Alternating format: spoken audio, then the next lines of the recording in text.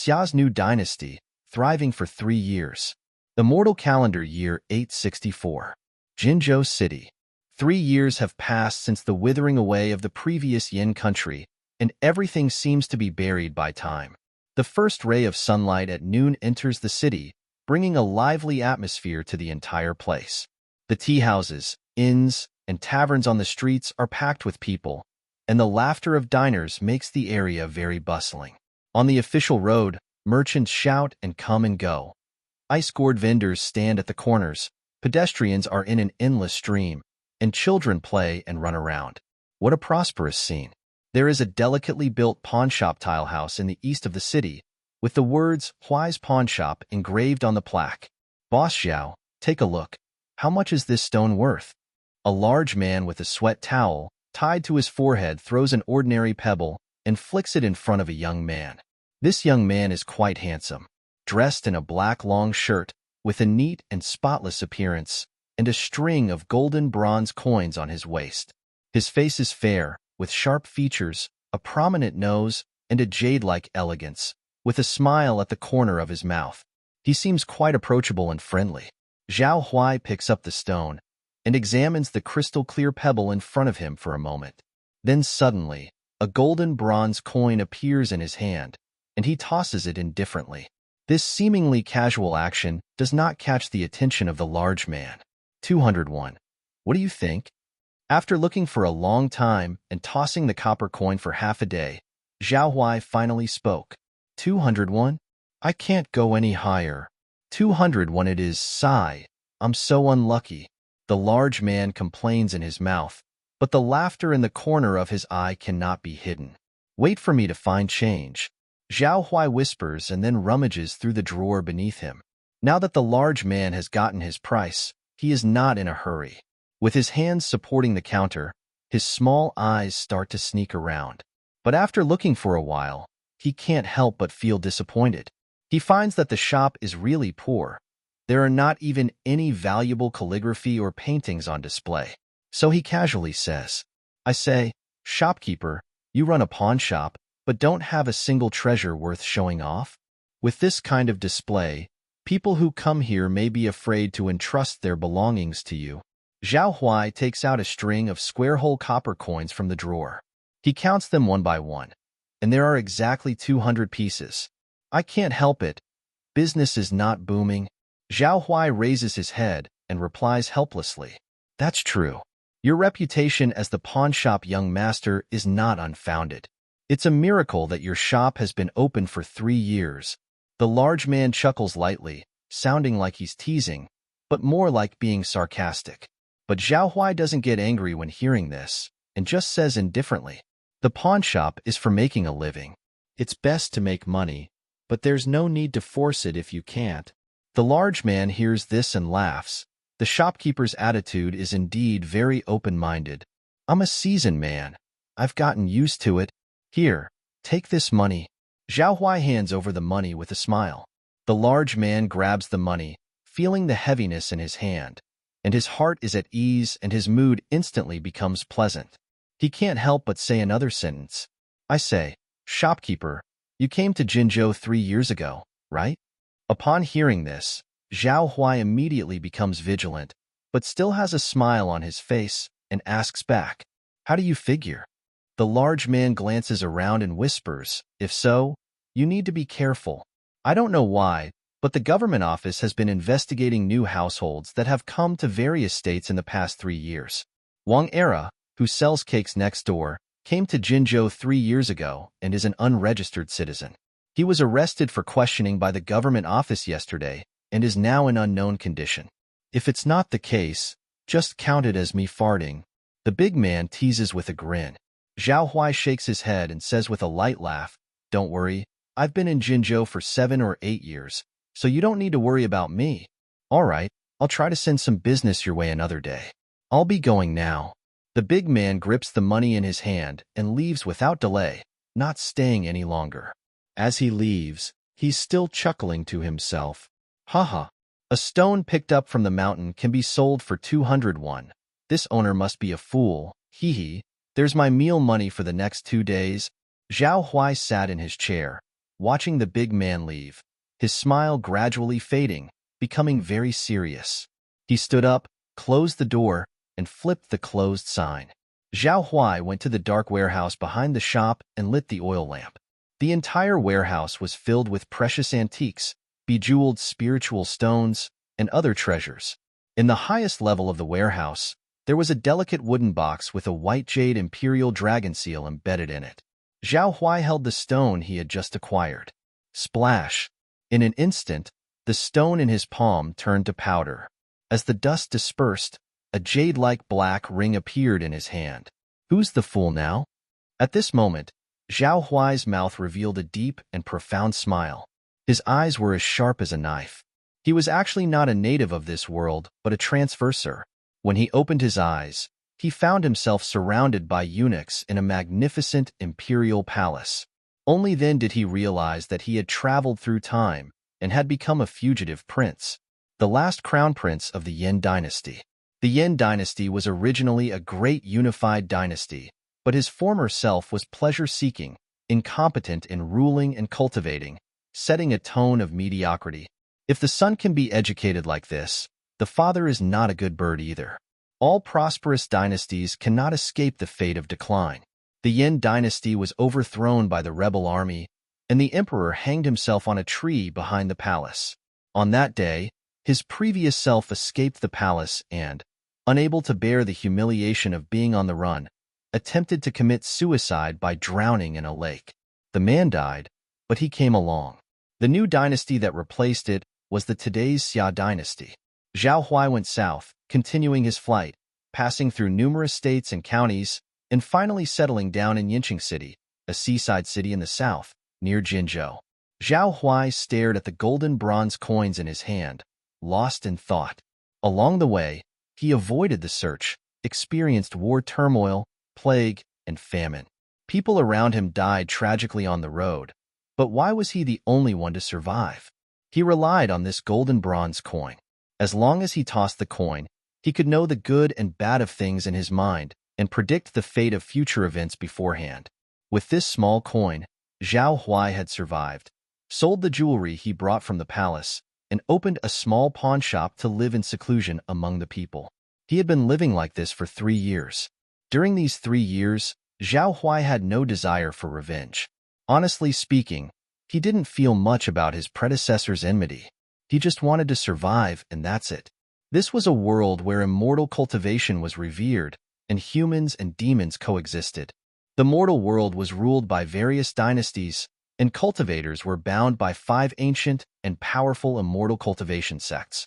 These powerful sects are also known as immortal sects. Immortal sects generally do not interfere in worldly affairs. So Zhao Huai's intention was clear: cultivating immortality was what he should do, and becoming an immortal was his goal. Only when one becomes an immortal can they be self-sufficient. As for the trivial hatred of his father's death, well, he'll settle it in his next life.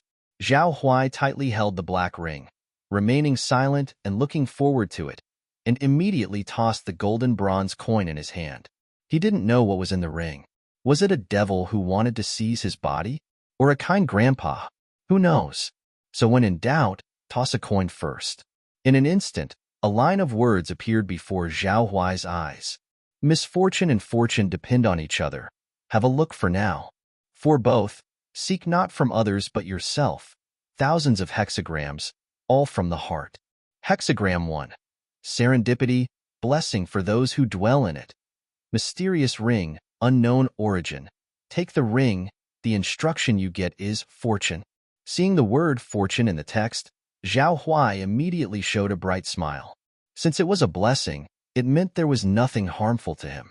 Without a word, Zhao Huai bit his fingertip and dripped blood onto the black ring to recognize it as his master. An odd feeling surged up in his heart, and he could already see what was inside the black ring. Before Zhao Huai could take a glance, an orange light flew out and entered his mind. Zhao Huai hurriedly examined the light in his mind. The black ring symbolizes great fortune. All things will go smoothly. Start with good luck. Lucky strike, superior earth grade. Gain a large amount of flowing qi. Increase the probability of obtaining destiny, improve quality, and change the results of fortune and misfortune once a day. There's actually a new destiny? This destiny looks unusual. It's actually an orange earth grade.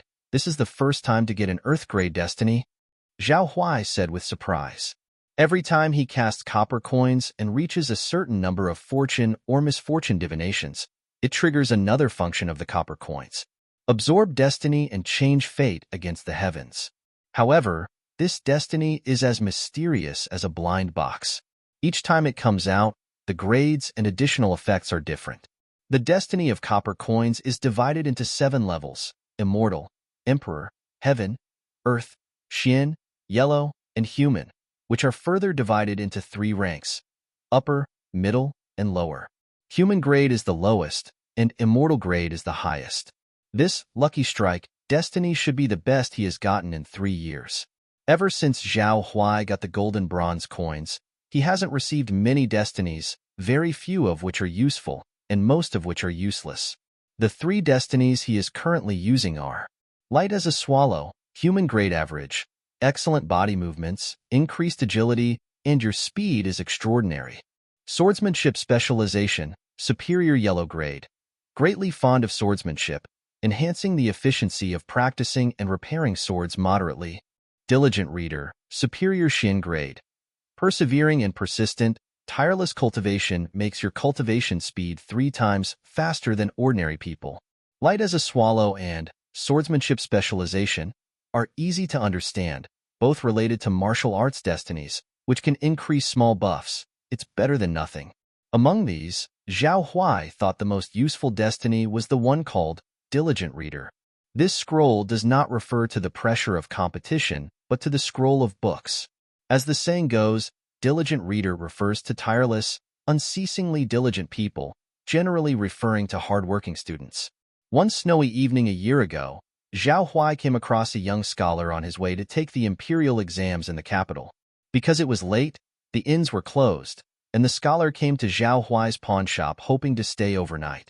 Zhao Huai thought the scholar didn't look like a bad person, and after receiving guidance from the copper coins, he took him in. The destiny of Diligent Reader came along with it. It was precisely because of this 3-fold increase in cultivation that Zhao Huai was able to cultivate all the way to the 9th stage of refining qi in just 3 years, with initiation stage just around the corner. So he was particularly concerned about this newly acquired lucky strike. Do you want to absorb destiny? Seeing the small characters that appeared in his mind, Zhao Huai didn't hesitate at all. Absorb it right away. A blazing, brilliant light bloomed in his mind, and the orange light instantly filled his entire consciousness. Suddenly, an invisible force was drawn to Zhao Huai, causing him to shudder. Zhao Huai felt as if something had indeed increased on his body, but he couldn't see what it was. Because the flowing qi is invisible and intangible, it can only be sensed slowly over time. Lucky Strike allows me to increase the probability and quality of obtaining destinies, which means I can get more destinies. Zhao Huai furrowed his brows and pondered. I'm not quite sure about changing fortunes and misfortunes for now. Does it directly change the divination results of the copper coins? He temporarily suppressed his doubts and checked the items in the ring. Except for a thick parchment, an ancient sword, and a bottle of pills, there was nothing else inside.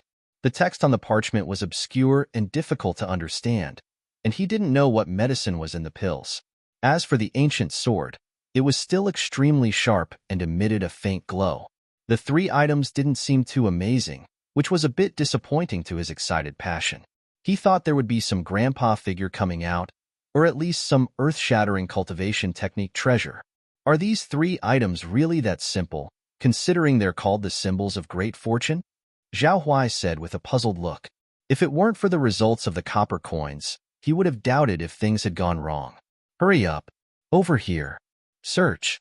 Suddenly, the rustling sound of belts and sabers colliding came from outside the pawn shop. With his cultivation level, Zhao Huai's ears were extremely sharp, and he immediately heard the movement outside the house. It seems the people from the police station have arrived, Zhao Huai said solemnly. The big man mentioned before that the city was strictly checking those who arrived in Jinzhou in the past 3 years, as well as unregistered citizens. The purpose behind this was unknown for the time being. If they were truly here to arrest him, He would have to prepare countermeasures in advance with gold and bronze coins. Isn't turning misfortune into fortune simple? Moreover, my own cultivation has reached the 9th stage of refining qi, so I haven't encountered any opponents in the mortal world for now. As thoughts flickered, Zhao Huai tossed the golden bronze coin in his hand once more. Soldiers are chasing me outside the house. How should I act now? Come on, give me an accurate answer. Misfortune and fortune are interdependent. For now, let's see. Hexagram 1. On an auspicious day, outside the peach blossom world, the guidance you receive is fortune. Hexagram 2. In the house, soldiers bring calamity. If you encounter fear, you'll give rise to chaos. If you stay at home, the guidance you'll get is misfortune. Since that's the case, let's go. After checking the results, Zhao Huai pocketed the bronze coin, closed the warehouse, and decisively left. On the originally bustling and noisy streets, several groups of armor-clad soldiers with long sabers had appeared, attracting a lot of people's attention. The equipment of these soldiers was quite sophisticated, with fish scale armor and long sabers, driving the crowds on the streets. There wasn't a single commoner who wasn't afraid. Each one had to roll up their sleeves and hurriedly leave. What kind of grand operation is this? Who are they trying to catch? I don't know. Let's go. I heard some rumors that they seem to be investigating newcomers and unregistered citizens in recent years. Could it be that some great thief has fled to Jinzhou? Oh no, if there's a murderer who has escaped here, we're in trouble. Among the crowd, Zhao Huai listened to the people's discussions, constantly thinking, are these armored soldiers here to catch him? Based on previous experience, it looks a bit like an overreaction now, doesn't it? In his first year of fleeing south, there were many searches and they were very strict, as the new dynasty was worried about the whereabouts of the remnants of the previous dynasty like him. However, in the following years, both the number and quality of people decreased year by year. The dispatched personnel changed from soldiers to some minor officials for investigation, and they were not as concerned about him as before. At the beginning of the Xia country, everything was thriving, so they naturally didn't have time to manage an unnecessary former crown prince. However, now the pursuers have returned to their first-year level, which looks very strange. It doesn't seem like they are here to catch him. No matter what, avoiding misfortune is always the right choice. Zhao Huai shook his head, not wanting to think about it anymore. Since staying in the pawn shop meant misfortune, he couldn't gamble on it. How can I escape this search? I need a place to go. Faced with a difficult choice, Zhao Huai picked up a golden bronze coin from his waist and tossed it again. Hexagram 1. Going to the downtown street, the guidance you receive is disaster. Hexagram 2. Going to the tea house, the guidance you receive is disaster. Hexagram 3. Going to the Drunken Flower Tavern, the guidance you receive is disaster. Hexagram 10. Going to the Fragrant Wine Alley, the guidance you receive is disaster. Damn, it's haunted. Zhao Huai's face showed shock after casting 10 coins, and all of them resulted in disaster, which meant that disaster was unavoidable. It seems that no matter where he goes, it's not safe. This situation has happened before. He must use the results obtained and come up with a solution to change the fortune or misfortune. However, he quickly calmed down and suddenly remembered the new destiny he had just obtained. Zhao Huai clenched his fist, not admitting defeat, and said, "Heh, I just don't believe it. Activate Lucky Strike. Change the outcome of fortune and misfortune once." As the bronze coin leaped into the air again, it turned over. A new hexagram appeared before him. Misfortune relies on fortune, and fortune hides within misfortune. Changing the outcome of fortune and misfortune at this moment. Fortunately relies on each other. Let's take a look. Hexagram 11. If you divinate, there will be no regrets. Head to the matchmaking agency, and you will be guided to fortune. Matchmaking agency?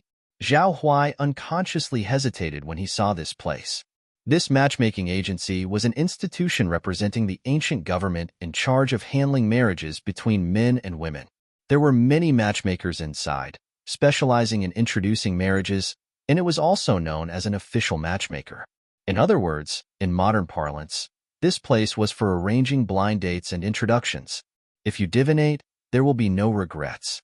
This line comes from the Book of Songs, and its meaning is quite clear. It is telling him to prepare for marriage. Zhao Huai could only smile bitterly. Could it be that he, a passionate youth in his 20s, was supposed to go on a blind date? But after thinking about it, he only cared about avoiding misfortune by going there. He was not really going on a blind date, but just to gain new experiences. At the same time, a ray of blue light escaped from the copper coins and entered Zhao Huai's mind. This meant that a new destiny had been added. Expecting a great outcome, Zhao Huai checked the blue light cluster. After the star points scattered, a message appeared. Dragon seeking, inferior yellow grade. Seek the dragon and unlock its treasures. Peer through mountains and break barriers. With this destiny, the heart is clear, ghostly walls are impenetrable, and one will never get lost. It seems useful, but it also seems useless. What's going on? Zhao Huai muttered to himself. He divined which paths would bring fortune and misfortune, but the result was a destiny that only helped with finding his way. However, fortunately, Lucky Strike had truly taken effect. In the past, it wouldn't have been so simple to draw an inferior yellow-grade destiny. After glancing at the sparsely populated street, Zhao Huai did not delay and hurried to the matchmaking agency. The matchmaking agency was located in the northwest corner of Jinzhou City, nestled among the wealthy houses of the rich merchants. This area was mostly inhabited by the wealthy, and it was an extremely active area for matchmakers. Helping these rich merchants successfully negotiate a marriage would earn them several times more commission than assisting common people. At the entrance of the matchmaking agency, a matchmaker in purple, not much older than 60, with a head full of white hair, was about to close the red-painted door. A government notice had just been issued out of nowhere requiring a day of control, making it difficult to do business and causing much irritation. Today, not a single marriage proposal was made, and I have to close the door. What a bad day. As the matchmaker in purple was mumbling, she glanced sideways and caught sight of a shadow in the corner of her eye. The shadow was clothed in a black long shirt. Although the material was not extravagant, it was spotless and exuded an indescribable grace. As the figure got closer, his appearance was clear, a handsome young master. The smile on his face was naturally relaxed. The way he moved revealed an air of gentle and elegant charm. This inner yet unconstrained aura made the experienced matchmaker in purple feel something was special about him. This was a big catch. This young master here appears to be very talented. Have you come to the matchmaking agency for the great matter of marriage? The matchmaker in purple's face was filled with a warm smile. Such a handsome young man would definitely be loved by many elegant young ladies. If she succeeded in making a match, wouldn't she make a fortune from the commission? She couldn't let such an opportunity pass by. Well, not in a hurry, let me take a look first. Zhao Huai rubbed his nose, putting up a calm, nonchalant appearance as if he were an experienced old hand. Even as a man who has lived 2 lives, blind dates remained an unexplored territory for him in both lives. Moreover, he was only here to lay low. How could he possibly go on a real blind date? Just have a casual look, and it will be over. Zhao Huai couldn't help but reassure himself. All right then. The matchmaker in purple smiled and invited Zhao Huai into the house, then closed the door behind her. Zhao Huai himself didn't know how he was invited to the table in the living room, and then started flipping through the pages of the albums with portraits. Before he started looking, the matchmaker specifically asked about Zhao Huai's family situation. What is the condition of the young master's family so that I can explain a little further? Zhao Huai thought for a moment and gave a small estimate. 300 square meters of houses, 100 acres of farmland, carriages, and all, running a pawnshop business. The wealth of the family may not be over 10,000, but it must be more than enough in the thousands. Although he said so, in the mortal world, Zhao Huai's money should only be abundant, and just the gold, silver, and jewels in his warehouse could rival a wealthy merchant from the 2 river regions. The main reason is that money in the mortal world is of no use if it's too much. It's enough to make ends meet. His primary goal is cultivation, so he doesn't put his heart into making money. It seems that the young master's conditions are still quite good. After hearing this, the matchmaker in purple secretly felt complacent.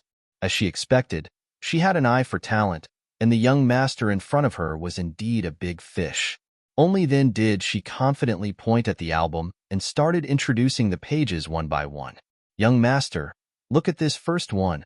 A fine family background, wide hip bones, and plump figure. Children raised like this must be intelligent.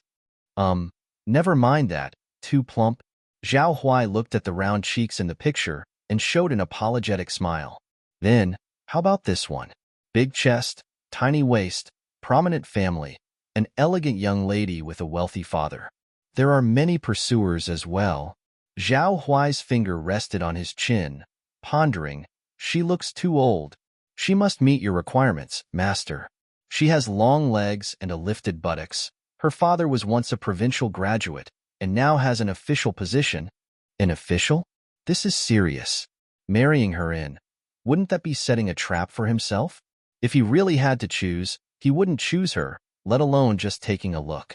Zhao Huai shook his head directly and gave the answer. I can't reach that high. Next, the matchmaker introduced more than a dozen different styles and family backgrounds of women, including their conditions, as well as their strengths and weaknesses. But they were all rejected by Zhao Huai for various reasons. Encountering a guest like Zhao Huai, a normal person would usually be discouraged and then show him an impatient expression. But this matchmaker was not discouraged at all.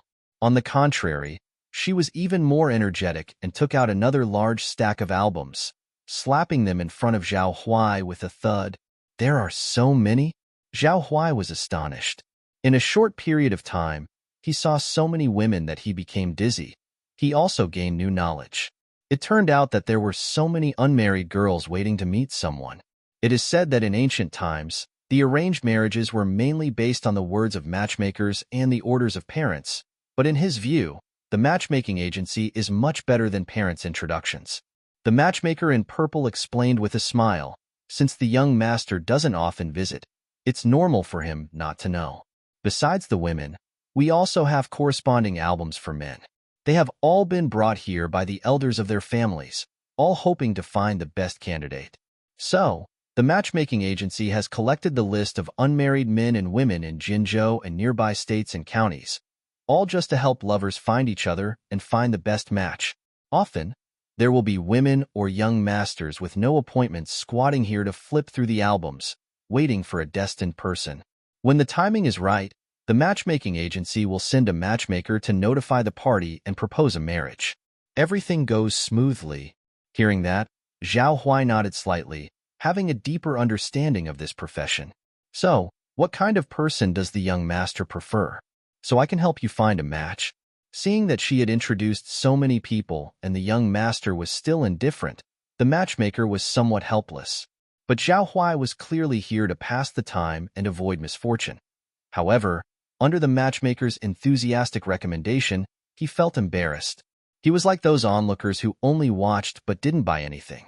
Zhao Huai thought, why not just choose one to chat with casually and pass the afternoon? In the end, he can use the excuse of being unsuitable to brush it off. So, he gritted his teeth and pointed to a woman who was still passable and whispered, how about her? Looking at her with surprise, the matchmaker said, this one. Although she has a pretty appearance and is a young girl, her conditions and character are not as good as the previous ones. She's just average. That's great. Being too excellent would be difficult to refuse. Zhao Huai thought to himself. Then let's go with her. At the same time, in a courtyard of the matchmaking agency, cold light flickered and sword shadows filled the sky. A woman inside was wielding a treasured sword, her moves sharp, ferocious, and decisive. The woman wore a white gauze skirt embroidered with plum blossoms, paired with a silver costume, resembling a cold plum in the snow that came to life, which gave her a cold and aloof atmosphere, making her seem like a beautiful woman with plum blossoms in her hair. General, the people investigating have blocked off the entire Jinzhou city. A beautiful maid bowed to the woman in front of her. The figure holding the sword stopped, revealing smooth black hair that flowed down her back, an exquisitely beautiful profile, and skin that was even whiter than snow, with a clean collarbone that looked as delicate as mutton fat. However, her sharp slanted eyes made people feel apprehensive at a glance. The woman's phoenix eyes narrowed slightly, and her red lips parted lightly. I wondered who it was, but it's just a 6th-rank commander of bodyguards, daring to cause trouble for the master of this palace. The beautiful maid nodded in agreement, also feeling resentful. Indeed, although the general has already retired, at least on the surface, she is still the 1st-rank princess personally appointed by His Majesty. How dare these lowly creatures be so presumptuous? If there were no one backing them, even if they had 10 times the courage, they wouldn't dare. Could it be King Qin? But he is your highness's elder brother. The woman held the sword in silence, her eyelashes trembled slightly, and upon hearing the maid's words, she seemed to remember something. Memories surged in her heart, her gaze dimmed. She retracted her sharpness and sighed. Never mind, the father has ascended the throne. Xia country is just established, and the prosperous age has just begun. It's a busy time, so I won't cause trouble for him. Just investigate as much as possible without alerting anyone. Also, since I have retired, there's no need to call me general anymore. The woman turned her head and said calmly, "By the way, have you found a suitable candidate?" The beautiful maid nodded gently. "We have found a young man who meets your highness's requirements, and he should be here this afternoon." The woman put down the sword, drained the tea on the table in one gulp, and muttered to herself, "To live in seclusion and marry a suitable husband is a way to give an account to my elder brother and father. Although I, Yu Qinghan, do not like to compete, I am not someone who can be manipulated." On the other side, Zhao Huai followed the matchmaker into an elegant room and slowly sat down. The matchmaker smiled and said, "Young master, please wait a moment. I have already informed the young lady you wish to meet. Their elders have also agreed to meet after listening to your conditions. However, it will take some time, as the entire city is currently under lockdown, and it will take some effort to come here." Although the city was under control, powerful families still had special channels to use. Zhao Huai nodded slightly, expressing understanding. After the matchmaker finished explaining, she left, allowing peace to return to Zhao Huai's ears. At least the meeting was helpful. He wouldn't have to listen to the matchmaker's sales pitch anymore. However, he still had to think in advance about how to reject the young lady. After all, he was content cultivating on his own and had no time to take care of another person. Having some free time, Zhao Huai took out the golden bronze coin from his pocket and carefully examined it. The origin of this coin was quite mysterious.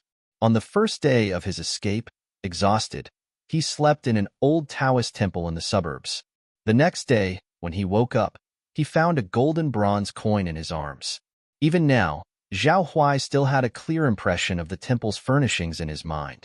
Over the past 3 years, he had revisited the site once, trying to discover the secret of the coin, but the old Taoist temple could never be found again.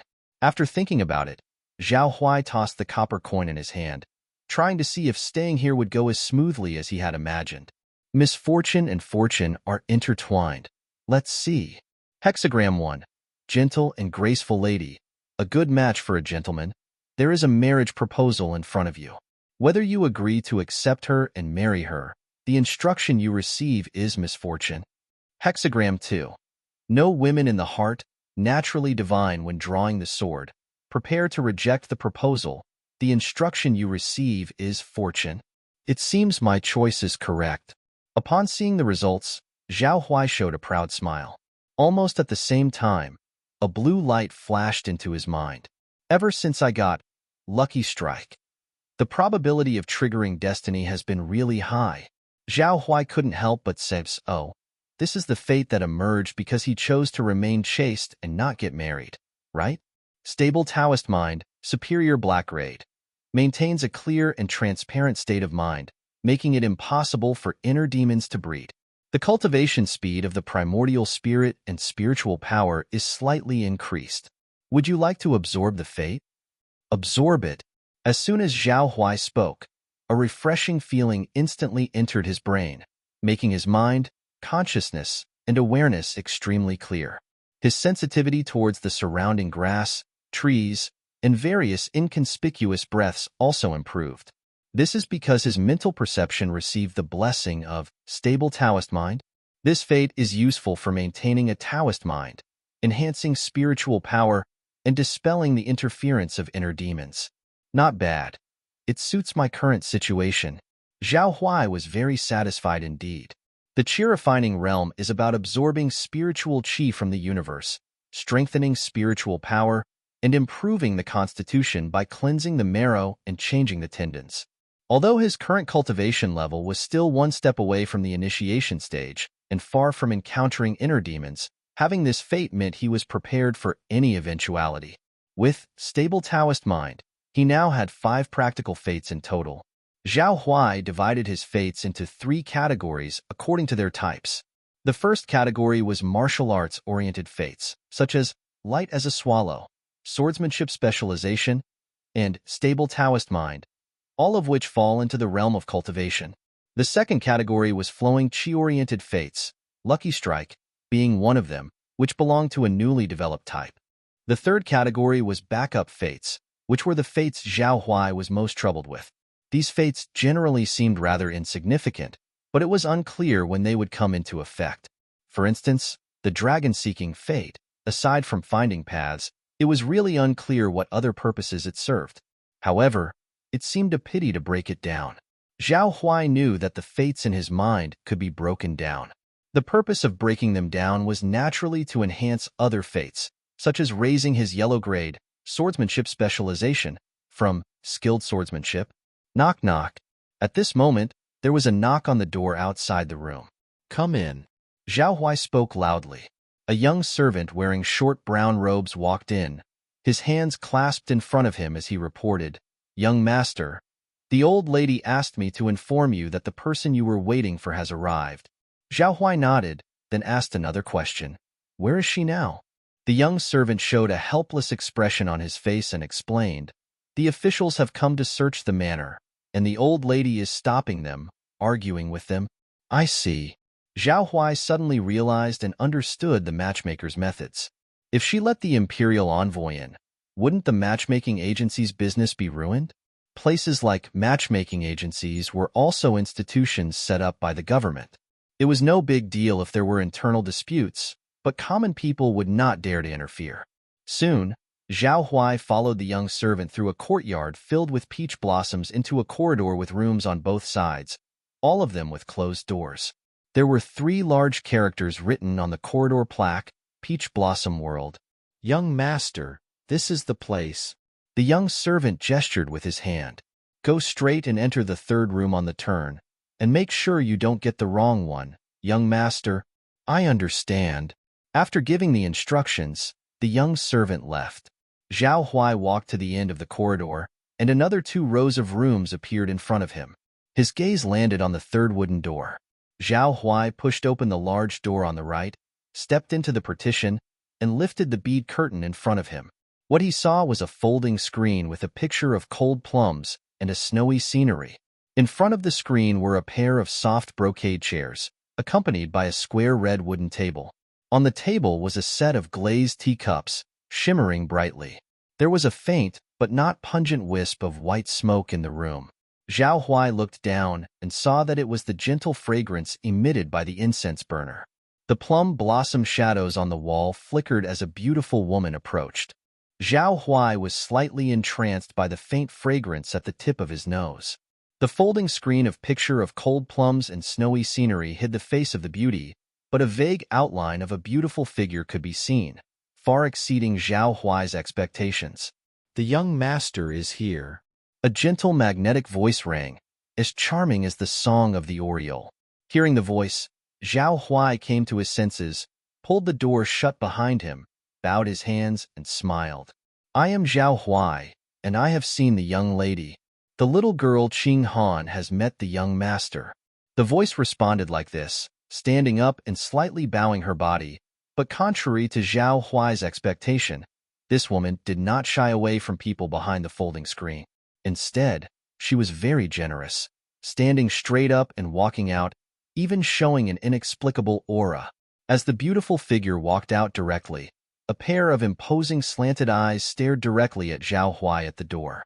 Even Zhao Huai had to admit that these eyes were indeed beautiful, with a strong aesthetic sense, radiant looks, and mesmerizing. The only strange thing was that Zhao Huai felt an invisible sense of oppression from her eyes. However, this did not affect her appearance. She was also very beautiful. The white long dress showed off her graceful figure, and her exquisite melon-seeded face was not elaborately made up, flawless like a piece of jade. She had lightly gathered cloud-like temples, delicate willow-like eyebrows, and cherry-like moist lips. Pure, elegant, and ethereal, just like a fairy who walked out of the painting scroll. Is she really my blind date? What happened to the average-looking girl I was told about? Zhao Huai's eyes were calm, but his heart was filled with doubt and surprise. He felt that this woman was much prettier than what he had seen in the painting album, and she didn't look like what he had expected, so he wondered if he had gotten the wrong door. Young Master Zhao, don't stand there, sit down first. The woman smiled faintly, seemingly seeing through Zhao Huai's thoughts, but still gestured with her hand, pouring a cup of hot tea for both of them. Let's introduce ourselves first. My name is Qing Han, and my last name is Yu. Yu Qing Han. Miss you? Yes. Yu Qing Han nodded her head lightly, and then a faint smile emerged at the corner of her mouth. The young master seems puzzled. Zhao Huai shook his head. I'm not puzzled. I just feel that the young lady looks different from what I saw in the painting album. To him, who was sitting across from him didn't matter, because his purpose was just to spend a peaceful afternoon here. What's the difference? Curiosity appeared in Yu Qinghan's eyes. Zhao Huai smiled. Usually, when men and women meet each other, there are inevitably many ridiculous things happening. But the young lady looks much better than the painting album, which surprised me. Upon hearing this, the laughter deepened at the corner of Yu Qinghan's mouth, and then she said, I also feel that the young master looks different from what I had imagined, not like the person the matchmaker described. I originally thought the young master would be thin and weak, but I didn't expect his complexion to be so good, and his spirit to be much better than normal people. Her first impression of Zhao Huai was quite good, with a touch of goodwill. Of course, she knew she was beautiful, and she had seen countless people before. Without exception, their performances were all terrible.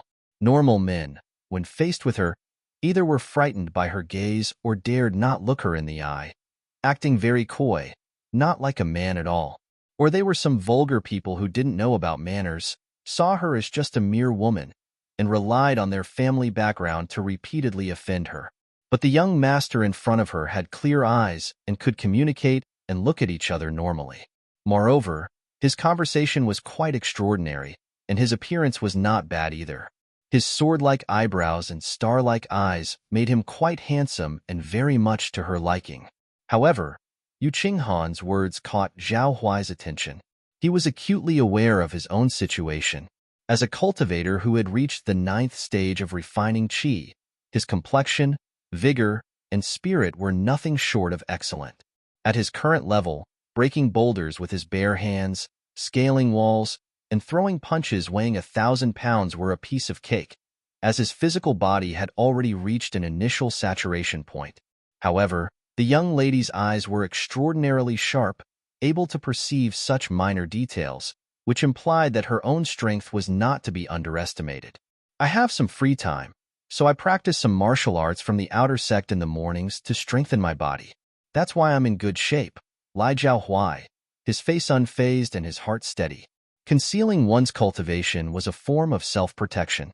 He didn't know the girl well and needed to be cautious in their first interactions. Oh, young master is also interested in the path of cultivation? Yu Qinghan's eyes flashed with surprise, her smile taking on a touch of genuine interest. Her smile now seemed more sincere than her previous, polite one, as if she had found a kindred spirit, much to her delight. Could it be that Miss also practices martial arts? Zhao Huai asked back, attempting to sound polite yet not overly awkward. Yes, I've been cultivating and following my father in the army since I was young, over a decade now, Yu Qinghan revealed with a soft smile. I forgot to mention, my father was an esteemed general back in the day. He's retired now due to a mistake he made, but my family is still considered of military background. Practicing martial arts has been a tradition for generations, and my elder brother is currently serving in the army.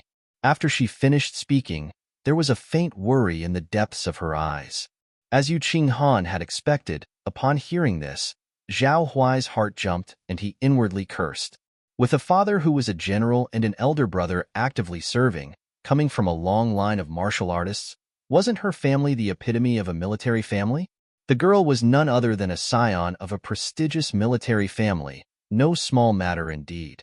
Would it be appropriate for someone with his background to interact with such a person? Zhao Huai wondered. Nonetheless, he joked, with your background, miss, it's hard to imagine you turning to a matchmaking agency. I snuck out, she confided, her gaze dimming. Snuck out? Zhao Huai was slightly taken aback by her response. Were your family unkind to you? In a world where the pursuit of immortality was paramount, nobles and gentry were still surrounded by luxury, wealth, and privilege. They certainly didn't lead a rough life. Not at all. I'm just tired of the life at home and all the competition. Yu Qinghan shook her head. Zhao Huai gave a bitter smile but didn't respond. Her eyelashes trembled as she brought up memories with a sigh, speaking as if to herself, young master, do you know that I disliked practicing martial arts when I was younger? Just like other girls, I was fond of cosmetics like rouge and powder. I enjoyed fiddling with embroidery needles and threads, and I loved listening to storytellers narrate tales of growing old together and idyllic lives. Those were my fantasies. However, my father told me that being born into our family, I too had a responsibility to bear. Even as a girl, I should strive for greatness and follow in those footsteps. The ordinary lives of common people were not meant for me. From that day on, I began my martial arts cultivation. I initially disliked martial arts, for it was a bitter and tiring pursuit. I also hated killing. At night, I often had nightmares and struggled to sleep. Sometimes, I would think about how wonderful it'd be if I wasn't born into such a family. Every day, I would sleep until noon, spend my afternoons listening to music and strolling the streets, read books, watch interesting plays, and eat whatever I fancied. Simple dishes wouldn't bother me, and even if I were completely alone or poverty-stricken, it would be better than exhausting myself on the battlefield. As I grew older and eventually achieved the goals my father set for me, I realized that what he wanted was not what I desired. By that time, my hands had been stained with too much blood, and my martial arts cultivation had become inseparable from my life and habits. Now, I'm tired. All I want is to find someone to live a peaceful life with.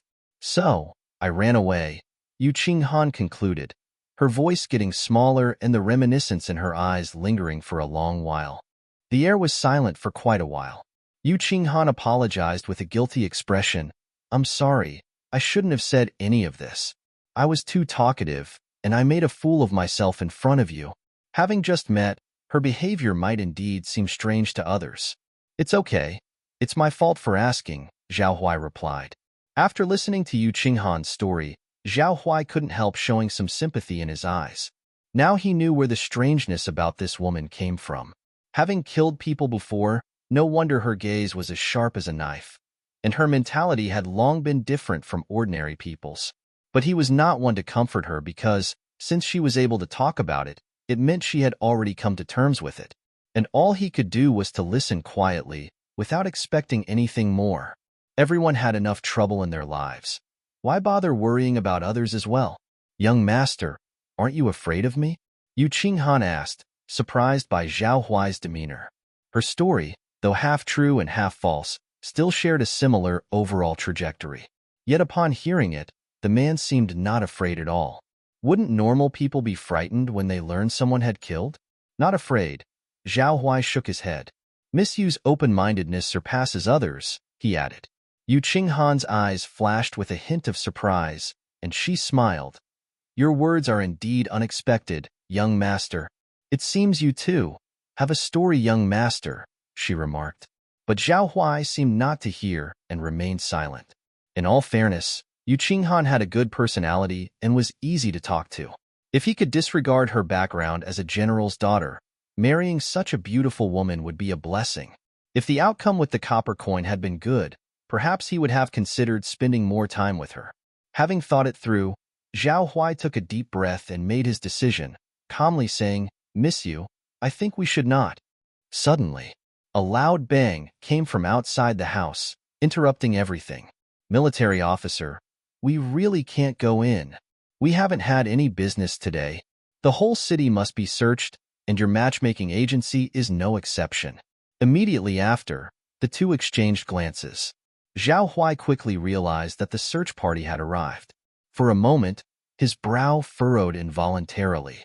"Don't worry, I'll take action," Yu Qinghan reassured him, seeing his expression. The source of the noise was from the corridor outside the house. The small courtyard gate had been blown open, and the young servant, looking terrified, squatted by the door, staring at the entrance. Now, the peach tree-lined corridor, which once symbolized love, was filled with uninvited guests. Rows of soldiers wearing fish scale armor and stainless steel long broadswords came in at a trot, their armors emitting crisp, rustled sounds. They divided into two lines, and there seemed to be more than 10 of them. In the lead was a man in a green martial robe, with a fierce expression, dark skin, and a sturdy build. Clearly, he was the commander of these soldiers. Standing opposite him was the matchmaker who had just served Zhao Huai. At this moment, the matchmaker wore a distressed expression, pleading earnestly, "Sir, our matchmaking agency is a government-managed institution. How could we harbor any criminals?" The commander coldly responded, "We have a search warrant, and we're following orders. How dare you block my men? You must have a death wish. If you delay our mission, even 10 heads won't be enough for you. Guards!" The next second, the commander gave a cold order. "Search. Make sure to find the person King Qin is looking for." Receiving the order, the soldiers dispersed and headed toward the main gate. For a moment, the entire courtyard was in chaos. There hadn't been many people at the matchmaking agency today, and now they were all being driven out. Everyone, like little chicks, was carried out, their faces filled with anxiety and fear. People who don't know might think this is a brothel. Bang! Suddenly, a loud noise came, and a soldier flew out of the room, hitting the wall hard. The cracks on the wall were like a spider web, shattering in all directions.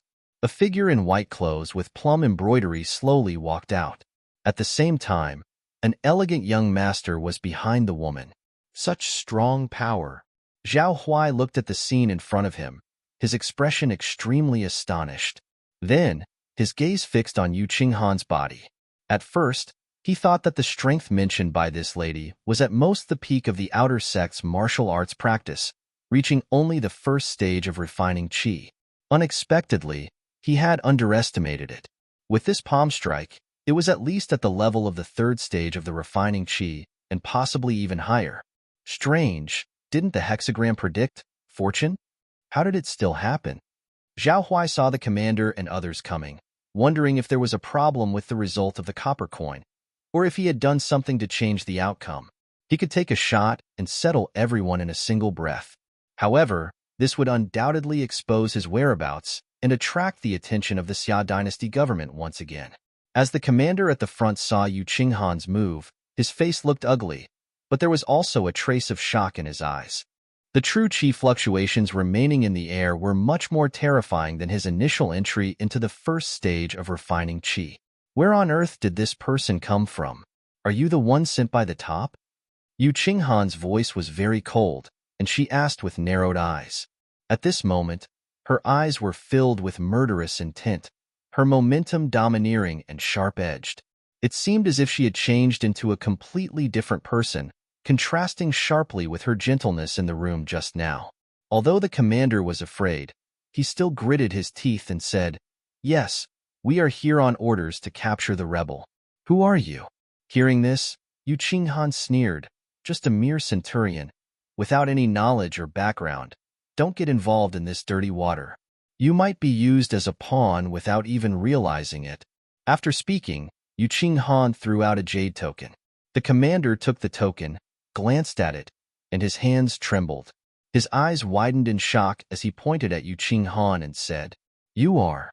In the commander's heart, the level of this token was too high.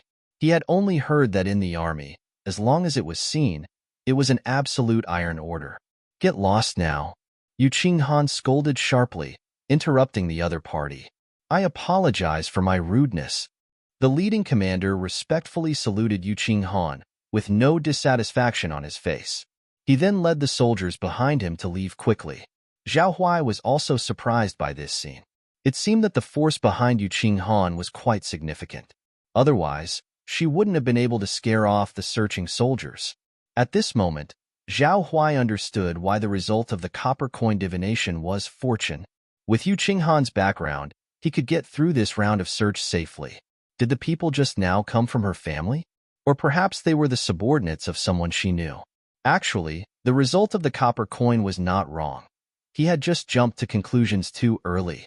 Miss, your background is indeed extraordinary. Zhao Huai stood behind Yu Qinghan, pretending to be amazed. It's all just some troublesome matters. I've embarrassed myself in front of you, young master. Yu Qinghan withdrew her aura and gave Zhao Huai a slight smile. The matchmaker on the side was shocked by what had just happened. Compared to Zhao Huai, she was even more confused. Thanks to your introduction of Miss Yu, otherwise this time, it would have been more bad luck than good. Zhao Huai smiled as he said this. It was Miss Yu? Miss Yu? I remember that I found a girl with the surname Liu for the young master. The matchmaker was a bit puzzled. Surname Liu? Upon hearing the matchmaker's words, Zhao Huai was stunned, as if he had realized something. At this moment, among the crowd in the courtyard, a young girl stepped forward and pointed at Zhao Huai, saying in surprise, Grandma, is he the one you wanted me to wait for? I've been waiting for a long time and haven't seen anyone. Zhao Huai furrowed his brow, but I did enter the third room. At this point, he understood. He had entered the wrong room and met the wrong person. The matchmaker, whose face was covered in cold sweat, quickly called a young servant beside her and angrily asked, Xiaojia, what's going on? Didn't I say it was the third room? The young servant shrank his neck, fear on his face, and stuttered, I did inform them that it was the third room. Zhao Huai asked, Is it the third one on the right? Yes. The young servant nodded. The beautiful woman then explained, At first I went to the right, but when I saw people there, I went to the left instead. So that's how it happened. Zhao Huai suddenly realized how the misunderstanding had occurred. Yu Qinghan had occupied the spot early, causing him to go to the wrong place. Miss Yu, young Master Zhao, and everyone else, I'm really sorry. It's all my fault for not making the arrangements well. The elderly matchmaker's face showed worry as she bowed apologetically to Zhao Huai, Yu Qinghan, and the others around her. Never mind. It seems that today is not suitable to find a suitor. The beautiful woman sighed and then turned and left. The matchmaker, seeing that the other party did not hold a grudge, breathed a sigh of relief and looked at Yu Qinghan again. This one seemed to have an even more important background. The matchmaker hurriedly said, Miss Yu, I'll arrange it for you right away. Who would have thought that Yu Qinghan gave a gentle smile, shook her head, and said, It doesn't matter. I think young Master Zhao is a very good person. By chance, I feel that he is more suitable for marriage. Her words left Zhao Huai slightly taken aback. What did she mean by more suitable for marriage? Did she have her eyes on him? It hadn't been long since they first met. This was too fast. Young Master Zhao, what do you think? Seeing Yu Qinghan's unexpected reaction, the matchmaker couldn't help but ask excitedly. This Miss Yu could also be considered a regular customer at the matchmaking agency. She not only had a beautiful appearance, generous disposition, kind and polite demeanor, but she also had a good background, making her an ideal partner. However, her demands were rather high, and none of her previous suitors had pleased her. But unexpectedly, today's accidental encounter seemed to be a success. As long as young Master Zhao agrees, this marriage can be preliminarily settled. The matchmaker added another sentence. Well, Zhao Huai looked at Yu Qinghan's enchanting eyes, feeling quite conflicted. If it weren't for the copper coin result, he might not have been able to resist agreeing, even though they hadn't known each other for long. Young Master Zhao, give a definite answer. Miss Yu is heartbroken waiting. The impatient matchmaker walked up to Zhao Huai. With such good conditions, how could you refuse? Is this what a man should do? At this moment, the matchmaker was like an ant on a hot pot, extremely anxious. If she succeeded in this deal, there would be a lot of silver waiting for her. Zhao Huai sighed lightly and said, I think that Miss Yu and we are not suitable. Upon hearing this, the matchmaker's face showed an incredulous expression, and even the young servant beside her looked astonished. Why? Yu Qinghan's expression remained unchanged as she took a step forward and asked earnestly, "Young master, why won't you marry me?" Zhao Huai calmly replied, "Miss Yu comes from a military family. I'm not worthy." Yu Qinghan replied earnestly, "That's no reason. I've already told you. I've left my family behind and am no longer of a noble lady's status. But can you guarantee that they won't come looking for you? I seek a peaceful and quiet life, and your lifestyle is contrary to mine." Zhao Huai raised this point very seriously. "I can. What I'm pursuing is just an ordinary and peaceful life." Yu Qinghan's eyes were full of determination, and her tone was extremely resolute. "Miss Yu." Zhao Huai was moved by her unwavering tone and hesitated for a moment. When in doubt, let's toss a copper coin. Unable to find a solution, Zhao Huai decided to use a copper coin to make a decision. He tightly held the copper coin in his hand, and a series of words appeared in his mind. Misfortune and fortune depend on each other. Let's see. None of them can be obtained without seeking it. Countless hexagrams all come from one's own heart. Hexagram 1. The shining star of martial arts, there is a marriage proposal in front of you. Whether to accept it and marry her, the indication you get is fortune. What? It's actually fortune? Zhao Huai was very puzzled. The previous divination result was clearly misfortune. After pondering for a moment, Zhao Huai suddenly thought of something. Could it be that this marriage proposal is not the same as the previous one? It turned out that the person he was supposed to meet was different from Yu Qinghan, so the result was different. In other words, marrying Yu Qinghan would lead to fortune, while marrying the previous one would result in misfortune.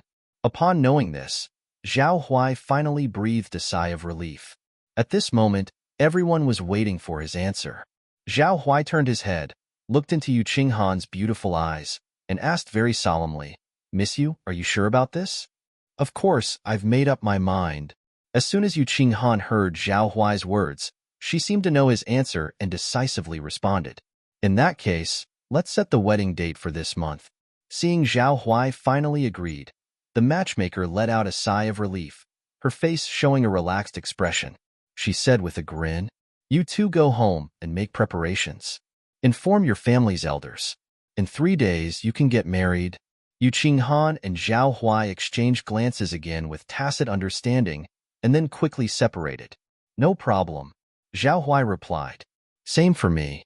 Yu Qinghan responded as well. At that moment, a deep purple ray of light quickly streaked through the air and entered Zhao Huai's mind.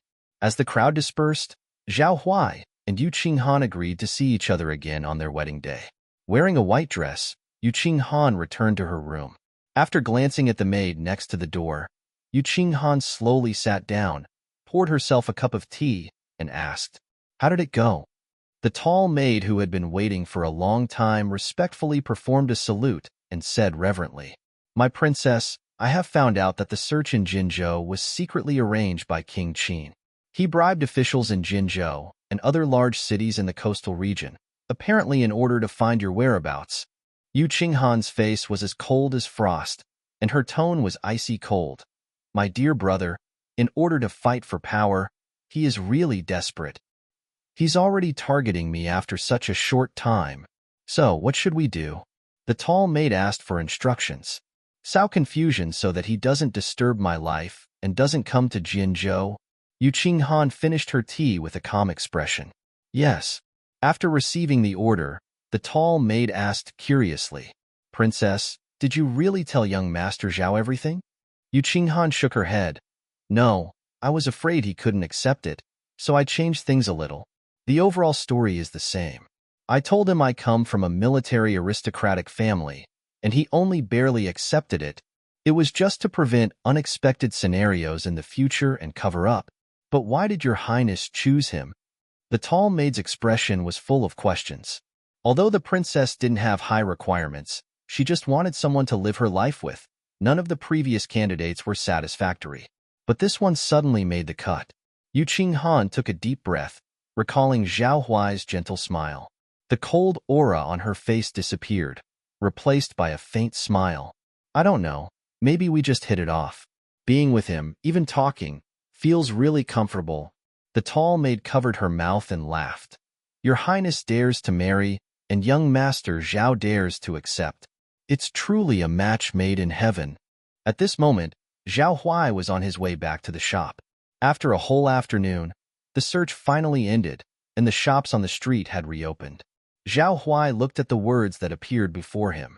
Turn adversity into good fortune, change disaster into blessings, and prosper in destiny. It meant that the marriage he had just agreed to somehow triggered the ability to turn disaster into blessings, so he would receive even better rewards. That's why he got the purple light. Zhao Huai carefully examined it. Heavenly Heart Wisdom Eyes, lower grade of heavenly level. The powerful destiny grants you extraordinary comprehension talent. Whether it's divine skills, magic, mental techniques, or cultivation techniques, you can master them just by looking. When he saw this purple heavenly grade destiny, Zhao Huai was completely stunned. In just one day, he had received several destinies, especially the Earth grade, Lucky Strike, which he thought was more than enough. However, he didn't expect such an unexpected surprise. Bright, deep purple light filled his mind, looking extremely dignified and elegant. Would you like to absorb it? As long as he absorbed this destiny, he could quickly master any cultivation technique and become proficient in it. Zhao Huai's mood was undoubtedly very excited. Let's absorb it right away. As soon as Zhao Huai finished speaking, the purple light burst forth. A warm, scorching sensation surged up, enveloping his entire body. Unconsciously, Zhao Huai felt that many of the problems he encountered while practicing swordsmanship, boxing, and other techniques were easily resolved, and the forgotten contents of those techniques were remembered, never to be forgotten again. This feeling was like eating a memory bread. The difference was that in addition to the original knowledge, there was a great extension, as if it would automatically think. This was a huge boost to the understanding of the martial path, a real qualitative leap. Zhao Huai couldn't help but mutter, "This, Heavenly Heart Wisdom Eyes, is really worthy of being a heavenly grade destiny. It's so powerful. I feel that the swordsmanship I learned a year ago is like a three-legged cat skill, the same as a roadside stall technique. Extremely simple and easy to understand. It only took me half a year to learn it before, but now that I've just studied it a little, I've already understood it thoroughly. The value of a heavenly grade destiny. Zhao Huai would have preferred a few more destinies like this. Unfortunately, such a destiny was extremely difficult to obtain, and this time it was only because he had triggered the turn misfortune into blessings effect, which granted him an enhanced chance. Otherwise, it would have been impossible to obtain. Somewhere deep down, Zhao Huai felt that the destiny he had obtained was somehow related to the prophecy he had made. But for now, he couldn't figure out the pattern. In a short while, he passed through the broad and narrow alley, walked down Yangqing Street, and returned to Huai's pawn shop. Arriving at the back door, he took out the key and aimed it at the lock hole. Just about to insert it, his hand stopped at the entrance, suspended in midair, because he spotted something unusual. When he locked the door as he left, a wisp of lime powder fell on the doorstep. Why was it gone now? Zhao Huai's eyes turned. He put away the key, squatted down, and examined the carpet under his feet. He gently lifted a corner to check the situation below. On the floor covered with lime powder, there were 4 large footprints. Somebody had been here. Zhao Huai's eyes narrowed slightly, revealing an extremely dangerous look. For footprints, 2 people. Someone was targeting him. Based on the skill required to enter the door, they were not ordinary people. Could it be someone sent by the imperial court? But that was impossible. He had never experienced such treatment in the 3 years he could recall. No matter what, today's sword might be stained with blood. Zhao Huai covered the carpet at the entrance. His body leaped like a dragonfly skimming the water and stepped on the railing outside the house, performing his lightness skill to fly to the roof. Finally, he landed on a tile, making no noise throughout the entire process. He went to the corner of the eaves and pulled up a hidden thin rope from the gravel, pulled it hard, and a window large enough for a person to pass through appeared in the seamless roof. This was originally his escape route, but he never thought that one day he would enter his house through it. Zhao Huai entered through the window by himself, landing smoothly and silently. Before his eyes was his bedroom. Inside, there was no light. it was very dark. Zhao Huai's gaze was sharp as he searched for the two people's silhouettes. His cultivation had reached the 9th stage of refining qi, and his flesh body had been tempered to its current peak. With every breath, he could exquisitely control even his footsteps. If he wanted, he could move without making a sound. Zhao Huai was like a ghost walking in the dark, making no noise as he moved. Huai's pawnshop was located on the east side of the busy streets, with 3 floors in total. The first floor was the pawnshop's facade. The second floor was a warehouse and storage area, and the third floor was the living quarters, the bedrooms. Decorating it had cost him 600 ingots of gold. Zhao Huai knew that the best hiding place was the warehouse. A sharp treasured sword appeared from the black ring, and with the sword in hand, Zhao Huai emotionlessly made his way to the warehouse. Did you hear any movement? No, the search has been over for so long now. He should have returned by now. That this kid can chat with that person so happily is enough to prove his importance. We must capture him and take him back. This mission is too important. We can't afford any leaks or screw-ups. From within the warehouse came the voices of the 2 men talking. The 2 masked men crouched on the roof beams, looking straight down, still waiting for the target to appear. Suddenly, a flash of white light streaked by in front of them. Clang! The 2 men couldn't even see what it was. They only felt a chill running up their spine. An extremely fast sword strike had blinded the 2 masked men for an instant. One man's chest had been pierced, and his heart shattered by the sword's true qi. With burning hot blood gushing out, the other masked man only then realized what had happened and frantically tried to counterattack. A shadow appeared in midair, striking down with a palm, and the powerful force directly knocked him down. With a thud, he fell from the roof beam. One of them had already lost any sign of life. The other black-clothed man looked up in fear, trying to make out the face of the person who had come. The strength of these 2 men was far from weak. Today, they had met such a ruthless character. With a ding, a beautiful treasured sword fell from the sky, nailing the man's palm to the ground, leaving him unable to get up.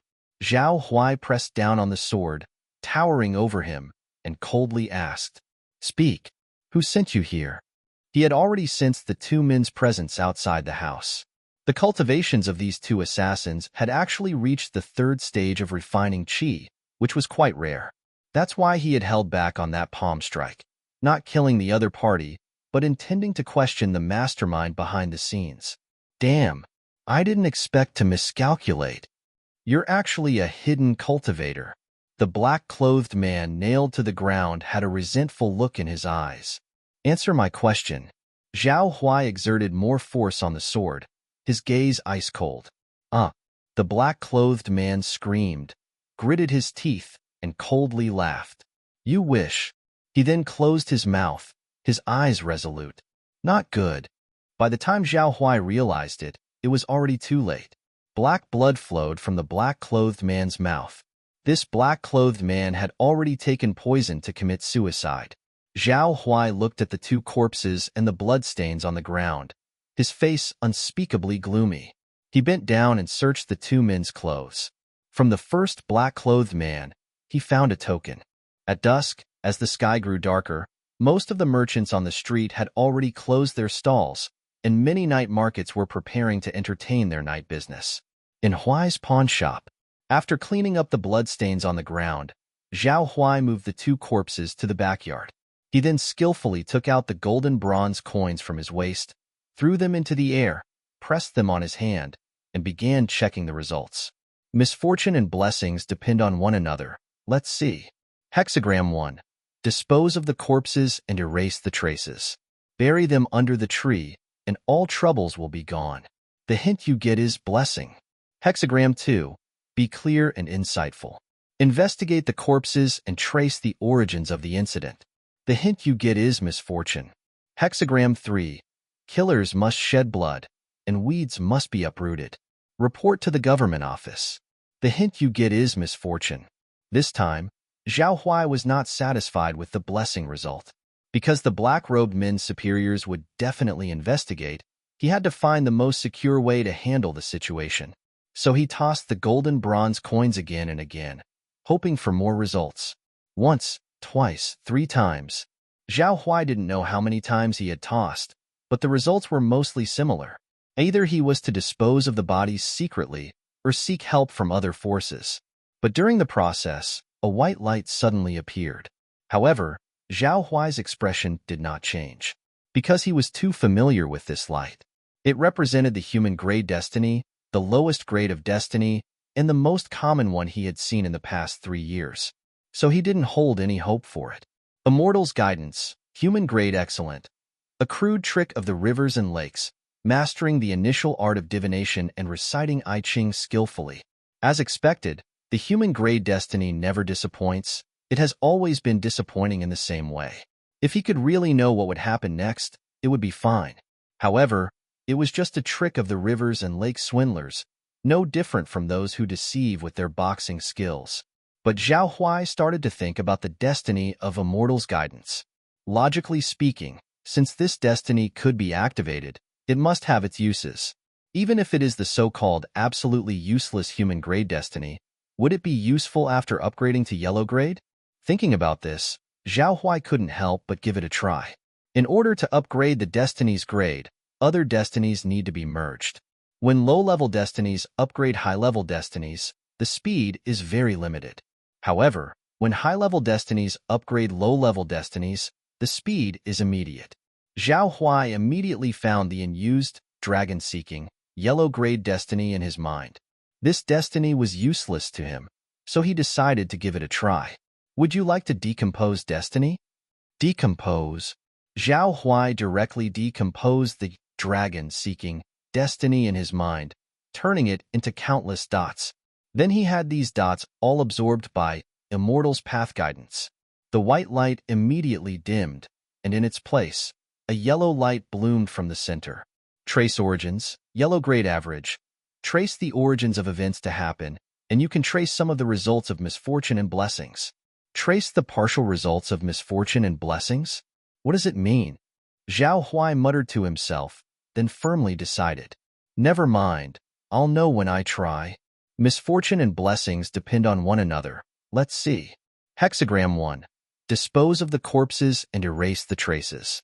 Bury them under the tree, and all troubles will be gone. The hint you get is blessing.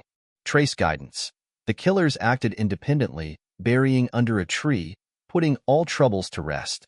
Hexagram 2. Be clear and insightful. Investigate the corpses and trace the origins of the incident. The hint you get is misfortune. Trace guidance. Investigating will bring trouble. Hexagram 3. Killers must shed blood, and weeds must be uprooted. Report to the government office. The hint you get is misfortune. Trace guidance. The government is as a chessboard. It seems that the two assassins acted independently before. No wonder no one could find out if they were buried. After reading the latest results, Zhao Huai felt quite satisfied. This, trace origins, destiny was like an upgrade to the golden bronze coins technique. Before, lucky strike increased the probability of destinies, allowing him to change misfortune and blessings once a day. With trace origins, his judgments became more supported. The combination of the two makes it almost perfect. This also made his goal of becoming an immortal even more determined. In this world full of crises, the internal strife of Xia country was far from over. The traces of demons and monsters could be seen everywhere among the people. Bordering alien tribes took advantage of Xia country's rest and recuperation to annex many small countries nearby, always staring, waiting for the right moment to strike. They did not know when a crisis would erupt. When chaos arrives, lives would be as insignificant as straw. Only by becoming an immortal can one survive. As long as he can upgrade his destiny to the immortal grade and obtain an invincible destiny, he will be invincible in the world. Once he had buried the two corpses under the tree, Zhao Huai finally breathed a sigh of relief. He returned to the shop, poured a cup of tea, and took a sip. He then took out a token. This token was found on the bodies of the black-robed men. On it was a large letter, engraved with gold. This seemed to be a token for colleagues to travel between cities, allowing people to pass through without any obstacles, crossing all city walls without being intercepted by anyone. It was very similar to the Emperor's imperial envoy. For him, this thing was quite useful. However, this also showed that the forces behind the black-robed men were extremely powerful since they could carry such a thing around. As for the purpose of the black-robed men, Zhao Huai did have some guesses. From their conversation, it seemed that they wanted to use him to threaten someone. Who was that person? The next second, Yu Qinghan's face flashed across Zhao Huai's mind. The only person he had recently interacted with was her. Maybe it was Yu Qinghan's enemy who got wind of her whereabouts and tried to assassinate her. When they found they could not beat her, they came after him, plotting against him. In the end, they were killed by him. Upon reflection, the logic seemed quite reasonable. To be honest, forming a marriage alliance with Yu Qinghan had another consideration. He could make use of Yu Qinghan's connections to learn some inside information about the happenings in the world and in the imperial court. Her family was an aristocratic military family, so they must have access to a lot of information. Maybe he could even gain some benefits from it. However, as they would be husband and wife in the future, would it be inappropriate to engage in such schemes? After thinking about it for a while, Zhao Huai decided not to think about it anymore. After all, as long as he was strong, he had nothing to fear. As long as he reached the initiation stage, he would have officially entered the path of immortal cultivation. By then, there would be very few people who could pose a challenge to him. Lounging in the Taisher chair, with nothing to do, Zhao Huai took out the black ring and started to study it. He took out the stack of thick parchments and a bottle of pills, and began to study them carefully. Zhao Huai spread out the parchment and scanned it. In his mind, the heavenly heart wisdom eyes, destiny started to run slowly. The obscure, ancient characters on the parchment turned into a row of symbols and recombined. In the end, they appeared before Zhao Huai. This is. Seeing the clear text in front of him, Zhao Huai seemed somewhat surprised. He had flipped through this parchment roll before, but he couldn't read it at all, so he gave up on trying. Now, with the heavenly heart wisdom eyes, talent added, the obscure characters in the scroll became much simpler. 3000 Thunderbolt technique? Zhao Huai looked at the first line of the parchment, slowly reciting it. The densely packed tadpole-like text could easily be misread if one didn't pay close attention. Fortunately, Zhao Huai had the stable Taoist mind, supporting him with a calm, clear, and stronger spiritual power. Therefore, he could read the content inside the parchment without any obstructions, even with an invisible protective power present. After an hour of reading, Zhao Huai got a preliminary understanding of what the 3000 Thunderbolt technique was all about. It turned out to be a textbook teaching the art of creating talisman inscriptions, specializing in thunder talisman inscriptions. It can be said that the types of thunder talisman inscriptions in it are all-encompassing, covering all aspects. For instance, there are top-level talismans specifically designed for large-scale demon extermination, such as the 9th Heaven Hell Thunder Talisman, Alarm Destruction Thunder Talisman, 10,000 Thunder Roar Talisman. For warding off evil talismans, there's Universe Thunder Suppressing Talisman, Blackwood Thunder Talisman, Dragon Thunder Reversing Talisman. There are also some more basic incantations, such as 5 Elements Thunder Talisman, Yin Yang Thunder Talisman, 5 Thunder Execution, and so on. Zhao Huai was dazzled by all the information. He became increasingly curious about the owner of the black ring. The 3000 Thunderbolt technique was indeed a good find, as was the unknown treasured sword and the pill he received. All these had been a great help to him thus far, and he could only be grateful. That person must have been a powerful figure in an immortal cultivation sect. Otherwise, they wouldn't have these magical items.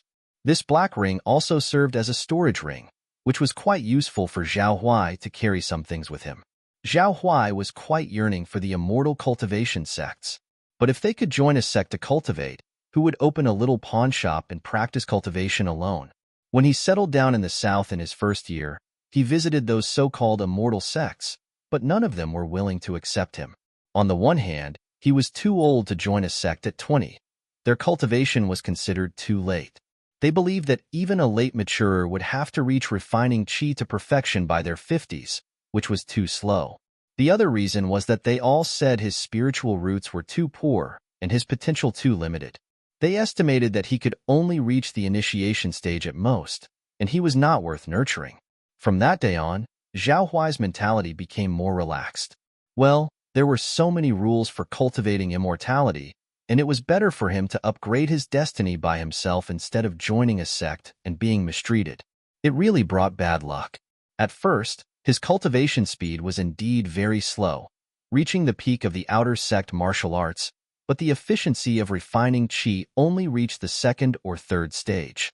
This level was at most equivalent to the bodyguards escorted among the common people, and it was passable for running a children's martial arts school. Willing to cultivate immortality? Are you kidding? Keep dreaming. No one would have expected that the mysterious destiny, diligent reader, Zhao Huai had obtained unintentionally would increase his cultivation speed by 3 times. His realm's advancement speed also rose steadily. In just 1 year, all he had to do was sleep in, water the flowers, listen to music, and watch beautiful tofu sellers. With casual training, his cultivation quickly reached the 9th stage of refining qi. These days were wonderful, but Zhao Huai found another problem. The immortal cultivation sect was right. His potential was indeed low. He had been at the 9th stage of refining qi for a long time, but he still hadn't broken through to the initiation stage. He felt that he needed an initiation pill. With it, his progress should be much more efficient. However, initiation pills were hard to buy in the market, as they had a lot of demand but were scarcely available. Ordinary people without strong backing couldn't even buy one. Maybe he could rely on the remaining pills he had? Zhao Huai decided in his heart that he would test what kind of pill was in the bottle in a few days. Although he was thinking about it in his mind, Zhao Huai's hands were not idle. After reading the 3000 Thunderbolt technique once, he had already memorized the contents in his mind. Next came the practical application, transforming the knowledge of talisman inscriptions in his mind into real usable talisman inscriptions. Zhao Huai took out a stack of blank yellow paper and sketched on it with a brush according to the memories in his mind. It seemed simple in his mind, but once he started drawing, he realized that these bizarre symbols were truly difficult to draw, especially the top-level inscriptions. He couldn't draw them at all, which required incredibly strong spiritual power. So, Zhao Huai decided to start with the simplest ones. The Fire Thunder Talisman, one of the most basic 5 elements thunder talismans. Fire Thunder Talisman. The demon expelling fire, the object attracting thunder, using thunder-shocked wood as the base, the cinnabar pin for inscription. The combination of the two complement each other, forming a basic thunder talisman. The requirements are quite high. Thunder-shocked wood can ward off evil, and it's not cheap. It costs 10 taels of silver on the market. Zhao Huai was slightly surprised. He didn't expect that drawing thunder talismans would be such an expensive endeavor, and the cost of materials involved would be too much for ordinary people to afford. From this, he concluded that cultivating immortality was indeed an activity that sucked up money. But it's all right, he had plenty of money. After preparing the materials and numerous attempts and failures, Zhao Huai quickly drew his first thunder talisman. His martial talent was now incredibly high. No matter how difficult the cultivation techniques, heart techniques, or skills were, he could learn them quickly. In the end, he had to thank the heavenly heart wisdom eyes. Zhao Huai picked up the newly drawn Thunder Talisman, just about to test the power of the Fire Thunder Talisman. But there was a knock on the door outside. Knock, knock. The knocking was light, and the rhythm was slow. Hearing it, Zhao Huai couldn't help but be curious. Who would come looking for him at this hour, when the sky was already dark? Although his relationship with the neighbors near and far was not bad, there was no one who would come knocking at this time. Outside the window, dusk had fallen. Lanterns were lit in front of the shops, and the busy streets filled with the smells of various steaming snacks. The night market was bustling. Zhao Huai went to the door, opened the bolt, and quickly opened the door. But upon opening the door, the person he saw made him dumbfounded. A beautiful lady was standing at the door, smiling at him. With a small wooden food box in her hands, Yu Qinghan was wearing an elegant long dress, a smile on her lips, and her slanted eyes narrowed into a gap. "Miss you. What brings you here?"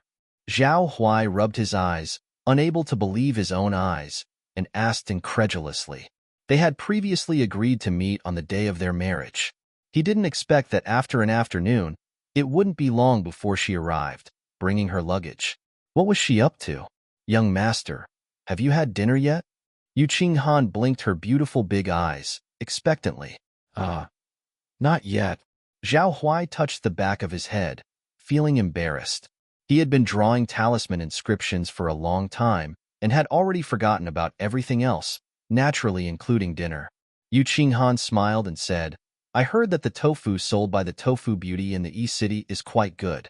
So I bought some to taste, made it into a dish, and asked the matchmaker to inquire about your residence. I just happened to bring a bit over. How about we have it together? Zhao Huai heard this and smiled as well. Eating tofu? That's great. He did like tofu. In the pawn shop, the light was bright, with a touch of warmth. Zhao Huai sat at the table with 5 steaming dishes and a bowl of fragrant rice in front of him. Now he knew what was in the wooden box, the 5 dishes. Scallion ribs, fried sesame cakes, steamed meatballs, wincy tofu soup, and fresh bamboo shoot soup. Zhao Huai picked up the spoon and took a mouthful, savoring it carefully. Does it taste good? Yu Qinghan looked at Zhao Huai in front of her, full of anticipation. It tastes great, especially the knife work of the tofu. It melts in the mouth, and the choice of mushroom as the soup base makes it very aromatic. Zhao Huai nodded lightly. It was not easy to cook the dishes to this level. Getting such an answer, Yu Qinghan felt satisfied and laughed in surprise. I didn't expect young Master Zhao to have studied cooking. A little. Zhao Huai thought to himself that all those food bloggers' videos from his past life were not watched in vain. Actually, I'm not very good at cooking. I learned all these from the servants. When I'm bored and can't go out to enjoy music, I would study cooking at home, Yu Qinghan explained. In that case, you are truly talented, Zhao Huai sincerely said. I thought Miss Yu, being experienced in battle, would be clueless about cooking. I didn't expect the attention to detail in cooking as well. Faced with such blatant praise, Yu Qinghan was very pleased. Nobody had ever praised her for her culinary skills for so long. Young master, you flatter me. After a while of dining, Zhao Huai finished the dishes on the table. Perhaps it was the company of a beauty, but his appetite was exceptionally good today. After the satisfying meal, Zhao Huai looked at Yu Qinghan's back and couldn't help but ask, Miss Yu, if you were to marry me, would your family's elders be able to attend? As far as he knew, Yu Qinghan ran away from home, so her parents might not come. Yu Qinghan sighed while cleaning up the lunchboxes. It's a disgrace to say, but I've been living in the matchmaking agency these days. If I get married, they probably won't come, and I wouldn't invite them either. My father and I are now as estranged as strangers. It's that serious? Zhao Huai was shocked to hear this. In fact, Miss Yu might not know, but I'm also an orphan. My parents passed away when I was young, and I don't have any elders. So if I were to get married, there would be no elders to attend either. Zhao Huai gave a bitter smile and comforted her softly. Oh, young master is also alone. Yu Qinghan was surprised to hear this. Yes. Yu Qinghan was actually quite optimistic and joked. Then it's easier to get married. It saves a lot of cumbersome procedures. It seems so. Zhao Huai also smiled helplessly. Since Miss Yu doesn't have the pressure of family, why not move in sooner? Staying there all day isn't ideal. Are you willing to take me in? Yu Qinghan asked in surprise. Since we are getting married, what is there to talk about taking or not taking in? Zhao Huai found it very amusing. All right, as the young master says. Yu Qinghan agreed with a wry smile. Jinghai City, King Qin's mansion. At the entrance, soldiers stood on both sides, each one an imposing figure clad in black iron armor and wielding a halberd. In the mansion, there was a luxurious attic, very quiet. Without the bustle of music and dancing to be heard, all the generals were present, with the strategists by their side. In the middle stood a handsome youth dressed in a white jade dragon robe. He possessed a pair of dominating golden pupils, emanating an aura of sharpness, like a divine sword out of its scabbard. His untamed eyes revealed the despotic nature of a ruler utterly imperious. He was none other than the current king of Xia country, Yu Shihuang. Greetings, Your Highness King Qin. An elder in a Confucian robe bowed by the side. You even messed this up and failed to capture the person. Are you all just a bunch of idiots? Yu Shihuang scoffed coldly, his anger in his words threatening enough that the surrounding strategists and generals hardly dared to even breathe. They knew that the person before them was not someone to be trifled with. King Qin Yushirhuang, the eldest legitimate son of the Emperor of Xia, the Crown Prince. His status was very noble, and apart from the second prince and the princess, he was the unquestionable authoritative figure in the entire Xia country. The elder in the Confucian robe said, "Your Highness, please calm down. The princess is in the Suzhou and Hangzhou area, and we can find her in just 2 more days." Yu Shihuang waved his hand impatiently, asking, "What's the situation in the capital recently?" The elder in the Confucian robe replied with seriousness, "Your Highness, the emperor has given the command of 140,000 soldiers stationed in the capital and Guangzhou region to the second prince. Now the military power of the entire Xia has been divided into 3. My brother is also not an easy one to deal with." Yu Shihuang sneered coldly before continuing, "What about the other 2?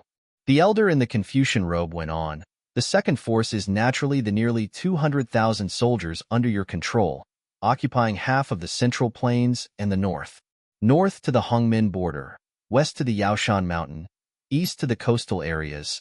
It has the widest coverage. Go on."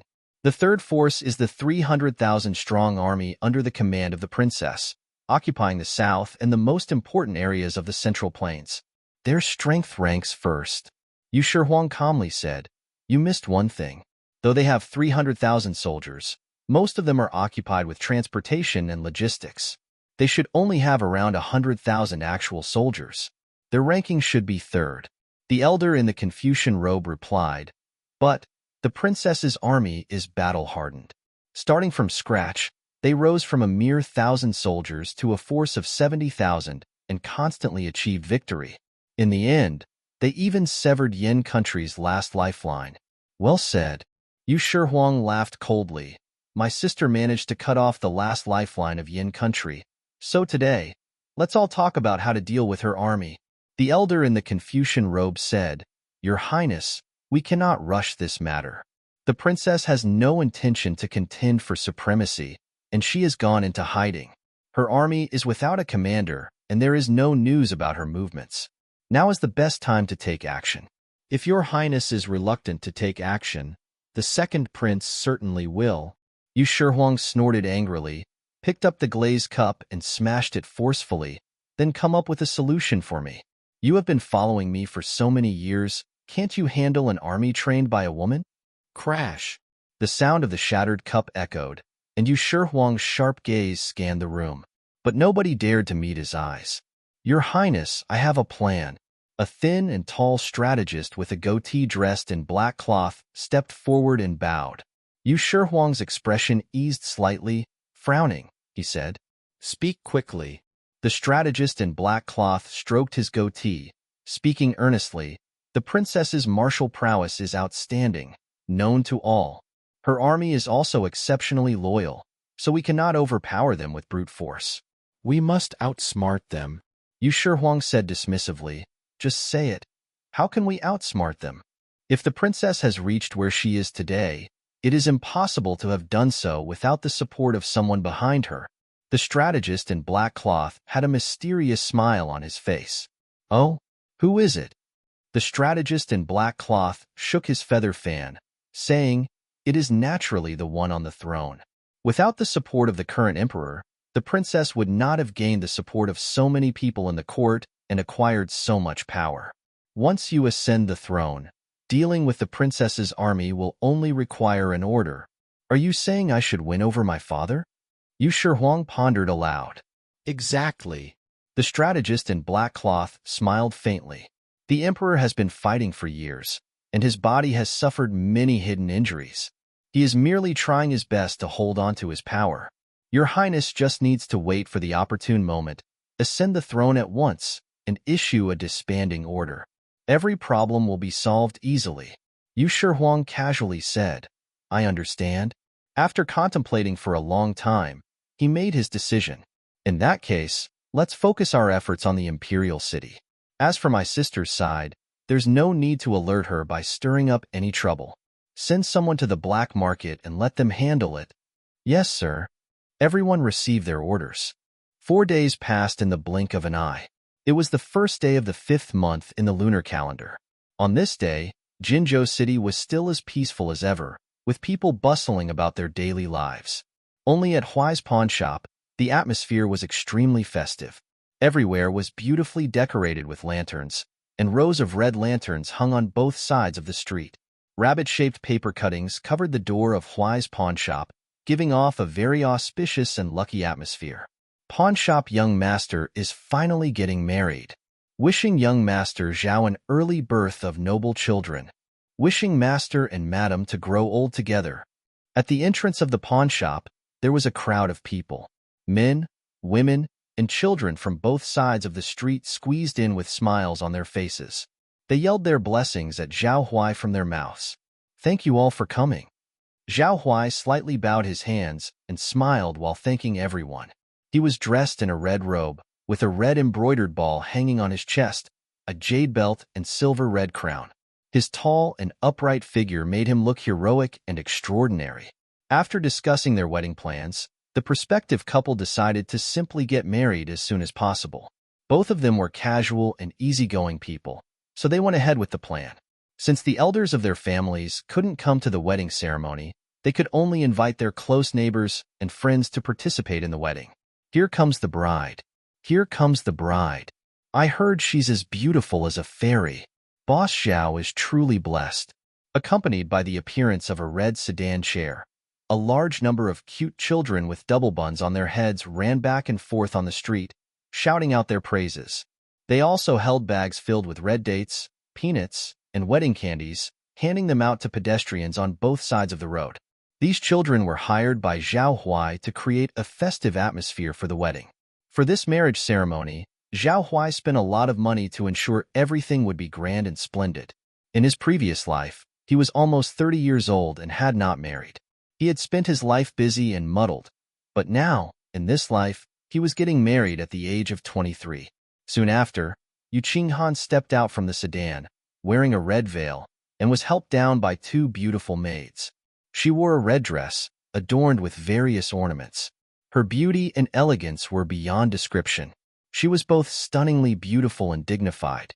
Yu Qinghan slowly entered the inner hall after completing the formalities of entering the bridal chamber. The inner hall was supposed to be reserved for celebrating with the relatives of both families, but considering the unique circumstances of the couple, Zhao Huai invited their neighbors to serve as witnesses. As a result, even the steps of the wedding ceremony had to be shortened. Originally, they should have first performed rituals, such as paying respects to heaven and earth, their ancestors, and their elders. Now, they could only bow and pray to heaven, earth, and their ancestors. Zhao Huai and Yu Qinghan sat opposite each other, with the man to the west and the woman to the east, representing the balance of yin and yang. Actually, ancient wedding ceremonies were not as lively. The Book of Rites, the Great Border Sacrifice records, marriage ceremonies do not use music, which represents the yin and the darkness. Marriage ceremonies do not receive congratulations, which represents the order of mankind. In the Book of Rites, Questions from Zhengzi, it says, in the bride's family, there should be no music for 3 days. However, marriage is, after all, a great blessing and an extraordinary blessing. In later generations, as rituals and music degenerated and chaos reigned, many ceremonial practices were abolished and weddings gradually became more lively. The couples bowed to each other. Zhao Huai and Yu Qinghan bowed to each other. At this moment, young attendants served fresh water for the couple to cleanse their hands, and another attendant filled glasses of wine. Before drinking, the couple cut a strand of each other's hair and tied them together to symbolize shared love and unity. This is called knotting hair. Indeed, knotting hair is to become a couple with love and trustfulness. After drinking the wine, the couple held hands tightly, symbolizing holding hands for a lifetime, growing old together, and never betraying each other in this life. With the completion of the official wedding ceremony, the newlyweds were ready to go out and meet their guests. During this segment, many men toasted to Yu Qinghan. They came under the pretext of toasting, but they just wanted to get a glimpse of the bride's face. Zhao Huai couldn't bear it and blocked them all. This immediately incited public anger. causing a large group of drinkers to join in. They yelled that they would not leave until they were drunk. But these ordinary people were no match for Zhao Huai, who was already halfway to becoming a cultivator. He could sober up quickly, and even after drinking several stones of wine, he still showed no signs of drunkenness and was very energetic. There were over 10 tables at the wedding, each filled with a lavish feast. Zhao Huai accompanied the guests and was too busy to leave. Time passed quickly. Dr. Yin is here. A thin, middle-aged man dressed in blue walked in with a smile on his face. Oh, if it isn't the famous doctor and lifesaver of Jinzhou City, Sai Yanwang? Upon seeing the man, Zhao Huai's heart overflowed with joy, but his tone carried a hint of teasing. Yin Jing was a well-known doctor in Jinzhou who specialized in saving lives and treating injuries. His medical skills were extraordinary, and he could handle all kinds of complicated and difficult cases. He was highly praised among the people, and it was said that as long as a patient was not dead, he could save them. When it came to charging fees, he was very fair. Unlike those unscrupulous quack doctors who charged exorbitant fees without even curing patients.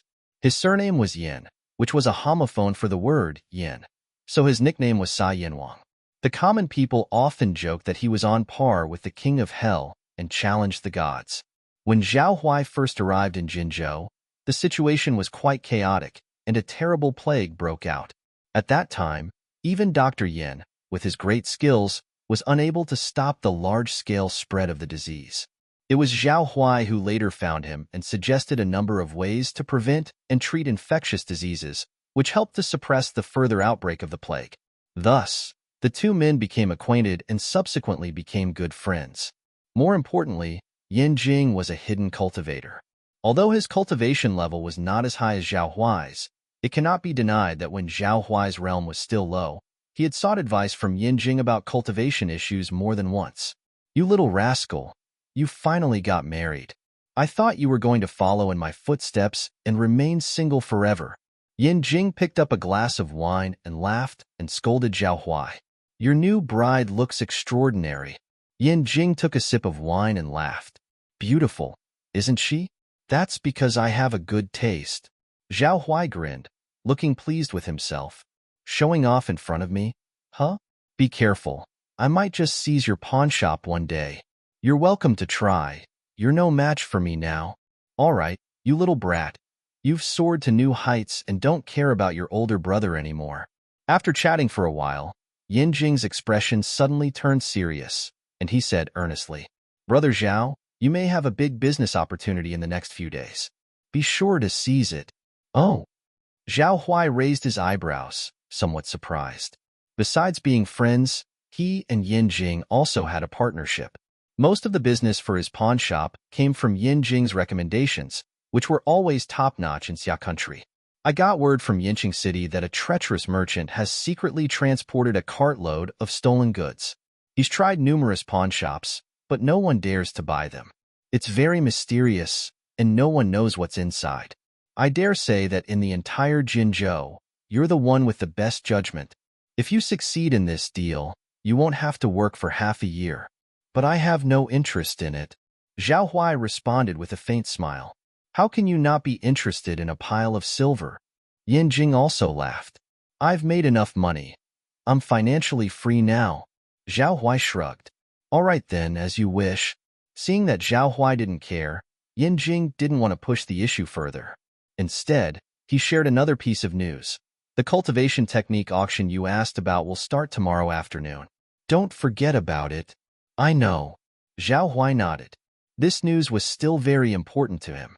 Since he had acquired the heavenly heart wisdomized destiny, he couldn't waste it, so naturally, he needed to acquire more cultivation techniques to learn. Behind the pawn shop was the location of the wedding room. Yu Qinghan, dressed in a red skirt, had a cold and charming face, snow-white skin, and cherry-like bright and transparent lips. At this moment, she had her eyes closed, sitting upright on the bed, her breath stable and strong, and her invisible true qi flowing through her meridians. Obviously, she was cultivating. After a while, her slanted phoenix eyes opened, and a fleeting joy flashed in her sharp gaze. "My cultivation is about to break through again. Although she didn't like to practice martial arts, it had already become a part of her daily life, inseparable from her. In the peaceful days to come, even for the sake of young Master Zhao, no, for her husband, she had to cultivate diligently so she could shield him from wind and rain. It was absolutely necessary. Her only concern was that Zhao Huai was a mere mortal. If her lifespan far exceeded his in the future, what would she do? No, I must teach him cultivation. After thinking for a long time, Yu Qinghan decided to lead Zhao Huai into the world of cultivators. She couldn't bear to watch Zhao Huai grow old like this. It would be too painful. At that moment, a beautiful maidservant, who appeared out of nowhere in the darkness, bowed respectfully and said, "Greetings, my princess." Seeing her appear, Yu Qinghan immediately knew there was news from the outside world, so she replied indifferently, "Today is my wedding day. I hope there's good news." "My princess, it is indeed good news," the beautiful maidservant replied, bowing her head. "Speak." King Qin has lifted all surveillance on the army and relaxed the investigation of coastal cities. It seems that he wants to put this conflict behind. What does he want to do? Yu Qinghan's eyes narrowed, lost in thought. Her restless brother was usually ambitious and eager for battle, without any other schemes. However, this time, his actions were surprisingly unfathomable to her. "My princess, should we counterattack?" the beautiful maidservant asked. Yu Qinghan shook her head. "No need. This has no effect on me, and I no longer have the power to command a large army." The beautiful maidservant knelt down, saluting in military fashion, and shouted, "As long as my princess wishes, 200,000 soldiers are ready at any time." "That would be a rebellion," Yu Qinghan said coldly. "But you were the one who fought for the world." The beautiful maidservant tried to argue. "It wasn't just me. Everyone did it together." Yu Qinghan sighed, stood up, and fiddled with the rose flowers beside the bed. The beautiful maidservant advised, "My princess, the conflict between you and your majesty is not irreconcilable. If you and your majesty admit your mistakes, you might be able to resume your post." "I've said it many times," Yu Qinghan replied indifferently. "It's impossible." "Then, how will you deal with your majesty's longevity banquet in 7 days? Just ignore it." "My princess." "Enough. Leave me, I'm tired." "Yes." When most of the guests in the main hall left, Zhao Huai finally arrived at the most exciting moment. It's time to enter the bridal chamber. With a nervous heart, Zhao Huai stepped into the wedding room. "Madam, I'm coming in." The wooden door covered with red paper made a zhilao sound, and Zhao Huai saw Yu Qinghan sitting on the bed. She wore a red floral cover over her head embroidered with peonies. Despite wearing a large red skirt, her figure was still graceful, and her phoenix-embroidered shoes were delicate. As Zhao Huai approached her, he could clearly hear her breath, as soft as a mosquito's whisper. Apparently, Yu Qinghan was also very nervous in her heart. Zhao Huai carefully lifted the red veil, and Yu Qinghan's stunningly beautiful face was completely revealed before his eyes. Compared to her icy, elegant appearance when they first met, Yu Qinghan now had light makeup, dark eyebrows, delicate features, and even more vivid red lips. The only constant was her pair of engaging, slanted eyes. At this moment, those eyes were gazing at him with tender affection. "My husband." The title of husband made Zhao Huai's wish come true. Who could understand the depth of love in those words? He couldn't believe that he had really married such a breathtakingly beautiful wife. Was this really not a dream? Their encounter could be described as love at first sight. They simply took an instant liking to each other. Having secured such a virtuous wife, what more could a husband ask for? With Yu Qinghan's hand in his grasp, Zhao Huai softly said, "My lady, I will never let you suffer any grievances as long as I'm around. From now on, you can do whatever you want, and no one can limit you." Yu Qinghan nodded vigorously. At this moment, her heart was pounding, and her body felt as if all the bones in it had disappeared. Zhao Huai's words filled her with warmth and hope for the future. Seeing such a charming beauty in front of him gave Zhao Huai immense satisfaction. Unable to contain his emotions any longer, he kissed her deeply. "My lady, it's time for us to consummate our marriage." "Ah." Accompanied by a startled cry, the candles suddenly flickered and went out. The second day, amidst the fragrance of flowers and the chirping of birds, the sun shone brightly. Yu Qinghan woke up slowly to find that there was no one beside her. She felt dizzy and unwell, her thoughts returning to the events of the previous night, which were indescribable. Her husband didn't seem like an ordinary man. His stamina was incredible. Yu Qinghan rose from the bed, intending to bathe first. Someone had prepared hot water for her, so she washed her face and body before changing into fresh clothes. She sat in front of the mirror to apply makeup and was about to comb her hair when a warm hand suddenly enveloped hers. Reflected in the bronze mirror was a handsome face filled with tenderness. "Let me comb your hair." "All right." Yu Qinghan found these words as sweet as honey in her heart. Zhao Huai held the comb in one hand and gently stroked his wife's dark, long hair with the other. One stroke, two strokes. His movements were incredibly gentle. Gazing downwards at her flawless, jade-white cheeks, he softly said, "My lady, you're so beautiful and I can't get enough of you." Zhao Huai sincerely praised her. Yu Qinghan covered her mouth and giggled. "I didn't notice before, but you're quite the silver-tongued devil." "Well, that depends on the person." Unfazed, Zhao Huai gave an eloquent reply. "My lady, I have to go out this afternoon, so you can cook dinner later.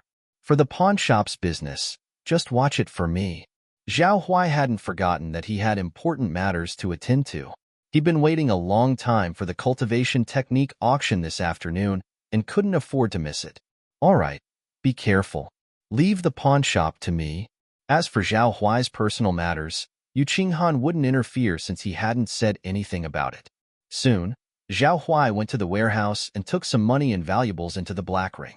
He glanced at the white jade imperial dragon seal at the very top, hesitating for a moment before putting it away inside the black ring. "To cultivate immortality and achieve immortality, I now have one more thing to consider." Exiting the door, Zhao Huai tossed the golden bronze coins in his hand. A smile crept across the corner of his mouth, and he felt refreshed and invigorated. In the afternoon, the sunlight was just right, shining down on people, making everyone feel pleasantly warm. Zhao Huai hummed a little tune and strolled nonchalantly down the street. The cultivation technique auction this time took place at the Heavenly Treasures Trade Association. It was quite a distance from the eastern part of the city. The Heavenly Treasures Trade Association was the largest and most active commerce guild in the entire Xia country. In every somewhat prosperous city in Central State, there was a branch of the association, and Zhao Huai was currently heading to the Jinzhou branch of the Heavenly Treasures Trade Association. The Heavenly Treasures Trade Association was initially formed by a group of powerful cultivators. It has developed over more than 800 years and now has become a dominating presence. Apart from Central State, its influence can also be seen in other remote areas. If a cultivator wanted to obtain cultivation materials quickly, they would inevitably have to deal with them. Internally, they say that the Heavenly Treasures Trade Association doesn't produce cultivation resources. They are merely the movers of resources, providing a trading platform for the wider community of cultivators. Strictly speaking, it transcends the mortal world, with its lifespan being longer than most dynasties. Zhao Huai passed through the bustling crowd and soon arrived at the location of the Heavenly Treasures Trade Branch Association. Before his eyes was a broad street. The ground was very clean. Looking ahead, there were rows of exquisitely built attics, grand in scale. The entrance of the street was filled with lanterns. The source of light within the lanterns was not fire but spiritual stones. In the eyes of real powerful cultivators, gold, silver, and jewelry mean nothing. Therefore, without a doubt, in the realm of cultivators, the mortal world, and imperial court, the hardest currency is the spiritual stone. Besides, demonic cores, demonic bones, strange stones, pills to assist cultivation can also be used for trade. But how many true cultivators are there? Usually, only those who have reached the initiation realm are considered to have stepped into the door of a mortal cultivation, and becoming a strong cultivator is a difficult task. However, most people are stuck at refining qi. Considering the situation of most people, gold and silver are also acceptable in the association's transactions, but the exchange rate is quite low. Zhao Huai had quite a bit of gold and silver, but his spiritual stones were very limited, so his purchasing of a cultivation technique this time was quite targeted. If there were not cultivation techniques that were extremely valuable to him, he would not buy them. At the entrance of the Heavenly Treasures Trade Branch Association, the Grand Customer Lounge was filled with all sorts of people. The ones who could come here were either rich or noble, so they were dressed extravagantly. Even people from slightly affluent families would come here to broaden their horizons. Among the hustle and bustle, Zhao Huai lazily walked through the door, scanned around. The highest cultivation here was not more than the third stage of refining qi, lower than what he had expected. After all, those with good aptitude would have joined a sect already. How could they still be here? Zhao Huai came to a quiet room and found an elder. Elder Chu, long time no see. He greeted with a smile as soon as he entered the room. Ha ha ha, it's young Master Zhao. You've finally arrived. Elder Chu was a kind-hearted old man in a gray Taoist robe. With white hair and a face full of wrinkles, he was quite old. He was a guest elder of the Heavenly Treasures Trade Association and has been stationed at the Jinzhou branch for many years for a retirement pension. Although he seemed old, he was at the second stage of initiation realm. He had lived for more than 100 years and was a frontline member of an immortal cultivation sect in his youth. Now, he was spending his old age in this branch. The pills you bought last time were useful, weren't they? Judging by your complexion and mood, it seems like you've made some progress. Elder Chu stroked his beard, looking at the spirited Zhao Huai with eyes full of undescribed envy. The difference between people was huge. When he was as young as Zhao Huai, he was still struggling at the first or second stage of refining qi. Thanks to your recommendation, Elder Chu, the pills last time were really good. I encountered a small bottleneck in my cultivation recently, so I decided to come and check out some cultivation techniques. Zhao Huai responded with a light smile. Cultivation technique? I heard there are a few top-notch pieces among the new ones this time. Let's see if you can get them. Elder Chu hinted with a profound tone. Couldn't you reveal a bit more? Zhao Huai was relieved as he couldn't help but smile. A little mystery is good. Elder Chu shook his head and chuckled. Then Elder Chu tossed a token to Zhao Huai, smilingly said, Your room has been reserved. Just go straight there. It's at the front and it's a luxurious private room. Zhao Huai took the token and laughed lightly. Thanks a lot. I will invite you for some tea another day. Arriving at their arranged luxurious private room, Zhao Huai comfortably settled himself on a mink-covered armchair as a pretty maid served him high-quality tea and refreshments. The spot he was sitting in was elevated to the perfect high platform, giving him a bird's-eye view of the entire auction and a clear look at the items being sold. There was a similar platform next to them, currently empty. This height would also prevent others from recognizing who he was. He had frequented the place quite often and spent a good amount of money to the point where it wouldn't be an exaggeration to call him a member of the Heavenly Treasures Trade Association. It was how he had become acquainted with Elder Chu. Besides, with all the strenuous cultivation, why shouldn't he enjoy some leisure time? People had begun to file in and fill the vacant seats. Before long, the venue was filled to capacity. Simultaneously, a young man in a dark green robe entered the room next to Zhao Huai, accompanied by his followers. He was dressed to the nines, wearing 3 jade rings on one hand, a clear sign of abundant wealth and influence. Zhao Huai spared him a fleeting glance. This was just an ordinary man without any cultivation. His servant, on the other hand, seemed to have some abilities, clearly playing the role of a bodyguard. Zhao Huai quickly withdrew his gaze, pulling out his golden bronze coins, intending to divine his fortune for the day. Misfortune and fortune come hand in hand. Let's see. Hexagram 1. Bringing the spirit into matter, infusing form with life. Lucky stars shine brightly, your indication is fortune. Trace guidance. Fortune bestows its rays, harvest is plentiful. Upon seeing the emerging text and guidance, Zhao Huai murmured under his breath. Bringing the spirit into matter, infusing form with life. It sounds profound. What kind of abundant harvest is it referring to? Money? Cultivation technique? The message was unclear, much like a riddle, leaving Zhao Huai somewhat perplexed. Should he consider upgrading the Trace Origins destiny later on? Perhaps the results would be even better? Regardless, after consulting the bronze coins, Zhao Huai was filled with anticipation. At this moment, the young man in the dark green robe next to him kept looking around in curiosity, finding everything extremely fascinating. When he caught sight of Zhao Huai's calm and composed demeanor, he couldn't resist striking up a conversation. "My dear friend over there, you seem to be quite an expert. Do you know what valuable items will be auctioned today?" Zhao Huai gave him a brief glance. "I don't know." The youth in the dark green robe seemed to have already made himself at home and still wore a smiling face as he said, "I am Li Yanqing, and I have been struggling to find a way to break through my qi refining stage.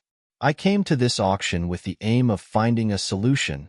Do you know any quick breakthrough methods or any cultivation experiences?" "I don't know."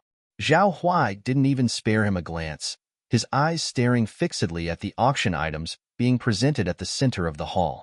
"Better for a fellow Taoist to die than for me to become poor." Most cultivators are primarily self-interested and generally don't concern themselves with others' affairs, not even to offer advice. Besides, he doesn't have any familiarity with this person. The auction officially begins. As the auctioneer called out loudly from the stage, the auction started, and the man in the dark green robe had no choice but to shut up, a trace of regret visible in his eyes. In the center of the auction, there is a high platform where a refined middle-aged man stands, giving an opening speech to the audience. "Welcome everyone to the venue of the Heavenly Treasures Trade Branch Association's event. My name is Li Yuanxing. I am the president of the provincial branch and also the host of this event. On behalf of Heavenly Treasures, I would like to thank you all for attending the second auction of this month." Zhao Huai props his chin up, looking at the refined man standing on the stage with a strong and upright posture, his voice revealing a rich true qi. Without even thinking, he knows that the man must be a cultivator as well.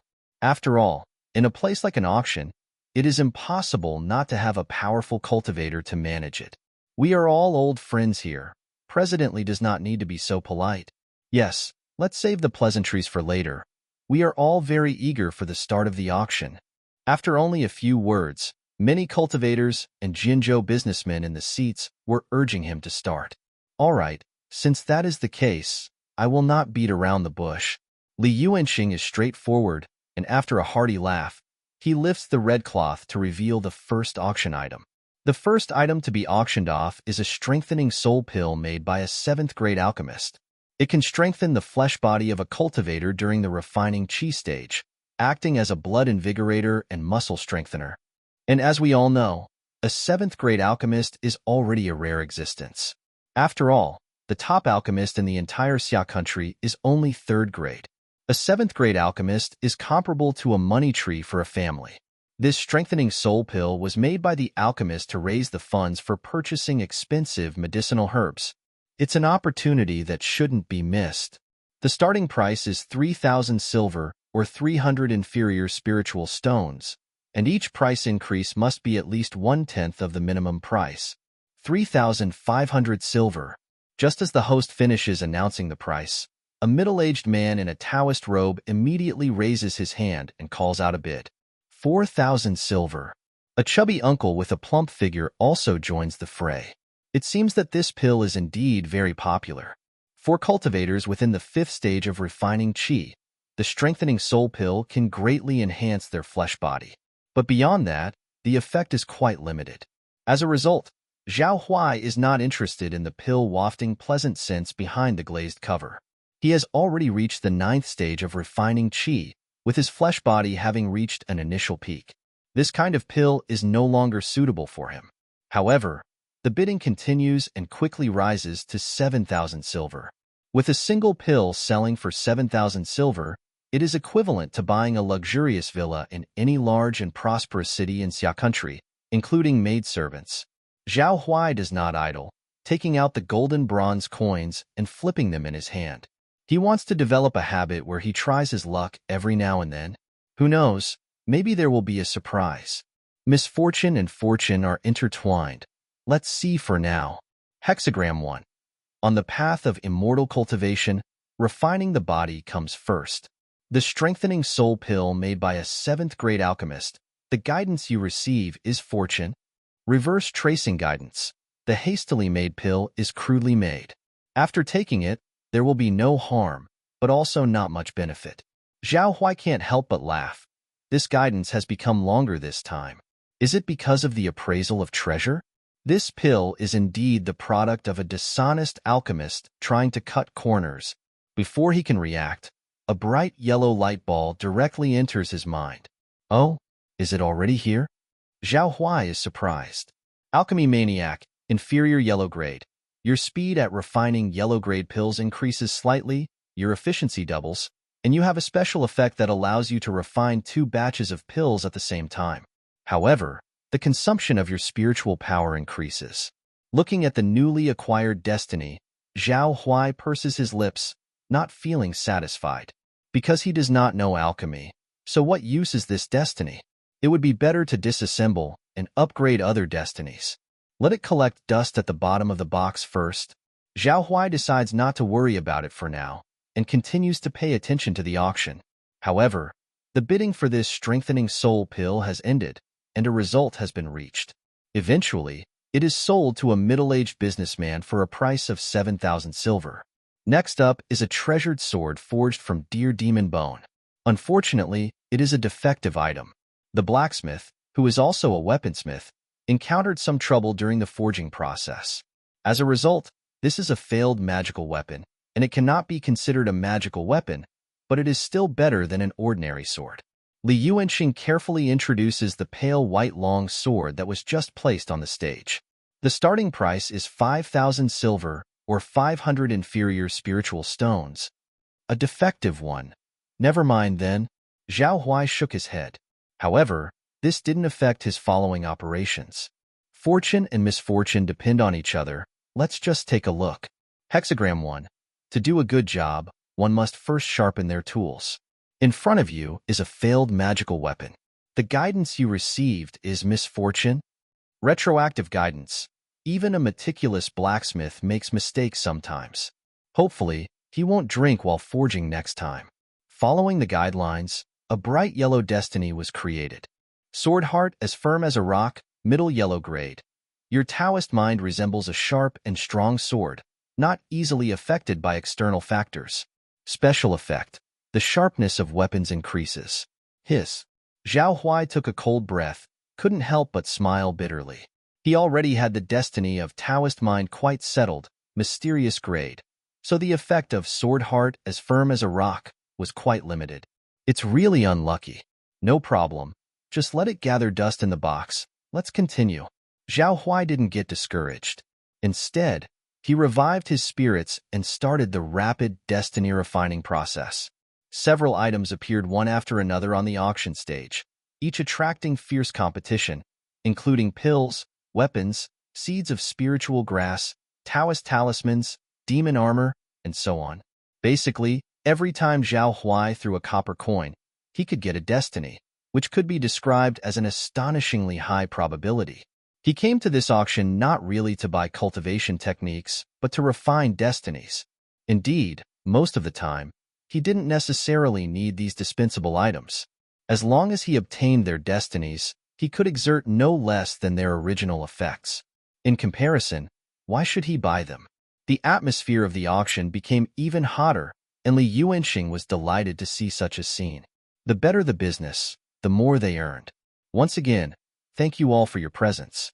You can take a break now, and I'll have someone bring up the next items on stage, Li Yuanxing said with a smile. During the break, Zhao Huai also took the time to count the newly acquired destinies. He started viewing them in his mind. Scholar of wood plants, inferior yellow grade. The growth speed of the plants and medicinal herbs you cultivate is twice as fast, limited to low-level spiritual objects. Master's ultimate intention, superior yellow grade. The power of the cultivation techniques and methods performed by your flesh body is doubled. Excellence in talisman inscription, inferior yellow grade. The speed of your basic talisman inscriptions is twice as fast, with a special effect that allows you to simultaneously draw 2 talismans. Diamond body, middle yellow grade. Under the protection of true qi, your flesh body becomes extremely hard, and ordinary swords can't cause you any harm. Of the 4 destinies, except for the first one, The other three all have significant effects on Zhao Huai.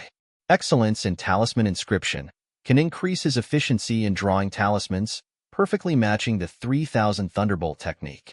Master's Ultimate Intention, needless to say, is incredibly useful. What does it mean to double the power of cultivation techniques? One punch from me is equivalent to double damage. This is just a yellow grade. If it upgrades, this destiny will likely become even more terrifying. Time flew by quickly, and Li Yuanxing stood in the center of the high platform once again, announcing loudly, "The next item up for auction is a cultivation technique that our Heavenly Treasures Trade Association accidentally obtained. Rumor has it that this technique is incredibly abstruse, like a heavenly book. No one has been able to understand it or learn it so far. All we know is that it is a powerful intention technique from a declined great immortal cultivation sect. No one can understand it." The words from the stage immediately caught Zhao Huai's attention. His interest surged, and his eyes filled with enthusiasm. Since no one can learn it, it has been idle for a long time and has become a decoration. That's why it was brought to the auction. You should know your limits, everyone. It's not bad to collect it either, Li Yuanxing said to the crowd with a smile. On stage, a waiter slowly approached, holding a tray with a crystal-clear jade slip standing silently on it. Zhao Huai knew that the cultivation technique he was waiting for has arrived. From the high-end packaging, it was evident that this was a high-level technique. This technique is called Insanity Technique. After cultivating it, one can greatly enhance one's spiritual power. It's a rare technique that mainly helps in boosting one's spirit power. However, its content is a bit abstruse. Li Yuanxing pointed to the jade slip and introduced it to the audience below the stage. A spirit-based technique? That's indeed rare. Insanity Technique? I've heard of that name before. It seems like I remember, 100 years ago, the famous idealism sect was able to make a name for itself with this technique. It was said that many sect disciples used it to suppress a large number of demons. The idealism sect has long declined. The reason why the immortal method remains everlasting is that it can constantly update and innovate. This technique of theirs is outdated, which is why it has become so. Many cultivators and swordsmen present discussed enthusiastically, talking about the past of the Insanity Technique. Many people thought that such a technique was only a small path and could not make it to the big stage. Zhao Huai naturally heard all these words, and he thought there shouldn't be many people competing for this technique, so he should be able to acquire it easily. At the same time, he stayed silent and started to toss copper coins. Misfortune goes hand in hand. Let's just look at it. Hexagram 1. Unity of Taoist Mind and Divine Prowess Dual Cultivation. Faced with an unknown technique, the indication you get for bidding for it is fortune. Traceback Guidance. This is a restraining type of intention technique. Hexagram 2. The speaker is unintentional, but the listener has a mind. If you decide to give up this declining technique, the indication you get is misfortune. Traceback Guidance. The listeners have ill intentions and impure motives. There aren't many techniques like this. It seems like I have to fight for it. Zhao Huai's sharp gaze swept over the entire auction venue and saw 4 masked men, completely covered on a hot day, as if they were too ugly to show their faces. Their clothes were surprisingly identical, indicating they all belonged to the same power. Their eyes were all fixated on the jade slip, as if their gleaming eyes were about to overflow. It seemed that there were people who knew the value of this technique, so couldn't be careless.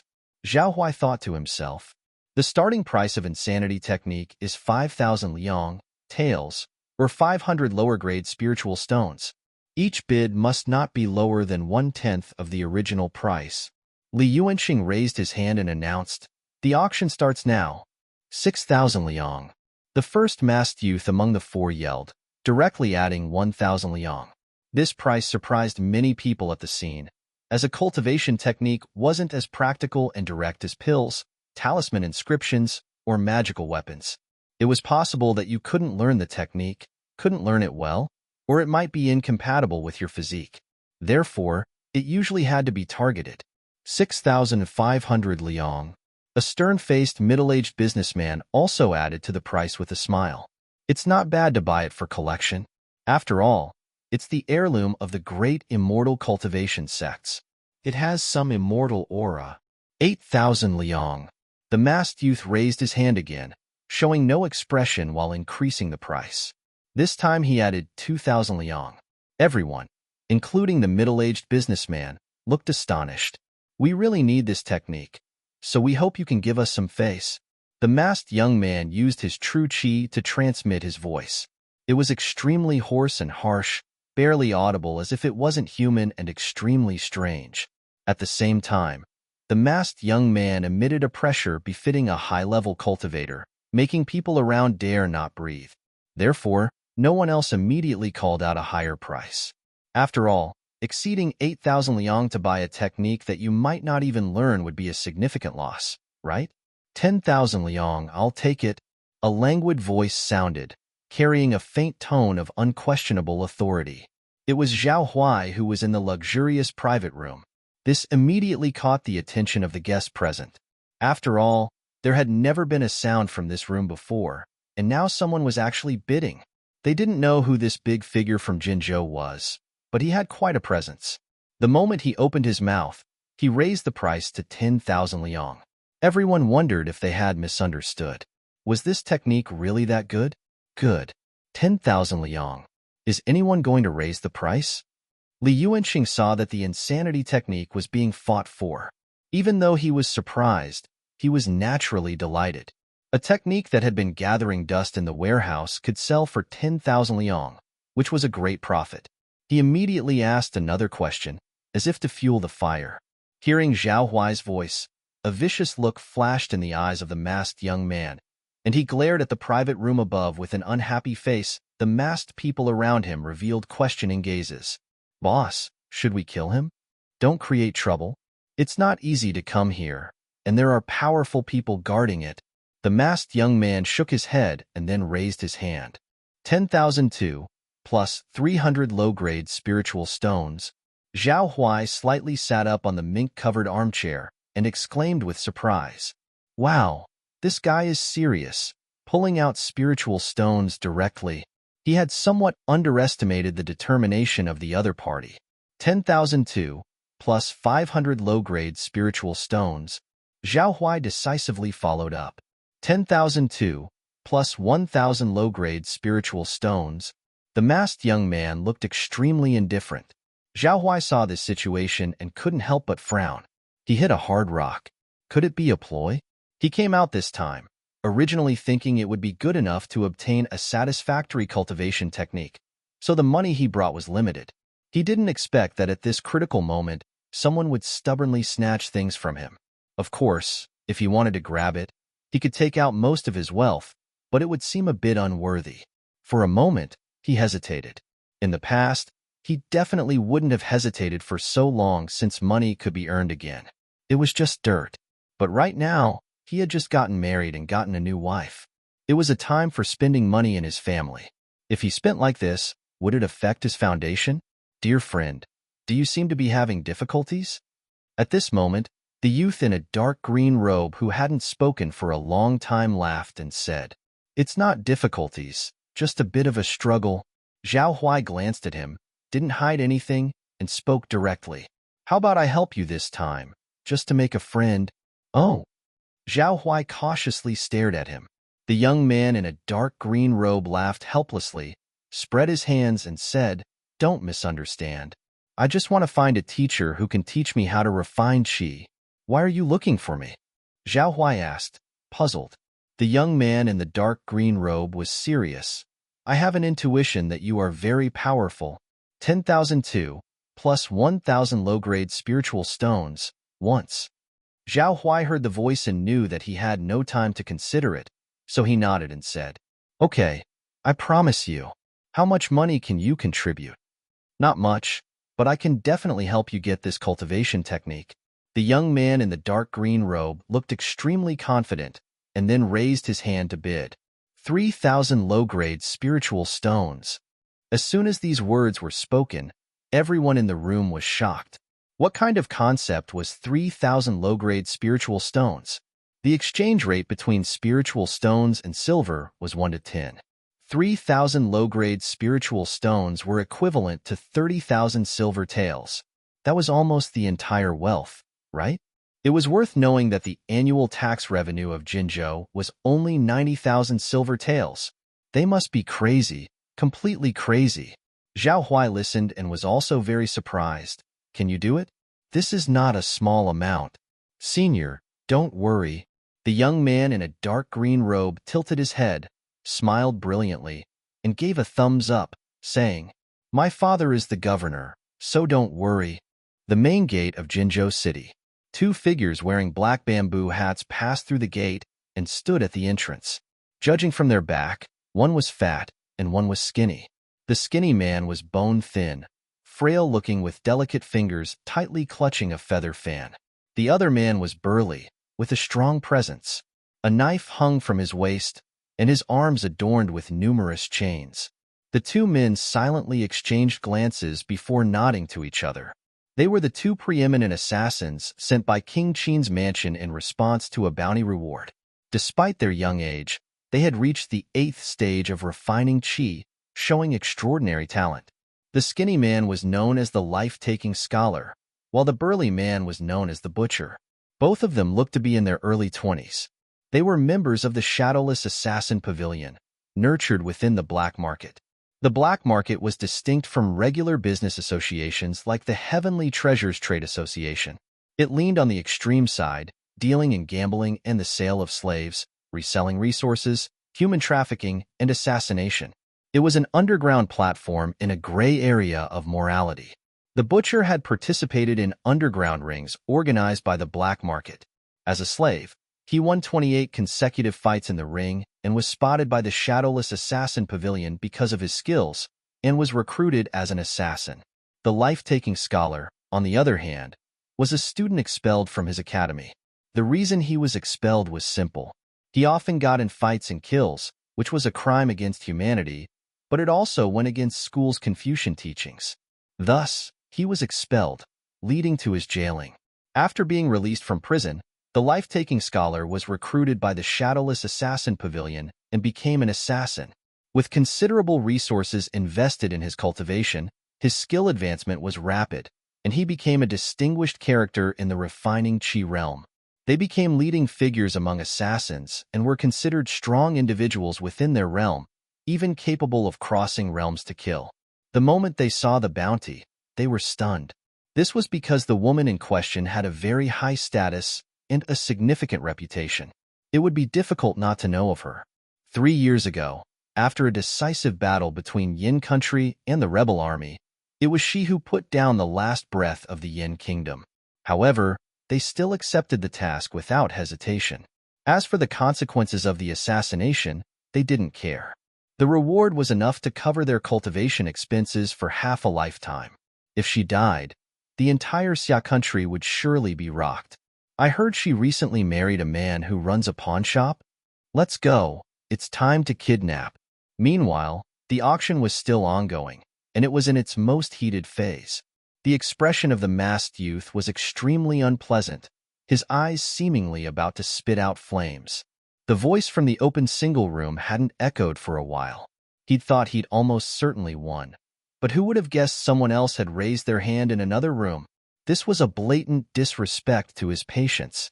Is there anyone else who wishes to bid? If not, we are ready to conclude the auction, Li Yuanxing called out from the stage. 3,000 lower-grade spiritual stones, once. Boss, we have only 500 spiritual stones left. Do you want to continue with the bid? Asked the masked man beside him. Forget it. It isn't worth it. The masked youth knew that it wasn't possible to spend all of their money at once, but it was still a big loss this time. When we go out later, he began, and then made a chopping motion with his hand. Understood. The henchmen around him revealed knowing smiles, their eyes filled with the intent to kill. Meanwhile, Zhao Huai on the high floor, with the assistance of the young man in the dark green robe, was watching the 4 people below with a thoughtful look on his face. He felt something was off about these men. 3,000 lower-grade spiritual stones twice. 3,000 lower-grade spiritual stones, thrice. 3,000 lower-grade spiritual stones, sold. Following Li Yuanqing's high shout, everything was decided. The insanity technique was off the table. Senior, we've successfully bidden for it. The young man in the dark green robe was giggling as he spoke. It was indeed not easy for him to find a senior who could guide him. To him, these 3,000 lower-grade spiritual stones were nothing, but they were definitely worth spending. You're called Li Yanqing, right? Zhao Huai broke the silence. Yes. Li Yanqing smiled slightly. He was quite delighted, because the senior had remembered his name. When the auction is over, come with me. Zhao Huai turned his head and said seriously. Although Li Yanqing's behavior seemed a bit foolish, he actually provided substantial help. He is not one to meddle in others' affairs unnecessarily, but first and foremost, he has to be one who knows to return a favor. All right, I understand. Li Yanqing nodded honestly, just like a chick pecking at rice, without questioning the reason. The auction was coming to an end, and Zhao Huai no longer needed to worry about anything else. Just this one cultivation technique, along with a large number of destinies, had made him plenty of gains. Now, the only thing to worry about was what happens after leaving the auction. With that thought, Zhao Huai tossed up the copper coin again. Let me see. The situation I will be in half an hour from now. Misfortune and fortune are interdependent. Let's see. Hexagram 1. Controlling motion with stillness, changelessness becomes the only constant. You stay in the auction and don't move. The indication you get is misfortune. Trace guidance. External danger. Immobility signifies adversity. Hexagram 2. Active assault, breaking the deadlock. You take the initiative to break the deadlock. The indication you get is misfortune. Trace guidance. Beware again and again. There are many enemies, not being human-like. Hexagram 3. Responding stably, having careful plans.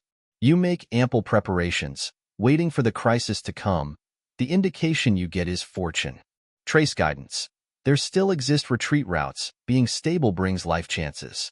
After seeing the last result in front of him, Zhao Huai also breathed a sigh of relief. He still has a considerable chance of winning. But now it seems that he has more than one enemy. There are unknown entities outside that want to take action against him. As for this non-human-like entity, it deserves some pondering. Zhao Huai thought.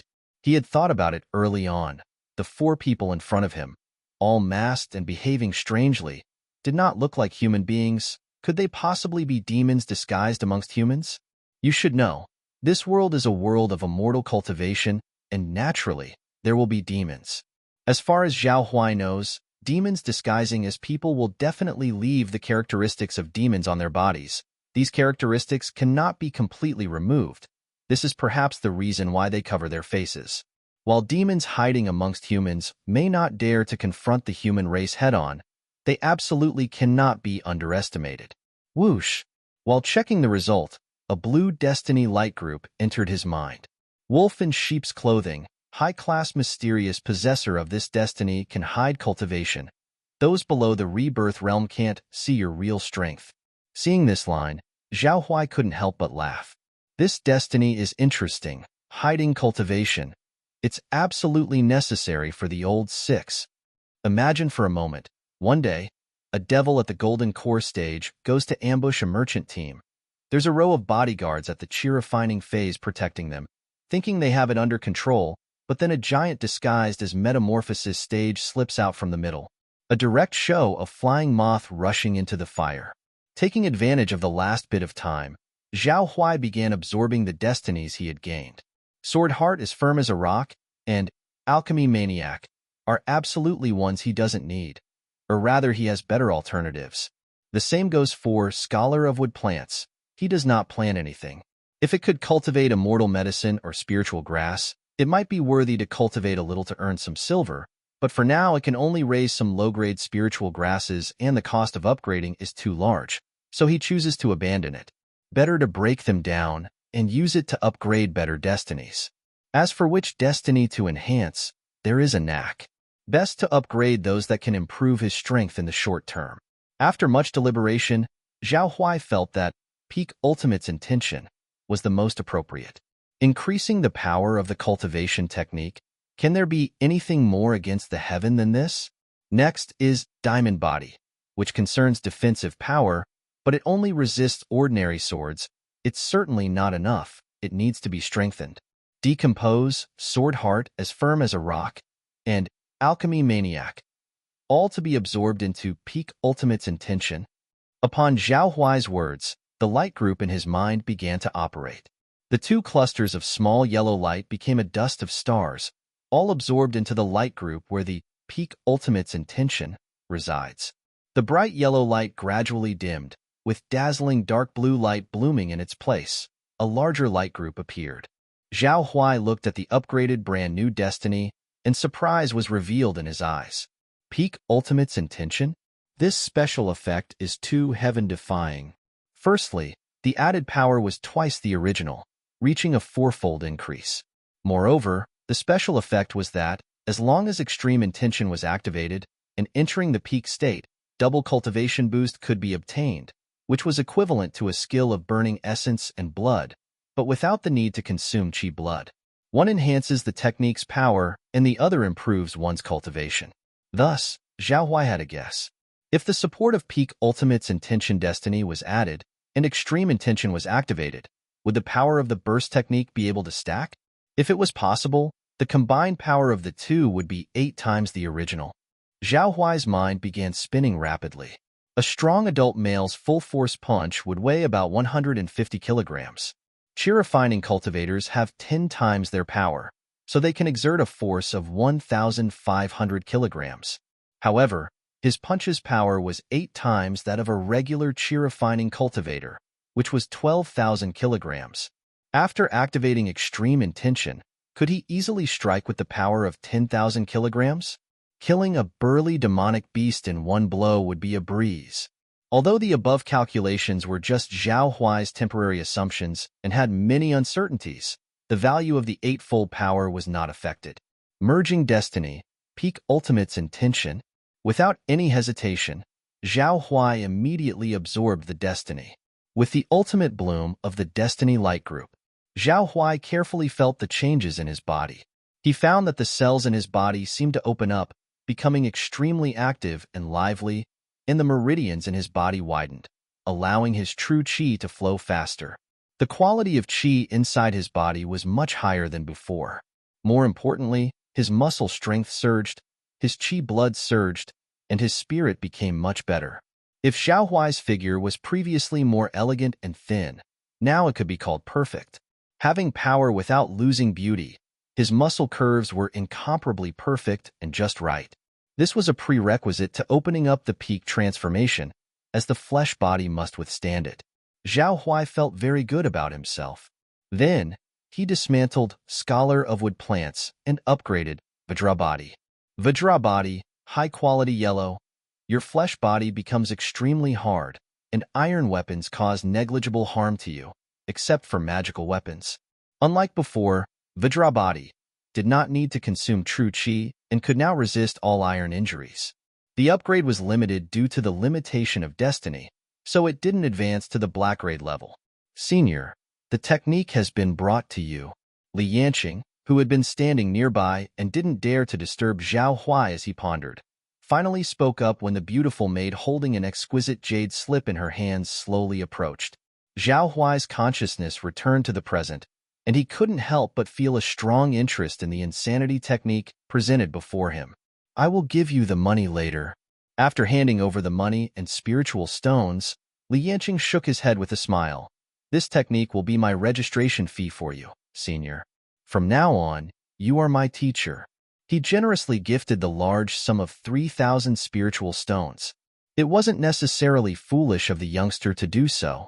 He did have some cunning in him. Zhao Huai couldn't help but think so. You said your father is a governor. Is he the prefecture chief of Jinzhou? True to the saying, those who take others' things find it hard to resist their demands. Zhao Huai's attitude was no longer so indifferent as it had been before. Exactly. Li Yanqing nodded solemnly. My father discovered a new spiritual mine with the Heliacal Mysterious sect a month ago. He's in charge of mining it. Senior, if you teach me chi-refining, there will definitely be no shortage of spiritual stones. You dare to speak of such confidential matters. Aren't you afraid I'll sell you out? Zhao Huai's mouth twitched, at a loss for words. It turned out that the little lad's family had a mine. No wonder he was so rich. At the beginning of the Great Xia dynasty, each state established the position of governor, who was regarded as the top local official. The position of the Jinzhou prefecture chief was still very high. Jinzhou, geographically, is located in the south near the sea, known for its salt trade, making it one of the rich cities in Xia country. I trust Senior, Li Yanqing said solemnly. Seeing his attitude, Zhao Huai's eyes were slightly moved. Since coming here, he had always felt that this world was cruel and full of intrigue, but this boy's attitude made him change his mind. This auction is now over. Thank you for coming, and we hope to see you next time. Li Yuanqing, who was at the center of the counter, looked at the empty backstage with a smile on his face and announced the end of the auction. The four masked men under the stage stared deeply at the single room on the high platform and left the scene. Zhao Huai's eyes were fixed on it, and he knew it was time to leave. He looked at the insanity technique in his hand. He couldn't help but ponder. Why do demons need this cultivation technique so much? At this moment, in Huai's pawn shop located in the East Busy Street, a charming woman sat. It was hard not to glance at her as the passing men just wanted to feast their eyes. This pawnshop owner's new wife was even better looking than the tofu beauty in the West Lane. It was really strange. No one knew where he got such a beautiful woman. Yu Qinghan enjoyed the sun, leisurely basking in it. The tall table in front of her was laid out with melon seeds, cake dates, dried fruits, and fresh fruit. She squinted her eyes against the dazzling sunlight, stretching out her delicate jade hand, looking like a lazy little kitten. This was the life a normal person should live, carefree and content. Yu Qinghan thought to herself, what should I buy for dinner tonight? Her husband should be home in a couple of hours. It's been a long time since they last had dumplings, so maybe they should have dumplings tonight, with chive and mutton filling, or maybe pork and cabbage filling. However, the next second, an untimely dark shadow appeared beside her, interrupting her thoughts. My princess, something terrible has happened. What is it? Yu Qinghan replied indifferently. The woman who appeared from the shadow half knelt and reported. Someone found out that the princess's name and portrait have appeared on the bounty list in the black market this afternoon and have been taken by someone. I have been tracking the traces of the two assassins all the way, but I was still a step behind. The assassins may have entered Jinzhou by now, so I came to inform the princess. It's just an assassin. I have fought powerful enemies at the initiation stage, so what is there to fear? Yu Qinghan shook her head, not afraid. My princess may not be afraid, but young Master Zhao? Yes, my husband. Yu Qinghan suddenly realized that she didn't need to worry about assassins with her cultivation level, but Zhao Huai was different. He was just an ordinary person. If the assassin didn't target her first but attacked her weakness instead, what should she do? The beautiful maidservant noticed Yu Qinghan suddenly standing up, her aura changing, and a cold murderous intent filling the air. Your Highness, the princess. The beautiful maidservant hesitated, only to be interrupted. You watch the shop. I'll be back shortly. Yu Qinghan held her wrist, giving a cold order. In the next second, she turned into a residual shadow, disappearing on the spot. A very fast figure swept across the eaves, and many people couldn't see what it was. Passers-by on the road glanced sideways, wondering where this sudden gust came from during the day. The auction ended, and Zhao Huai and Li Yanqing walked out of the venue side by side. Zhao Huai's gaze swept around, waiting for the crisis to happen. Under the blessing of the stable Taoist mind, destiny, his mind was extremely sensitive to everything around him. He could perceive even the slightest movement. Unfortunately, there was no sign of any movement. Zhao Huai tossed the copper coins again, and the result was consistent with the previous one. Act calmly but firmly, and he could pass the crisis with ease. Senior, are you waiting for someone? Li Yanqing saw Zhao Huai looking around and couldn't help but ask curiously. No, I'm just worried that the people you competed with earlier might ambush you. Zhao Huai shook his head. Li Yanqing's face was full of optimism, pointing to the servants around him. Don't worry, my father found me some bodyguards. Although they are not as good as you, they are still in the third or fourth stages of qi refining. Isn't that enough for self-protection? The next second, Zhao Huai's big hand patted Li Yanqing's shoulder, making him stunned. Zhao Huai's expression was serious. Remember, never underestimate anyone. This is the first lesson I teach you. Disciple will follow your teachings. Li Yanqing nodded earnestly. Let's go. The governor's mansion is on my way. Zhao Huai saw that there was no danger for the time being, walked ahead, and said leisurely. Li Yanqing followed with his servants quickly. Why do you want to practice qi refining? As they were walking, Zhao Huai suddenly asked. Li Yanqing sighed. My father said that if I didn't practice qi refining, he wouldn't let me inherit his business. But I've changed many teachers and still failed. Your father must be very kind to you then. Li Yanqing immediately shook his head. No, he is too fierce, and he is always busy, so I rarely see him. Everyone envies me, but I don't like it this way. Zhao Huai smiled slightly and instructed. You are actually in the midst of fortune. Suddenly, at that moment, a chilling sense of crisis emerged from Zhao Huai's spine, extremely cold, as if he had fallen into an ice cave. Stable Taoist mind, vaguely acted, sending a refreshing breath into his body. His body seemed to have a nerve reflex, moving backward. Several sharp cold lights cut through the sky, falling from the heavens. Thin as wings, flying knives passed extremely quickly before his eyes. In Zhao Huai's eyes, time seemed to slow down. The flickering cold light in front of him, each one emitting a terrifying chill. In an instant, time returned to normal. Zhao Huai's center of gravity fell backward, and his right hand pulled Li Yanqing beside him. Soon, he regained his footing. They were about 4 or 5 meters away from their original position. Puff! The 3 servants surrounding Li Yanqing were directly pierced by the flying knives that fell from the sky. Their bodies collapsed heavily to the ground, blood splattering on the spot. There's an assassin. Protect the young master. A servant shouted loudly. The remaining servants wrapped Li Yanqing in the middle, their faces tense and as if facing a formidable enemy. Only Zhao Huai's face was calm, his gaze sweeping around, activating his spiritual power to look for traces of the assassin. No wonder he couldn't find the enemy just now, as they were actually hiding in a high place. Zhao Huai's sharp eyes swept over the empty alley in front of him, fixing on 2 figures on the eaves not far away. The opponents were also in the qi refining realm. Scholar, your sleeping flying knives failed. What's the situation? On the eaves, a burly butcher questioned with a deep voice. This person seems to be somewhat skilled and not that simple. We cannot be careless. A touch of solemnity appeared on life-taking scholar's thin face. This person could dodge his flying knives, definitely a cultivator as well.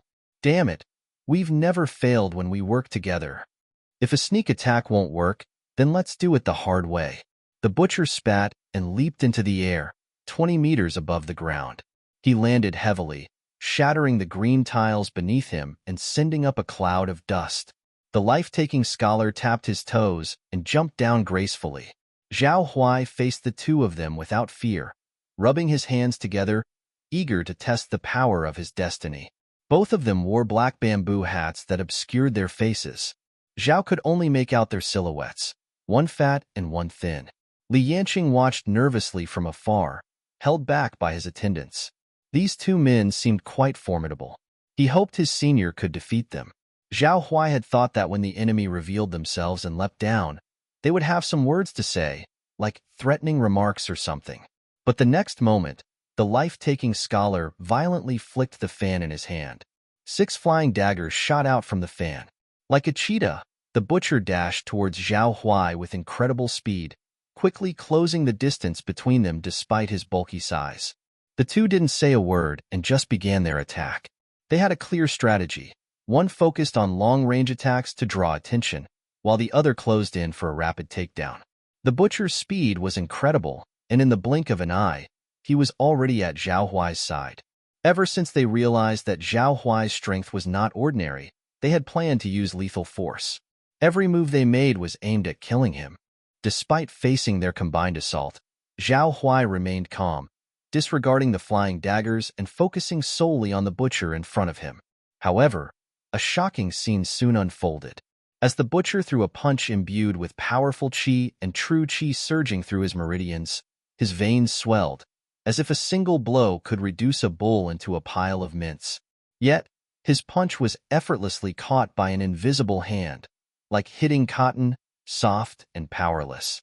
Zhao Huai's right palm caught the butcher's technique without losing any energy. With his left hand clenched into a fist, he threw a plain punch that caused the surrounding air to whistle and screech. Whoosh! The butcher's reaction was extremely fast, but by the time his eyes regained focus, the fist was already on his left cheek. He was unable to resist. Bang! With a loud explosion, a wave of energy radiated from the center of Zhao Huai, spreading violently. A shadow flew out at high speed, snapping a willow tree in half at its waist. Yet it didn't stop there, as the shadow continued to crash into a solid mud wall, causing debris to scatter before finally stopping. Ting! Ting! The flying daggers finally reached Zhao Huai, aiming for his heart, forehead, and neck. Their metallic clinks sounded incredibly unnatural. The 6 flying daggers fell to the ground ineffectively. Seeing this, the life-taking scholar's pupils shrank, and his icy face was filled with amazement, as a sense of foreboding overtook him. Li Yanqing and the surrounding attendants exchanged shocked glances. Did he take them down that quickly? With a smile on his face, Zhao Huai rubbed his wrist, his narrowed eyes brimming with sympathy as he chuckled. Coming to die? Do you know the power of my punch? The life-taking scholar looked back at the battered butcher, his eyes conveying a hint of terror and uncertainty as he asked, "Who are you?" They came to assassinate someone, not to be assassinated themselves. That's the question I should be asking you. Zhao Huai couldn't help but laugh. The life-taking scholar fell silent immediately. The next second, 6 sharp sword tips emerged from the layers of his feather fan, which made a swish sound. Empowered by his true qi, the 6 fan swords levitated. It seemed the enemy still wanted to fight. Extreme intention. Activate. Zhao Huai muttered internally. Showing no mercy, he went all out and directly activated his peak mode. All the true qi within his body was mobilized, and his 9th stage of refining qi cultivation had doubled. The commotion generated by the true qi was enormous. The wind rustled the leaves of the distant willows, and the signs of the surrounding shops trembled under the force of the turbulent qi. As dusk approached and Jinzhou City gradually grew dimmer, an unknown force continued to stir up whirlwinds in the hidden alleyways. Zhao Huai could feel the surging power within him, his eyes, with a hint of surprise. This ultimate intent state at the 9th stage of refining qi unexpectedly had a trace of touching the initiation realm shadow. His flesh absorbed a large amount of spiritual qi from the universe, all of which transformed into the true qi within his body, and the true qi in his pubic region continuously compressed, showing a trace of condensing into true vigor. One should know that only at the initiation realm could one gather the qi si in the pubic region, compress spiritual qi, and solidify it into true vigor. Now, he seemed to have reached the threshold of the initiation stage. Swoosh! The life-taking scholar quickly launched an attack without a moment's rest. The sharp 6-fan sword pierced towards Zhao Huai's face in a flash. In the eyes of Li Yanqing and others, they could only vaguely see the blurred afterimages. However, Zhao Huai's expression was calm as he extended 2 fingers and leisurely intercepted the incoming sword edge. Then, with a flick of his index finger, ding!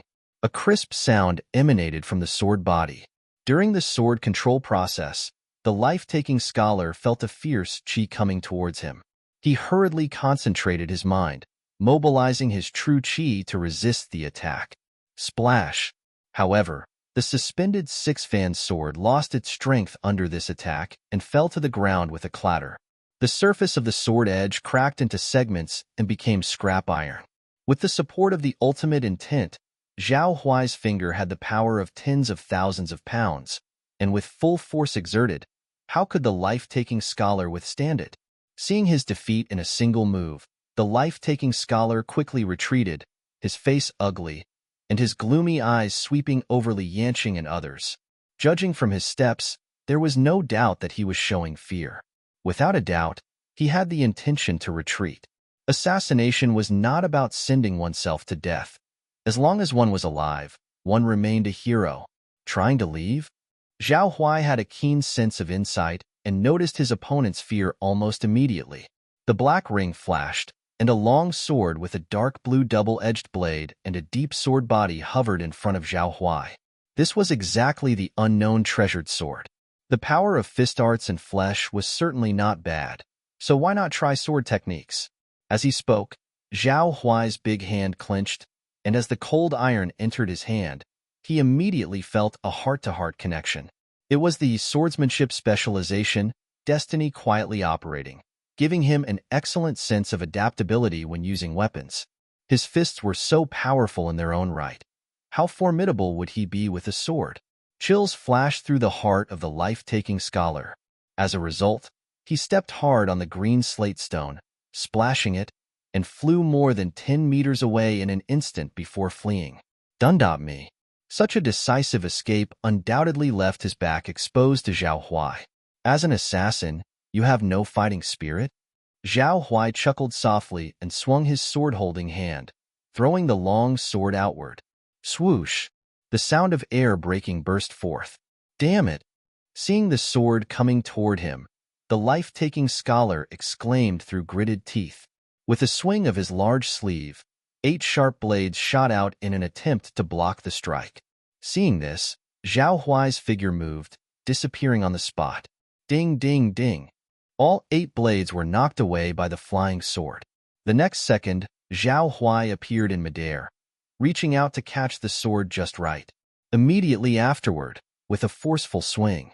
With the support of the Ultimate's intention stage, Zhao Huai's flesh body seemed unchained. The sword body trembled, and a dragon-like blue sword chi emerged from the sword edge, breaking through the air with the sword. As the sword chi approached, the life-taking scholar's eyes flashed with extreme terror. It was already too late to resist. PFF. The sword chi shattered the life-taking scholar's true chi barrier, instantly crushed his heart meridian, causing him to spew a large mouthful of blood. His limp body fell to the ground like a boneless cloth doll, heavily before dying. His eyes were wide open, apparently not expecting the failure this time to be at the hands of an ordinary-looking young man. This unknown treasured sword seems to be a magical weapon. Zhao Huai wiped the blood on the sword with the life-taking scholar's clothes, looking at the crystal-clear sword body, and muttered to himself. At this moment, the butcher's stiff body shook slightly, and the pig-slaughtering knife at his waist was drawn out with a swish and hung parallel to the ground. A pair of angry eyes opened, even red. On the other side, Zhao Huai's mind seemed to sense something. He just raised his eyelid, and his eyes showed no ripples. With a throw of his hand, the long sword turned into a dark blue lightning, shooting out. Clang! The resonance of the sword was ethereal and clear, like a water droplet falling into a 1,000-year cold pool. So strong. The butcher's chest, which had just sat up, was pinned to the mud wall by a long sword. Immediately, the pig-killing knife clattered to the ground, blood oozed out of the corners of the butcher's mouth, and the disbelief in his eyes lingered for a long time. Zhao Huai walked slowly, drew the long sword from the wall, and sighed. Leaving him alive probably wouldn't get any information, and with the previous lesson in mind, he didn't plan to hold back this time. Are these assassins really here to kill me? I feel like they made a sudden decision. Could it be another assassination of Madame? Zhao Huai pondered secretly. Combining the experience of the last time and this time, it was not difficult for him to infer that the real target of these assassins was Yu Qinghan. However, they chose the weakest, and they all came to him. Zhao Huai felt that this was unacceptable, for who could tolerate being assassinated every day? He had to have an in-depth communication with Madame at night. Some contradictions need to be resolved at the root. Senior. At this time, Li Yanqing ran over excitedly, and the followers around him could barely catch up. Your swordsmanship is so powerful. Can you teach me? Li Yanqing's face was full of excitement, even more excited than the first time he went to the brothel. Zhao Huai retracted the sword into the black ring and said indifferently, "You still have a long way to go. Practice refining qi first." Li Yanqing was not discouraged at all and grinned. No problem. He thought that as long as he followed such a master for cultivation, Where would he be afraid that he couldn't practice refining qi? The strength Zhao Huai showed completely outperformed the so-called expert cultivators Li Yanqing's father had found. Those unscrupulous sects obviously took his father's money but sent a few ordinary disciples to teach him. Wasn't that perfunctory? Zhao Huai collected the money bags from the two corpses in front of him, counted them accurately, and found that there was a lot of silver, thousands of silver bills, and hundreds of spiritual stones. It was a small fortune. Then he took out 2 fire-thunder talismans he had refined from the black ring. Senior, is this a talisman inscription? Li Yanqing was very insightful, seeing the yellow paper with various patterns carved by Zhao Huai and saying it immediately. Yeah. Zhao Huai answered softly, then threw out the fire-thunder talismans in his hand. The masculine fire ignited spontaneously from the talisman. In the blink of an eye, the raging red flames engulfed the 2 corpses. Burned to a pile of black ash, this can also be regarded as another use of the fire-thunder talisman. With a gentle breeze, it disappeared. After destroying the corpses and hiding the evidence, the dead would naturally be unverifiable. Zhao Huai looked at the scattered ashes and thought to himself. In an instant, Zhao Huai suddenly remembered that there was one more thing he hadn't dealt with. That was the 4 masked strangers he encountered in the auction. He remembered that these 4 people were going to trouble him. But now, where are they? Zhao Huai did not forget that the identities of the 4 masked strangers were likely to be demons. At the entrance of the Heavenly Treasures Trade Branch Association, 4 masked figures gathered together, their eyes filled with coldness. The temperature around them was very low, devoid of any warmth that living beings should have, and a faint stench lingered around them. What was the outcome? The masked young man was the first to speak. We lay in wait by the main and side entrances of the other doors, but we didn't catch a whiff of that kid. Same here. I was in the auction, waiting for him like a hunter waiting for its prey, but there was no trace of him. Boss, what if those 2 are in cahoots? Were they already gone through the back door as soon as the auction ended? The masked young man pondered. It's highly possible. Originally, this cultivation technique was as good as ours. Suddenly, someone appeared to compete with us for it. It's hard not to suspect that they're working together. Boss, is this cultivation technique really that important? One of the subordinates asked in confusion. The masked young man cast a glance at him, speaking indifferently. It's normal that you don't know since you've just joined Blackwind Cave. 100 years ago, an immortal cultivation sect developed a mental technique targeting demons, capable of obstructing their psychic erosion on the human race. At that time, the demons suffered huge losses, and the humans gained the upper hand. Is it the same cultivation technique we're looking for? His subordinate asked. The masked young man nodded. Indeed, due to internal strife within the human race, that sect has now fallen into decay and become a ruin. Before invading, we in Blackwind Cave received information about this technique. In order to ensure the smooth progress of our plan, we must eliminate any unfavorable factors first. A fierce glint flashed in the masked young man's eyes. The plan of Blackwind Cave was originally aimed at Jinzhou, to further infiltrate the human race. But now that they had discovered the re-emergence of the insanity technique, it posed a great threat to them. They absolutely could not allow the current human race to discover the true purpose of the insanity technique. Otherwise, their survival space would be further squeezed. In other words, if they couldn't get their hands on it, they would be forced to change their target and aim for other states and counties. Boss, look, there's a human woman over there. At this point, one of the men by his side pointed and shouted at the woman across the street. At the street corner, a woman with a cold and beautiful demeanor emerged, dressed in a green silk blouse and a plain white long skirt, her figure stunning. She scanned her surroundings, clearly looking for someone. Strange. I remember my husband mentioning that he would come to the auction to purchase some items. Could it already be over?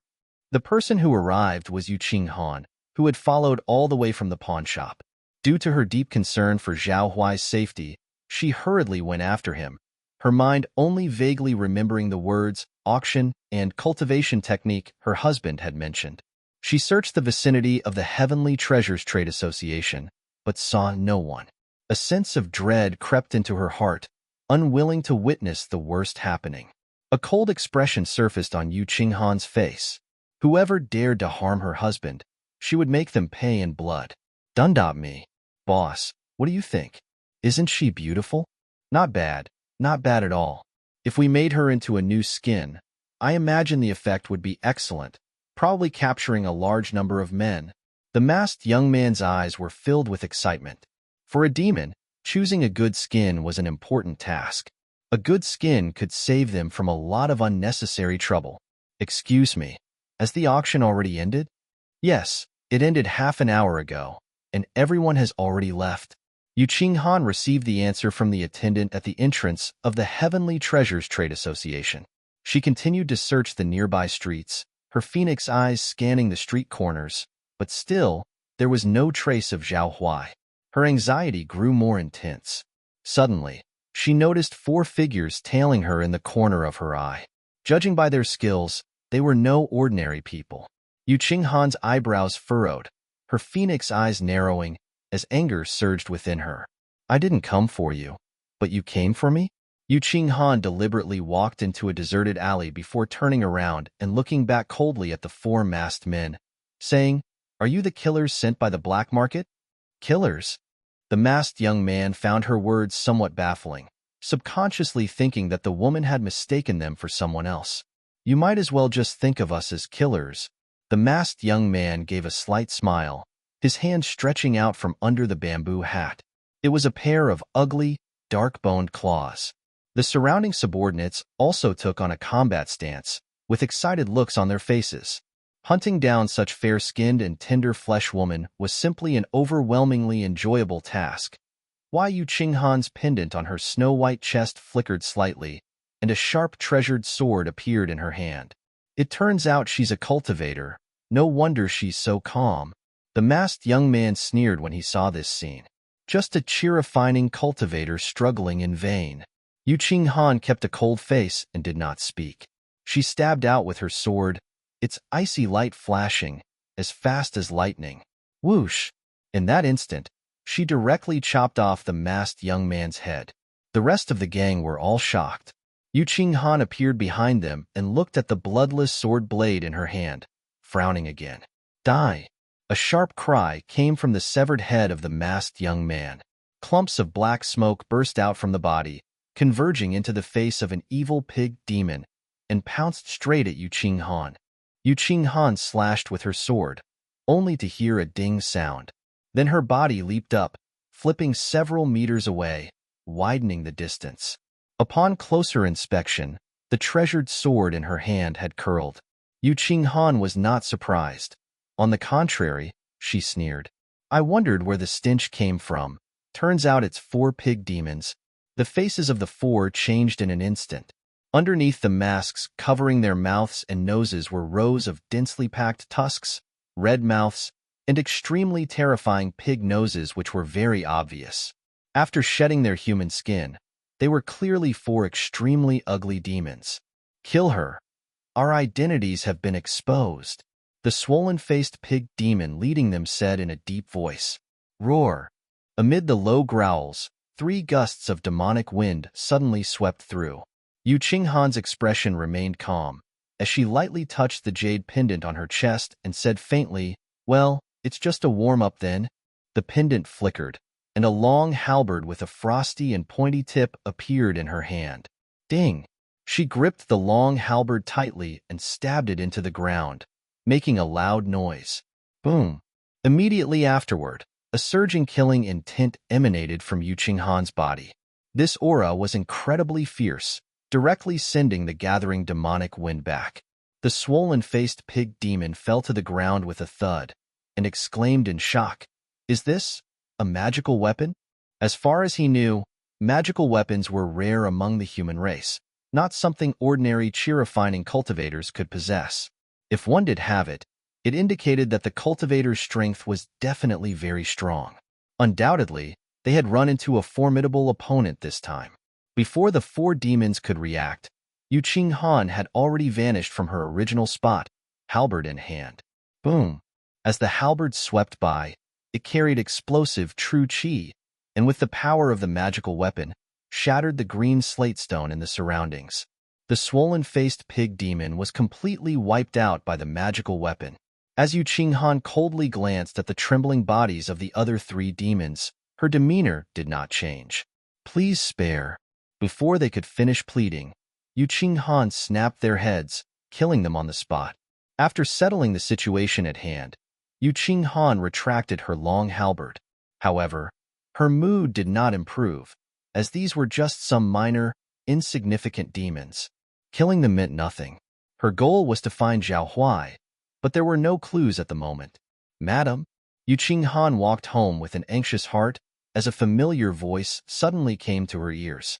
She turned her head and saw Zhao Huai holding a bag of vegetables, looking shocked. "Husband." "Madam, why did you come out?" Zhao Huai saw that Yu Qinghan was walking alone on the street looking unhappy, and he couldn't help but feel curious. When Yu Qinghan saw that Zhao Huai was unharmed, she felt as if a heavy burden had been lifted from her heart, and the stone in her heart finally fell. But when faced with her husband's doubts, she hesitated for a moment. She had a muddled mind because she hadn't figured out what to say yet. She couldn't just laugh and say, "I was afraid you'd be killed by an assassin, so I came out and killed 4 demons while I was at it." Could she? That would sound far too terrifying. And it would provoke her husband's extra attention and questioning. Where did the assassin come from? Why was there an assassin? Didn't you cut ties with your family? After all, she had promised before her wedding that their normal life together would not be threatened, and no one would disturb them. Revealing the truth now would be like slapping her own face, wouldn't it? Seeing that it was getting late, Yu Qinghan, in a hurry, came up with a bright idea and laughed. "I saw that it was almost dusk, and I thought of going out to buy some vegetables, but I didn't expect to run into my husband." Zhao Huai lifted the basket of vegetables in his hand, shook it, and smiled. "No need. I've already bought them. The auction ended early today, so I came back quite quickly. That's why I went to the market and bought the vegetables." After he had sent Li Yanqing back home and explained some matters regarding accepting a disciple, he made a trip to the fair. Otherwise, it would have been difficult to explain his whereabouts. Yu Qinghan glanced at the fruits and vegetables in Zhao Huai's hands, which were filled to the brim, and gave him a faint smile. "You bought so much?" "Yes, I bought a lot of beef and mutton, as well as enough for the next few days. After all, we have a cellar at home to store them in, so they won't spoil." Zhao Huai grinned. "Did my husband have a smooth day today? Did anything bothersome happen?" Yu Qinghan saw that her husband was fine. Her heart naturally felt happy. However, her words still subtly asked if any issues had come up. Facing the inquiry, the images of the 2 assassins, one fat and one thin, subconsciously flashed in Zhao Huai's mind. He didn't even know their names until he killed them. If he were to tell Yu Qinghan about the 2 assassins, it would undoubtedly be unwise because it would be hard to explain their whereabouts. Me. Back when they met, hiding his cultivation was a form of protection. Now that they have been together for some time, it's difficult to admit the truth. He would pick a better time in the future. Nothing went wrong. I got a great harvest, especially a bottle of body-refining pills. I've been practicing martial arts for a while but haven't had any breakthroughs. However, these pills seem to be quite effective, making my body stronger. Zhao Huai made up a story about an auction harvest, which also explained his reason for going to the Heavenly Treasures Trade Association. Li Qinghan listened, nodded slightly, and seriously advised. Pills are ultimately a low-end method. To become strong by self-cultivation, one must rely on oneself. Zhao Huai smiled bitterly. "I'm not as gifted as you, madam, and can only rely on external help. My talent is really not enough." The truth was, what he said was also accurate. His original body was that of a playboy prince who indulged in pleasure and played hide and seek with palace maids all day long. Even at his age, he had yet to practice martial arts. Looking at it from another perspective, his aptitude was not only poor, but he was also lazy, unwilling to work hard or practice. As a result, when he first arrived, he was just an ordinary person. This extremely poor aptitude even affected him. Zhao Huai had been stuck at the 9th stage of refining qi for some time, unable to break through to the initiation stage. From a certain perspective, wasn't this a manifestation of his limited potential? Having the destiny of a diligent reader, it was true that his cultivation speed was fast. However, with his bottleneck still present, he remained stuck in place. My husband should not think of himself as worthless. Yu Qinghan heard Zhao Huai's self-mockery, pursed her red lips, and grabbed his hand in disbelief, carefully feeling it. She had not paid attention to her husband's talent issue before. Now, she could take a closer look. Seeing this development, Zhao Huai's eyelids twitched. Fortunately, he had the destiny of posing as pig-eating tiger to cover up. No one could see his true cultivation. Otherwise, if his secret were discovered, it would be difficult to explain.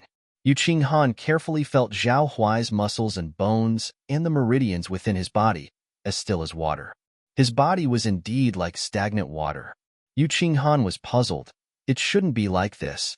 My husband's meridians are very broad, and his body is excellent. It's just that his spiritual root is lacking. So how could he not become powerful?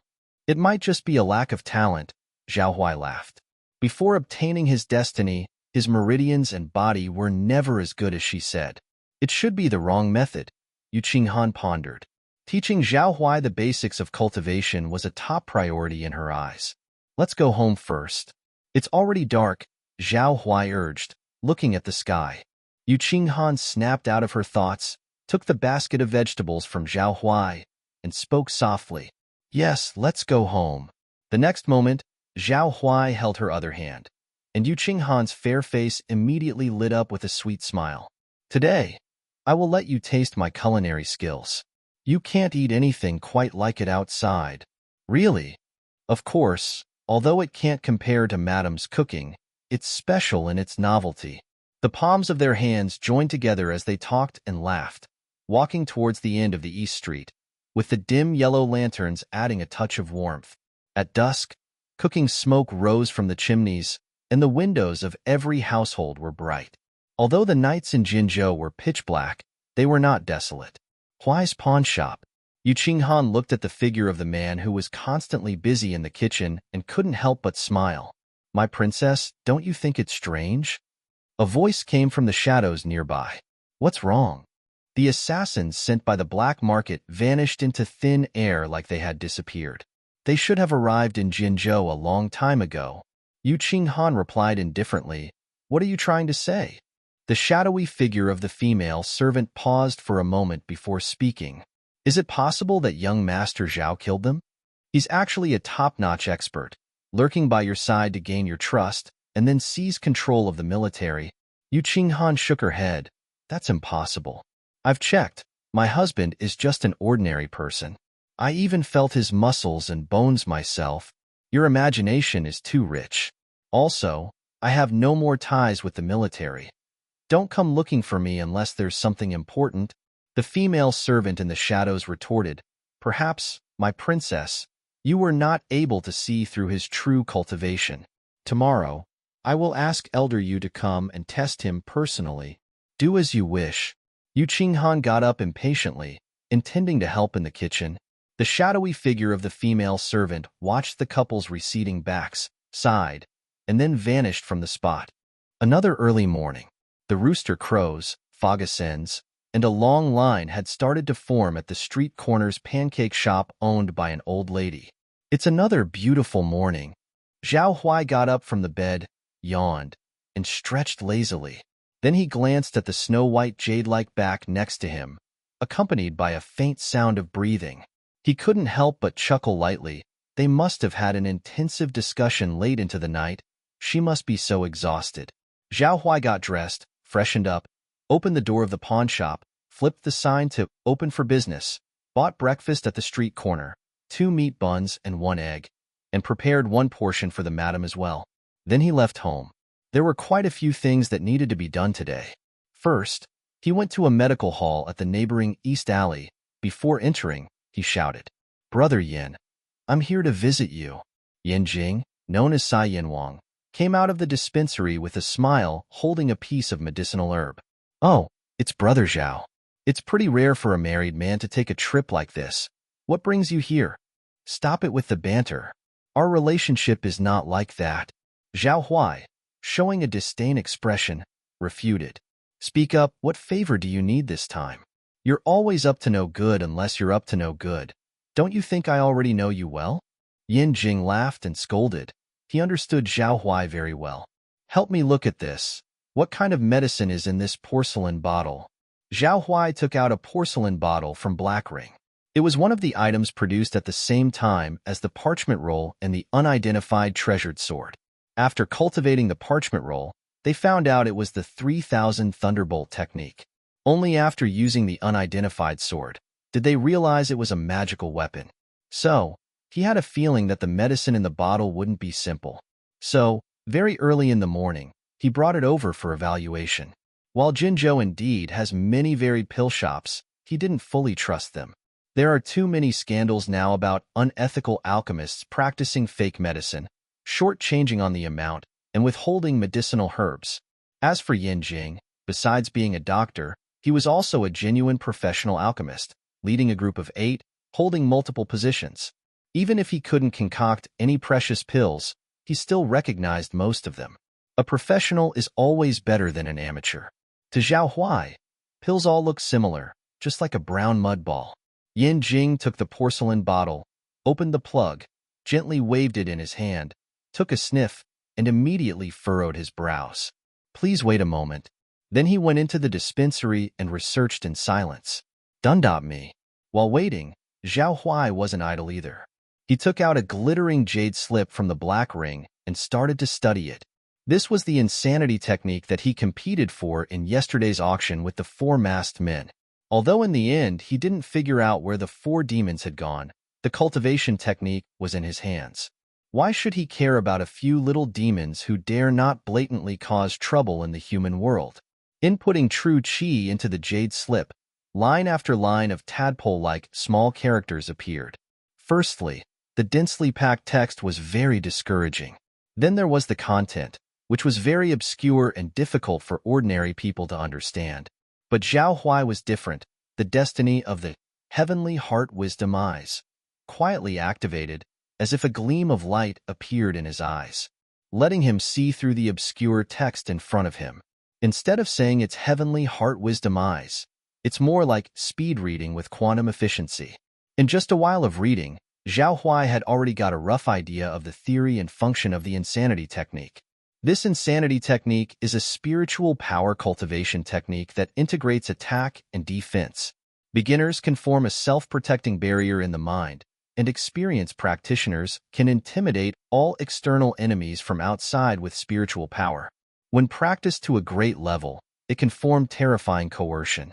Using the word insanity to describe it, it can be said to be very apt. As for why this cultivation technique attracted the attention of the demons, Zhao Huai was unsure. In an instant, Zhao Huai began to attempt to construct a reliable spiritual barrier in his mind. This can prevent enemies from directly invading the brain and attack his mind. It wasn't as difficult as imagined, and Zhao Huai accomplished the first step very quickly. The second step is to release his powerful spiritual power outward, forming a big net to attack. But Zhao Huai was still lacking in terms of spiritual power strength. He estimated that if he could break through to the initiation stage, it would be very easy to accomplish. Brother Zhao, be honest. Where did you get this medicine from? After some time, Yin Jing's voice finally rang out from the pharmacy. However, Yin Jing's expression seemed somewhat unusual, extremely solemn. Bought from the pawn shop, just trying my luck. What's wrong? Seeing his expression, Zhao Huai's heart skipped a beat, thinking, it's not some nasty poison, is it? You've hit the jackpot. Yin Jing finally revealed a brilliant smile. Don't scare me like that. Zhao Huai finally breathed a sigh of relief and quickly asked, what kind of medicine is inside? Yin Jing smiled slightly. All good stuff. This porcelain bottle is filled with various kinds of pills. Come have a look. He poured out the pills and began to explain one by one. This fragrant, large pill is called a vigor-gathering pill. It can improve the true vigor in the body of a cultivator in the initiation stage, greatly enhancing magic power. Upon hearing this, Zhao Huai frowned, saying, but I haven't initiated yet, so it's of little use to me for now. Don't be hasty. Yin Jing chuckled, pouring out the second golden pill, which was crystal clear and translucent. It seemed to be wrapped in a layer of fog, appearing quite extraordinary. What is this? Zhao Huai couldn't resist asking. Yin Jing's eyes sparkled. He said word by word. Initiation pill. Initiation pill? Zhao Huai suddenly brightened up. He then directly grasped the golden pill in front of him, held it in his palm, and examined it closely. As everyone knows, once you have an initiation pill, you can break through to the initiation realm smoothly. However, the initiation pill is priceless. Regardless of how much money you have, you can't buy it. Initiation pill, made from 31 precious spiritual grass and medicinal herbs like jade marrow mushroom, purple monkey flower, and heavenly spirit fruit. Only some official great immortal cultivation sects and senior alchemists can refine it. But there is an iron law within the immortal cultivation sects, which is to absolutely not interfere in mortal world matters, so the initiation pill is hard to circulate. Every time one came out, it would be madly snatched by the world. After all, having a powerful cultivator in the initiation stage is a quantum leap for any aristocratic family. It's actually initiation pill. This trade is indeed worth it, Zhao Huai said with a smile all over his face. He felt that just one initiation pill alone was worth more than all the others combined. It's not over yet. Yin Jing faintly laughed, and then he took out other pills one after another. The big rejuvenation pill, a panacea that works wonders for both internal and external injuries. No matter how serious the internal and external injuries are, if you take this pill, it can greatly ease the injuries and save lives, even if it can't bring the dead back to life and fully recover instantly. Qi and blood pill can replenish a large amount of qi and blood force. It is usually taken immediately after a blood essence fighting battle. Detoxifying pill can neutralize hundreds of poisons. Regular poison, just a sip of water mixed with the pill, can cure the disease. Taking it directly, any strong poison can be neutralized. Mind-pacified pill, after taking it, it can get rid of the distractions in your mind and achieve unity of mind and spirit. It is usually taken before retreating. After introducing them all, Yin Jing put all the pills back into the porcelain bottle, threw it to Zhao Huai, and said leisurely, "There are roughly these many kinds. There is also a scarlet pill I can't identify. You can research it slowly in the future." Zhao Huai, holding the pills, couldn't stop smiling. This was a real fortune, full of pills. In the short term, there was basically no need to worry about the problem of pills. Seeing Zhao Huai's expression, Yin Jing curled his lips and teased. "How many initiation stage cultivators did you rob? No normal person would sell you so many precious pills unless they were a fool." "Well, isn't it a fool after all?" Zhao Huai smiled slightly and didn't say more. "Clear the way. Clear the way. Don't block the way." At this time, a shouting voice from outside the clinic, as well as the squeaky sound of wheel rolling, attracted the attention of both of them. Zhao Huai looked closely. It was a full caravan passing by. The wooden cart was packed tightly, not allowing any gaps. Around the caravan, there were many bodyguards protecting it. Judging from their eyes, each of them was stern and their weapons and equipment were very sophisticated. Obviously not ordinary people. Zhao Huai wondered. This caravan looks quite odd. What are they escorting that can't be seen by people? This setup, it looks familiar. Could it be them? Yin Jing, standing aside, could not help but smile as he watched the wooden carts passing in front of them. "You know them?" Zhao Huai turned his head, with a puzzled look on his face.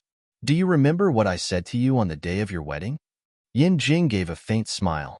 Zhao Huai pondered carefully, but shook his head. "Don't remember." Yin Jing was not annoyed, apparently knowing that this was just the kind of behavior the other person had. So he repeated the words spoken on the day of the wedding. "A week ago, I received news from Yinqing that a cunning rich merchant secretly transported a cartload of stolen goods. He sought out many pawn shops, but nobody dared to buy. It was quite mysterious. No one knows what's inside. At that time I said if this deal is successful, you wouldn't need to work for half a year." Upon hearing this, Zhao Huai remembered and could not help but question. "How did you know that the cunning merchant was transporting stolen goods?" Yin Jing smiled without saying a word. "Of course, I heard it from a merchant friend of mine. This caravan headed south and found almost no buyers. Perhaps he's here to find you." After listening, Zhao Huai chuckled lightly. The other pawnshops dare not accept the goods, yet you assume I can manage? Yin Jing's lips curled into a mysterious grin, a look that was neither a smile nor a frown. You young man, pretending to be poor on the surface, even though the pawnshop seems shabby, you have a keen eye for good stuff. You have collected lots of valuable items and sold everything on the black market, reaping handsome profits over the years. How else do you think you made your fortune? Zhao Huai simply smiled without saying a word. Because what Yin Jing said was true. The reason he opened a pawnshop instead of a brothel, a tavern, or a boxing club had its reasons. First and foremost, his ability to mint gold and bronze coins had not only the function of fortune-telling, but it could also be used to make money. A deal is done when the money and goods exchanged hands. After running a pawnshop for 3 years, Zhao Huai has naturally set his own basic rules for doing business. Good stuff, keep it. Bad stuff, don't touch it. It's a rule he's always abided by. Simply by using his gold and bronze coins, he could tell whether each item is worth buying or not. The biggest taboo for pawnshop owners is to encounter something that brings loss, where the goods cannot be sold, and would only drain the capital, resulting in the possible collapse of the shop. There's also the risk of getting involved with forbidden items, which can lead to government's shutdown or even annihilation by unknown forces. Zhao Huai had heard about an incident where a sizable leading pawnshop, with over a dozen branches, collapsed overnight after impulsively buying an exotic treasure. Tragically, the entire staff was killed on the second day. It turned out only later that the item was a soul tool crafted by a devil cultivator, designed to silently harvest human lives. The horror was unimaginable. There were too many unexpected incidents, like purchasing from grave robbers, consequently being held accountable by the imperial court, or selling inherited jade, only to be immediately stolen by thieves. But with the gold and bronze coins, Zhao Huai had nothing to worry about, and he could run his business with confidence. Not only did his shop not collapse, but it also grew stronger and bigger. He dares to say that if there was anything he, the owner of the largest pawnshop in Jinzhou, couldn't handle, then nobody else could. All right, if there's nothing else, I'll get going. Having achieved his purpose, Zhao Huai decided not to stay in the hospital any longer. He bid farewell to Yin Jing and was about to return to his pawnshop. Don't forget to invite me for a drink when you break through the bottleneck. Yin Jing cursed jokingly at his back. Zhao Huai did not turn back, but waved his hand in understanding. We'll do next time. At that time on the streets, in front of a carriage wrapped tightly with wood, there was an incredibly luxurious bejeweled carriage. In the carriage, a man in his 40s was sitting on a renowned embroidered cushion. This man had rosy cheeks, prominent shiny forehead, and sparkling eyes. One look at him, and you'd know he was cunning and ruthless. And he was the owner of this batch of wooden carts. Master Huang, are you really going to sell all these things? A middle-aged man dressed like a guard, with a sword in his hand, couldn't help but ask, "What? Any problem?" Master Huang looked up indifferently and asked leisurely, "We previously agreed that these artifacts should be sold quickly and cleanly, either selling all or not selling any at all. You're currently trying to sell them in a cartful way while mixing real with fake. I'm afraid it might backfire." The guard warned earnestly. "Do you know how to run a business, or do I?" Master Huang asked indifferently. "Of course, it's Master Huang who knows, but these things are rightly mine." The guard chuckled awkwardly, explaining his point. Master Huang laughed coldly. "Even then, I bought them from you, including you yourself. If it weren't for me saving you, you'd have starved to death. And with your current stature, would your previous military status allow you to find such a decent job?" The guard sighed helplessly. "Even so, all these are artifacts from the previous dynasty. There are few buyers in the first place, and many pawnshops on the road have already refused. You don't need to worry about that. I have my ways." Master Huang's lips curled into a strange smile, possibly scheming something. The guard looked at the bustling streets passing by the carriage window and was lost in thought. Time flies, and 3 years have passed in a blink of an eye. Who would have thought that the once ruined walls and ruins have all been rebuilt to be so beautiful now? He was once an ordinary soldier of the Yin dynasty. He had fought valiantly on the battlefield and was promoted due to his accumulated merits and won the appreciation of his superiors. He was even appointed as a martial officer guarding the imperial palace. He thought that he'd be able to enjoy the rest of his life, but just a few years later, he heard the ill rumors of the impending fall of the Yin dynasty, and rebellions broke out like bamboo shoots after a spring rain. The main forces of Yin were retreating while the rebel army was heading straight towards the capital. He was then ordered to defend the city. However, while he was fighting at the city gate of the capital, defending it day and night, someone suddenly shouted that the emperor had surrendered and those who knelt would be spared. His efforts went in vain. That day, armies from outside the city swarmed in. In his madness, he ran towards the imperial palace. His mind was filled with confusion. Only one sentence echoed in his mind. "I was ready to fight to the death. So why did your majesty surrender first?" Everything happened too quickly. By the time he reached the imperial palace, there was news that the emperor was dead. His mind was sent into a spin, and his thoughts took a sharp turn. "I must survive." So he mingled with the rebel army, entered the imperial palace to loot. All sorts of items were taken away in the hope of living a better life in the chaotic times. Who would have thought that these possessions would instead become his burden, unsellable and too precious to throw away? After escaping from the capital, he became destitute and lived on other people's mercy. Even many years later, looking back at these wild memories, he still feels an inexplicable heartache. "We're here, sir." This is a pawn shop in Jinzhou, known as Huai's pawn shop. "Ah," Master Huang responded lightly, and then slowly descended from the carriage. In the busy streets, various shops and roadside stalls bustled with noise and the shouting of vendors as people came and went continuously. Pancakes, freshly made pancakes. Tofu, tofu, just freshly ground. Fortune-telling. Our ancestral divination skill, just 10 copper coins each time. If it's not accurate, it's free. Zhao Huai was passing by, leisurely strolling in the direction of the pawn shop, tossing copper coins in his hand. Today's luck was pretty good, full of blessings, but there hasn't been any life-changing events yet. Truly contradictory. Suddenly, Zhao Huai was stopped by an old man at a roadside stall. The old man was wearing a hemp brown long shirt, his facial wrinkles piled up, and his hair was visibly graying. He kept muttering as he spoke. "Ancestral divination? Young sir, won't you calculate your destiny? It's such a shame if you don't." Zhao Huai quietly shook off the man's hand and expressionlessly said, "My destiny is very good. No need to calculate, thank you." After saying that, he tried to leave but was stopped again. The fortune-telling old man had a teaching expression. "Young man, I've seen too many people like you. Young and frivolous, relying on a bit of strength, becoming ignorant and arrogant. You don't know how many calamities are waiting behind you." Heh. Zhao Huai was directly amused by his serious appearance. With gold and bronze coins on hand, did he still need him to calculate? It'd be better not to be misled by him. Zhao Huai sneered immediately. "Fine, I'll let you calculate, but if you're not accurate, you'll give me 100 taels of silver." The fortune-telling old man hesitated for a moment, speechlessly said, "Young man, are you trying to rob me for money? What are you afraid? Will you still calculate or not?" Zhao Huai smiled faintly. The fortune-telling old man regained his composure and laughed. "Fine. If my words are not accurate at all, what harm is there in giving you 100 taels of silver?"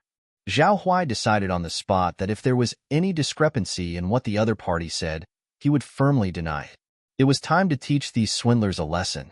Ancestral divination.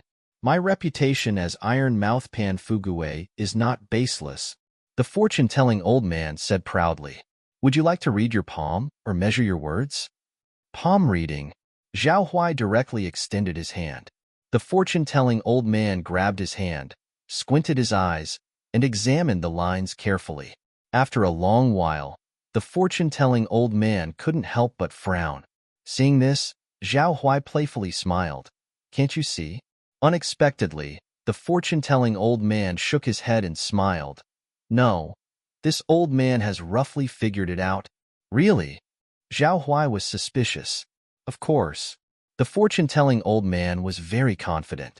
Based on my observations, young master's palm lines indicate yin and yang, happiness overflowing from the heavens. You should have just gotten married a few days ago. Hearing this, Zhao Huai was slightly taken aback and then frowned, asking, "What else?" The fortune-telling old man laughed, looking at the young master's face. "Happiness is overflowing. Madam is certainly very beautiful, and the two of you are deeply in love. Are you spying on me?" Zhao Huai said indifferently. These things were known to anyone who knew him and paid a little attention. This old man certainly did not. The fortune-telling old man shook his head and continued, "Since the young master doesn't believe it, then I'll talk about your fortunes. Just now, I was wondering. Young master's fortune is indeed a noble one, and by rights his fortune should have fallen apart 3 years ago and become completely destitute. Now, however, his fate has been brought back from the dead, bringing with it a glimmer of hope. It's quite strange. But one thing is for sure, young master will soar to the heavens in the next few years." The fortune-teller's tone seemed filled with a mix of lament and sigh. If the information just now could have been created by someone else, the things he heard now were somewhat weird. That's because his trajectory was exactly as the old man described. His fortunes plummeted after the collapse of Yin country and only slightly improved upon the appearance of lucky strike. Zhao Huai believed it somewhat, but didn't dare to trust it fully, so he said in a flat tone, "I'll draw a stick, please." The fortune-telling old man smiled and took out a box of wooden sticks, handing it over and explaining, "Young master, if you want to ask or know something, just silently think of the question and then shake the wooden sticks. You'll receive guidance from the heavens." Heavenly guidance? If there really was guidance from the heavens, then send him back to his original world as soon as possible. Although Zhao Huai thought this way in his heart, if there really was such an opportunity, he wouldn't choose it. As of now, he was living more carefree than before. Today, he finally decided to pray. Although he didn't believe in ghosts and gods, after coming to this world, he had no choice but to be half believing and half doubting. Rather than asking about his own goals, it's better to ask how to achieve a mortal method. After thinking it through, Zhao Huai shook the stick. Click. A wooden stick landed softly on the ground. Zhao Huai picked up the stick and looked at the words. "For that which my heart desires and cherishes, though I die 9 times, I would not regret it." The fortune-telling old man glanced at the words and smiled. These are the words of the ancient sage, Chu Zi, telling us that as long as our hearts pursue and identify with something, even if we die, we should not regret it. If we persist in doing it, we will achieve it. An immortal path without regrets. Zhao Huai seemed to understand a bit. The fortune-telling old man packed up the wooden stick, teaching earnestly, "Heavenly fate can change according to human affairs. Heaven is simply giving us a warning. With changes comes the ability to transform. If we can do our best, even a bad fortune won't be bad." "Young master, do you think my calculation is accurate?" Zhao Huai pondered for a long time, smiled slightly, and did not answer. Instead, he took out 10 copper coins from his waist and threw them to the old man. "Thank you." After that, he turned and left. The fortune-telling old man held the 10 copper coins, watching Zhao Huai's departing figure, and smiled playfully. "Elder Yu, does he really have no cultivation?" At this time, a female hawker selling sugar-coated haws at a roadside stall nearby slowly approached the old man and asked quietly, "Indeed he doesn't." The fortune-telling old man shook his head. "I checked his root and bone, examined his pubic region, and he is indeed an ordinary person." The female hawker nodded and then asked, "So, are all your divinations about him true?" "Half true, half false, I guess." "Which part is true, and which part is false?" The fortune-telling old man smiled faintly. "The part about Qing Han is obviously true. As for the rest, the heavenly fate must not be revealed." The female hawker sighed. "I have been raised by my princess since I was a child, following her all the way up north, conquering cities and winning battles. She is my idol in my heart. But now, where is the senior general who used to be so heroic and peerless in her silver armor and long halberd? Now that King Qin's people already occupy half of the court and the commonalty, what should we do?" The fortune teller said calmly, "Perhaps this is the real her." This old man, accompanying the princess for many years, strategizing for years, has long known that this day would come. An ordinary life is not necessarily bad. Moreover, the husband she married may not be ordinary after all. Is this fortune teller really so mystical, or was it just a lucky guess? Zhao Huai walked away, thinking that something didn't feel right. He knew about the tricks these fortune tellers used, which usually involved observing people's faces and having a basic understanding of psychology to con people. Different people had different scripts, and they would get a few predictions right just by chance, all at no cost. However, the old man he met was indeed quite skilled, managing to predict his fate so accurately, either by mysticism or just a lucky guess. After walking for a while, Zhao Huai returned to the pawn shop. However, he noticed a fancy, bejeweled carriage parked in front of Huai's pawn shop, with a long line of wooden carts behind it, surrounded by numerous bodyguards. This was the mysterious merchant team he had seen before. They really came? Yin Jing had predicted earlier that the cunning merchant would come to find him, and Zhao Huai had prepared himself mentally. He strode into the pawn shop and overheard a conversation. "Madam, believe me, this night luminous pearl is truly a priceless treasure, with an incredibly long history and high collection value. If you don't buy it, you'll surely regret it." "Really?" "Of course it's true. It also has practical use.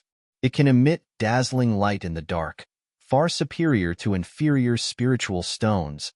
The person sitting across from Yu Qinghan was none other than Master Huang. This man wore brocade clothes and a jade belt, had a robust body, sharp eyes, and appeared to be the cunning merchant. Zhao Huai thought to himself, "Ahem, so we have guests." Zhao Huai coughed lightly, interrupting the two to make his presence known. "Husband, you're back?" When Yu Qinghan saw the person at the door, she smiled and joyfully called out. She had woken up in a daze earlier this morning to find her husband gone and only a cup of steaming hot sheep's milk left on the table. She had barely finished washing up when customers arrived at the pawn shop, so she had to receive them temporarily. "Husband, you should talk to him. I don't understand these things. I'll go prepare the ingredients for lunch." Yu Qinghan gently stood up, giving up her seat. This merchant bombarded her with introductions about a variety of treasures, jewels, and antiques, which she didn't understand at all. It seemed that the professional matters should still be left to her husband. "All right, leave it to me." Zhao Huai stepped forward resolutely and sat down, examining the merchant for a moment before saying with a faint smile, "This guest has a kind face and the bodyguards outside are quite tall and strong. You must be from a merchant team from the north." Master Huang, seeing the woman leave and a handsome man taking her place, knew that this person must be the shopkeeper who was more difficult to deal with than the woman.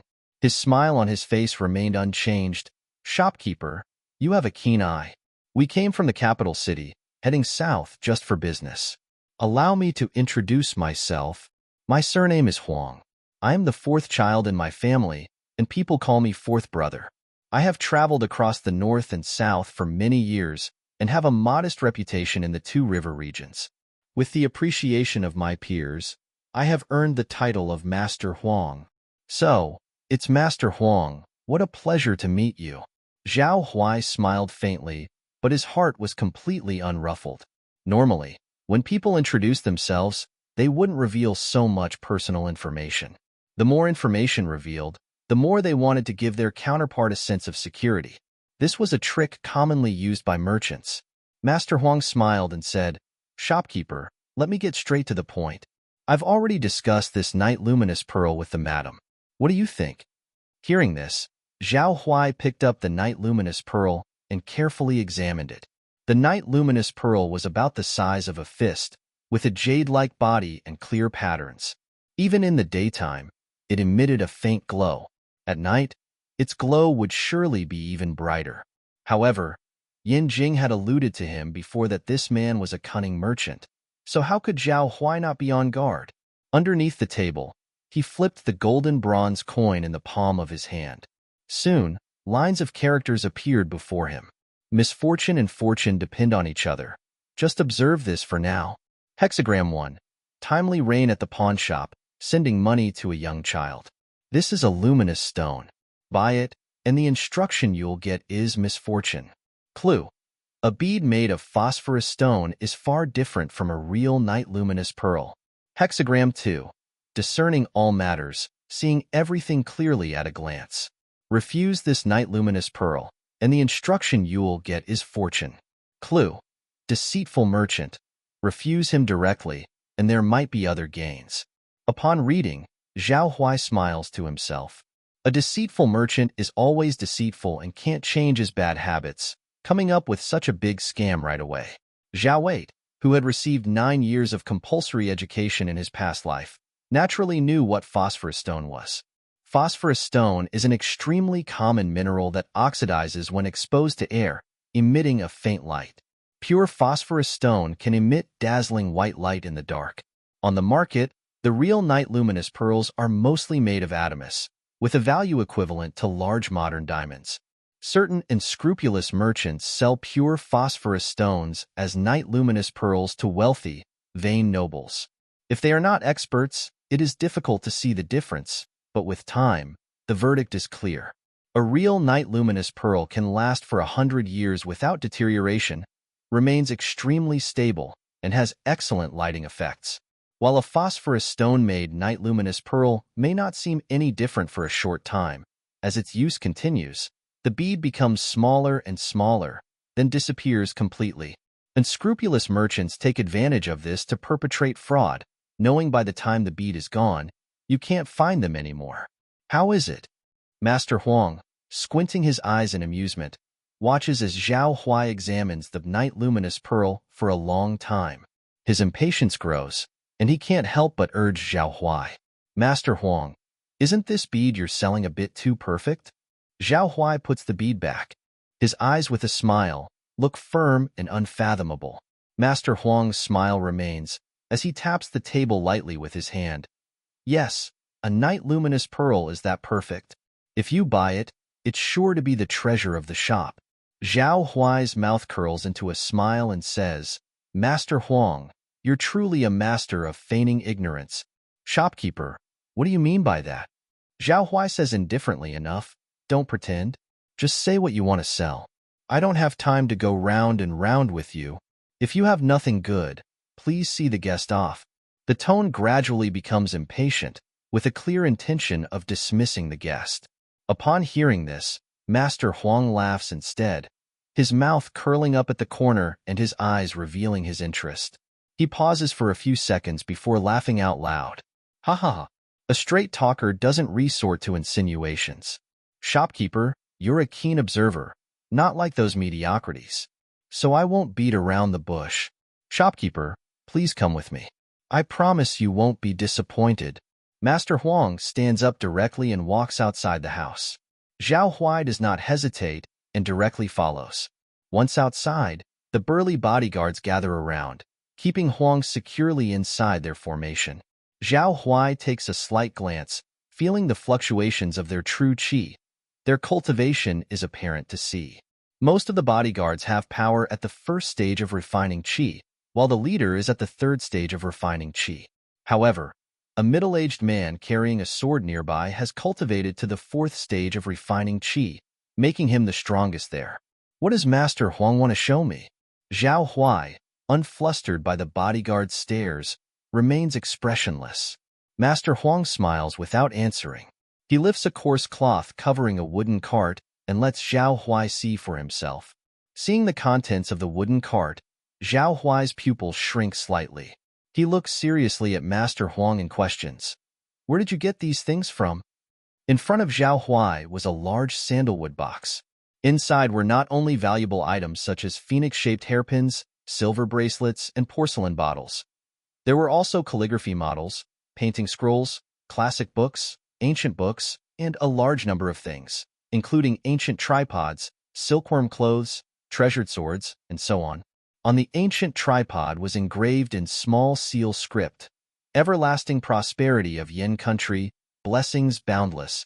These objects were all covered with dust, and some classic books and calligraphy models were slightly yellowed. There was no doubt that these things had been around for quite some time. Especially upon seeing that familiar ancient tripod, Zhao Huai's heart was still very surprised. The sealed memories in his mind were unlocked, and the embarrassing experiences of his journey south came flooding back. Zhao Huai inherited the original owner's memories, so these things were very familiar to him. Weren't these things from the imperial palace?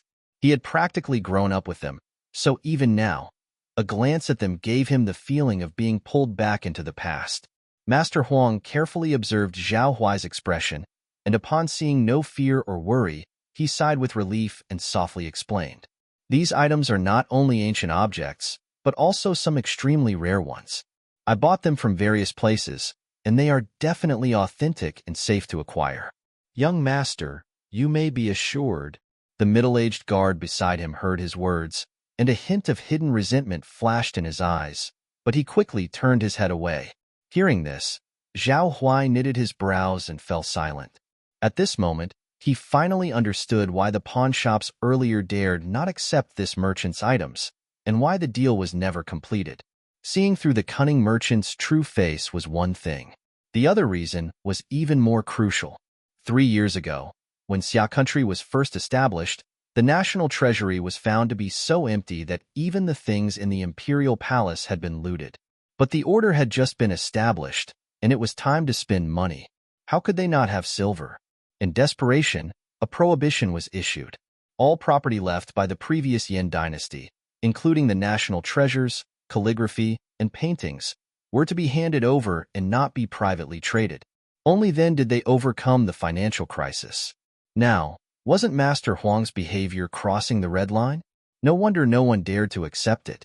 Zhao Huai indifferently said, "Indeed, they are extremely rare, but these things of yours, if I'm not mistaken, are relics from the previous dynasty and treasures collected by the Yin imperial family for hundreds of years. Aren't you afraid of losing your head?" Hearing this, Master Huang did not panic and even smiled. "I didn't misjudge you. The shopkeeper really has great eyesight. I am afraid, of course, but these things are worth silver, and who would dislike having more silver?" Zhao Huai, expressionless, did not believe a word of his lies. With hands behind his back, he immediately threw a copper coin. Misfortune and fortune are interdependent. Let's see. Hexagram 1. Money and treasure desired by all. Take all the relics. Your guidance is misfortune. Trace origins. The merchant does not mean well. Hexagram 2. Look back in the past, go further. Part with the relics of the previous dynasty. Your guidance is misfortune. Trace origins. The merchant's trust is shallow. Hexagram 3. Deceive and be accommodating. Keep a low profile. Pretend to offer. Stall for time. Selectively choose the items. Your guidance is fortune. Trace origins. The merchant is deceptive. The treasures are not his property. It seemed that the situation was still a bit tricky. Agreeing would definitely not work, and refusing directly would probably lead him to use some treacherous tricks. The third one was more reliable. Zhao Huai's thoughts flowed quickly, making his decision and chuckling. Since Master Huang said so, why not introduce these items first? Seeing Zhao Huai's tacit approval, Master Huang was secretly delighted in his heart. Was he finally going to find a buyer this time? When Zhao Huai made his decision, a golden light entered his mind. He knew very well that the destiny had arrived, however, there's no time to check now. He could only listen to Master Huang's explanation first. Shopkeeper, take a look at this ancient tripod first. This artifact was cast by the Lord of the Immortal Yearning sect at the time of the unification of the Yin country. It is inscribed with Great Yin Eternal, blessings without boundaries, which is enough to prove its authenticity. Besides, it is said that placing it in the house can suppress demons. A thing from the immortal world is naturally excellent. Listening to Master Huang's explanation, Zhao Huai nodded and responded perfunctorily while calculating in his mind. Since it's about checking in, one shouldn't waste resources. Why not treat this appraisal as a blind box draw? With so many treasures, what if there was a destiny draw of 10 in a row? Wouldn't it be too exciting? Thinking about it that way, his mood improved significantly. Zhao Huai looked at the ancient tripod in front of him, examining the misfortune and fortune in his eye. Misfortune and fortune are interdependent. Let's just take a look. Hexagram 1. Great Yin Eternal, blessings without boundaries. By taking the treasured tripod, you receive the indication of fortune. Trace origins, a treasure for suppressing demons and evils in the house. Hexagram 2. The merchant woman doesn't know the sorrow of her country's demise, still sings of the flowers in the rear garden across the river. By losing the ancient tripod of great yin, you get the indication of misfortune. Trace origins, rejecting the first item, the merchant will be displeased with you, and others will feel regretful. A treasure that protects the house from demons and invasions is not bad. The only question is, who are the others that will feel regretful? Zhao Huai was very puzzled in his heart. His gaze swept over the bodyguards present, but none of them had any unusual expressions on their faces. Until he saw the middle-aged man in the fourth stage of refining qi. His eyes shifted away, his back turned to them, making it impossible to notice the anomaly without looking. That appearance seemed as if he was avoiding something. Combined with the previous statement, these things don't actually belong to the merchants. Could there be some hidden story behind it? I think this tripod is quite good. I can take it. Zhao Huai looked at the tripod, pretending to be pondering, and replied, "That's very good." Master Huang smiled, and then continued to explain the next treasure. The next one is a famous painting. The Prosperous Age painting of the Qingping period is one of the current top 10 famous paintings handed down from ancient times, and it is also a work of the painter Gu Kai at that time. It took 7 days and nights, more than 10 meters long, depicting the scene of the flourishing capital of the Great Yin 300 years ago. Its collection value is unparalleled. Master Huang pointed at the characters in the painting, smiling faintly. The Great Yin was once prosperous, but who could have expected this day to come? The collapse of such a huge foundation, how unfortunate. Zhao Huai was unexpectedly moved by the sight, his tone full of regret. After this remark, the middle-aged guard at his side looked over, his eyes somewhat surprised. As for Master Huang's reaction, it was very cold. "What's wrong with the Xia's country?" "Shopkeeper, you don't have to worry about it. Continue looking at the treasures."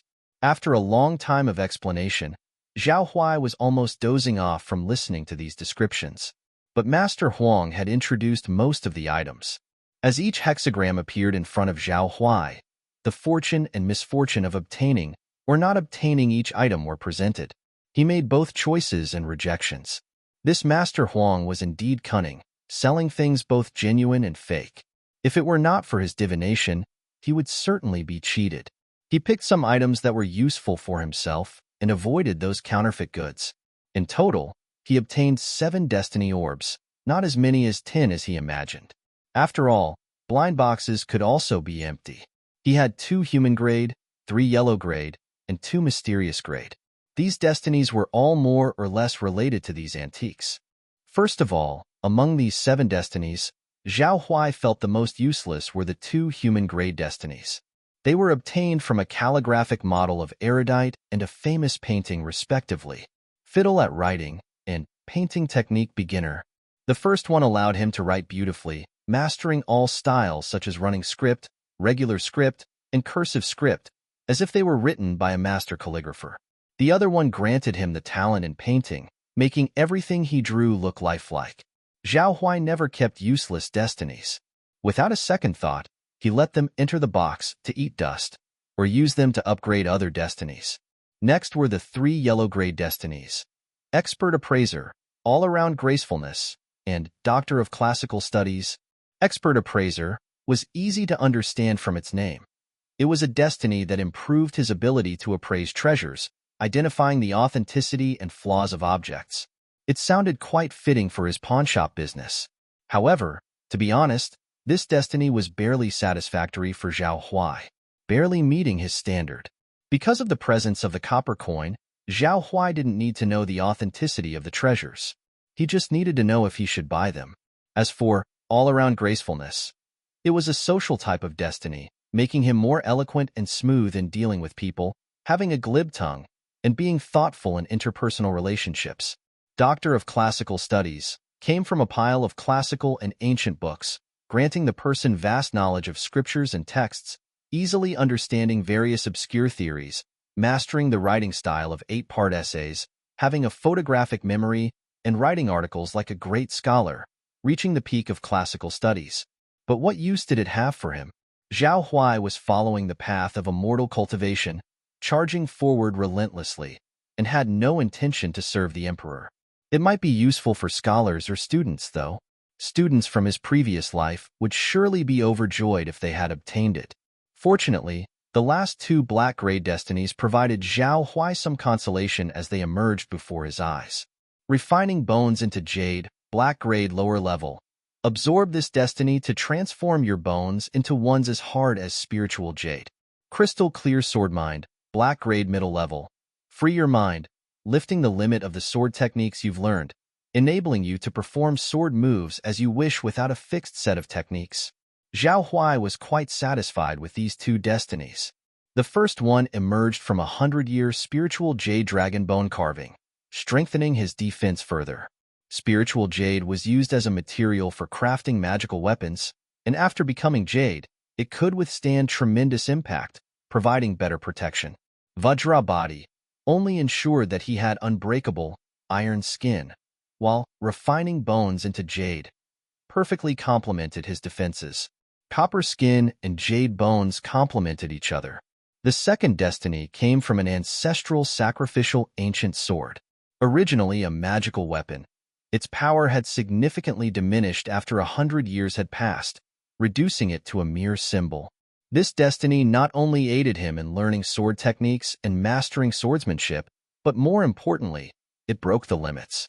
All sword techniques have limits or weaknesses that constrain their power, but crystal clear sword mind allowed one to break those limits and make a sword technique even more powerful, enabling one to advance further on the sword path.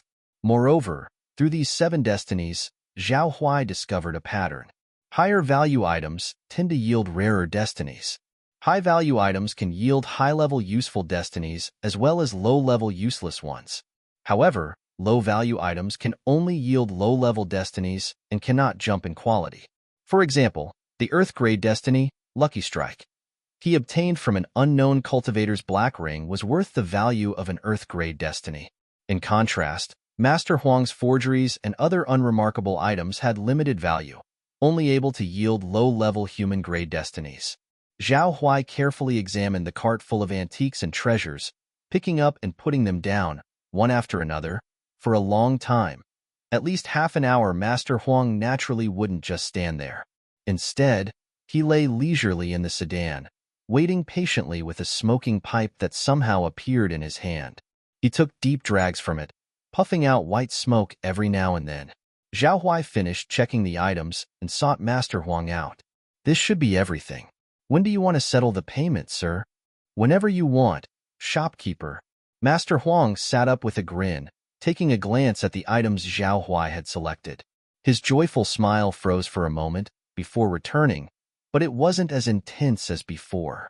Instead, it looked somewhat forced.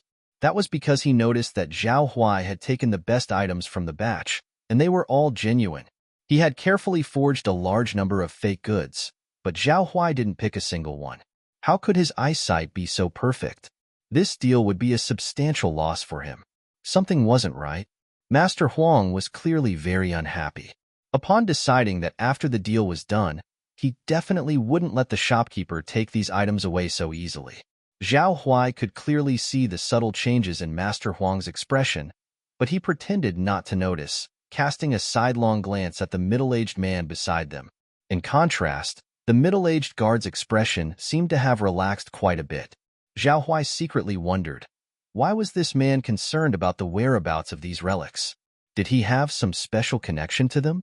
Or perhaps, these relics were not discovered by Master Huang, but by this middle-aged guard? Zhao Huai pondered for a moment before probing. "Master Huang, how did you acquire this batch of relics from the old dynasty? I mean, before you got hold of them.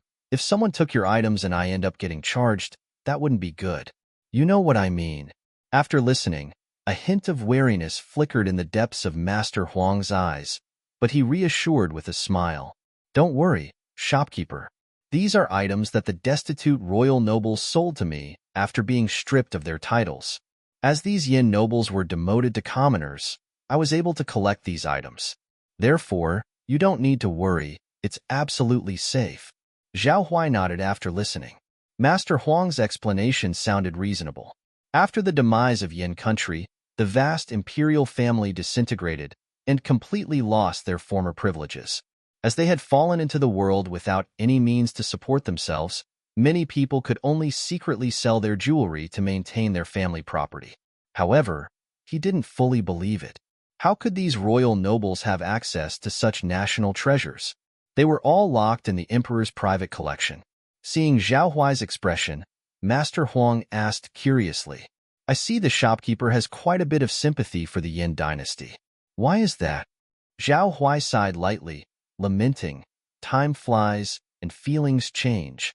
The Yin dynasty stood for 100 years, and after all, I was born under its rule. My grandfather once served as an official in Yin. Even though 3 years have passed, it's hard to let go. Yin may have been weak, but there were people who stood up to fight against adversities. Level ministers of Yin, veteran generals of Yin, soldiers of Yin. One of them died for their country on the battlefield. To say it was all for naught would be too heartless.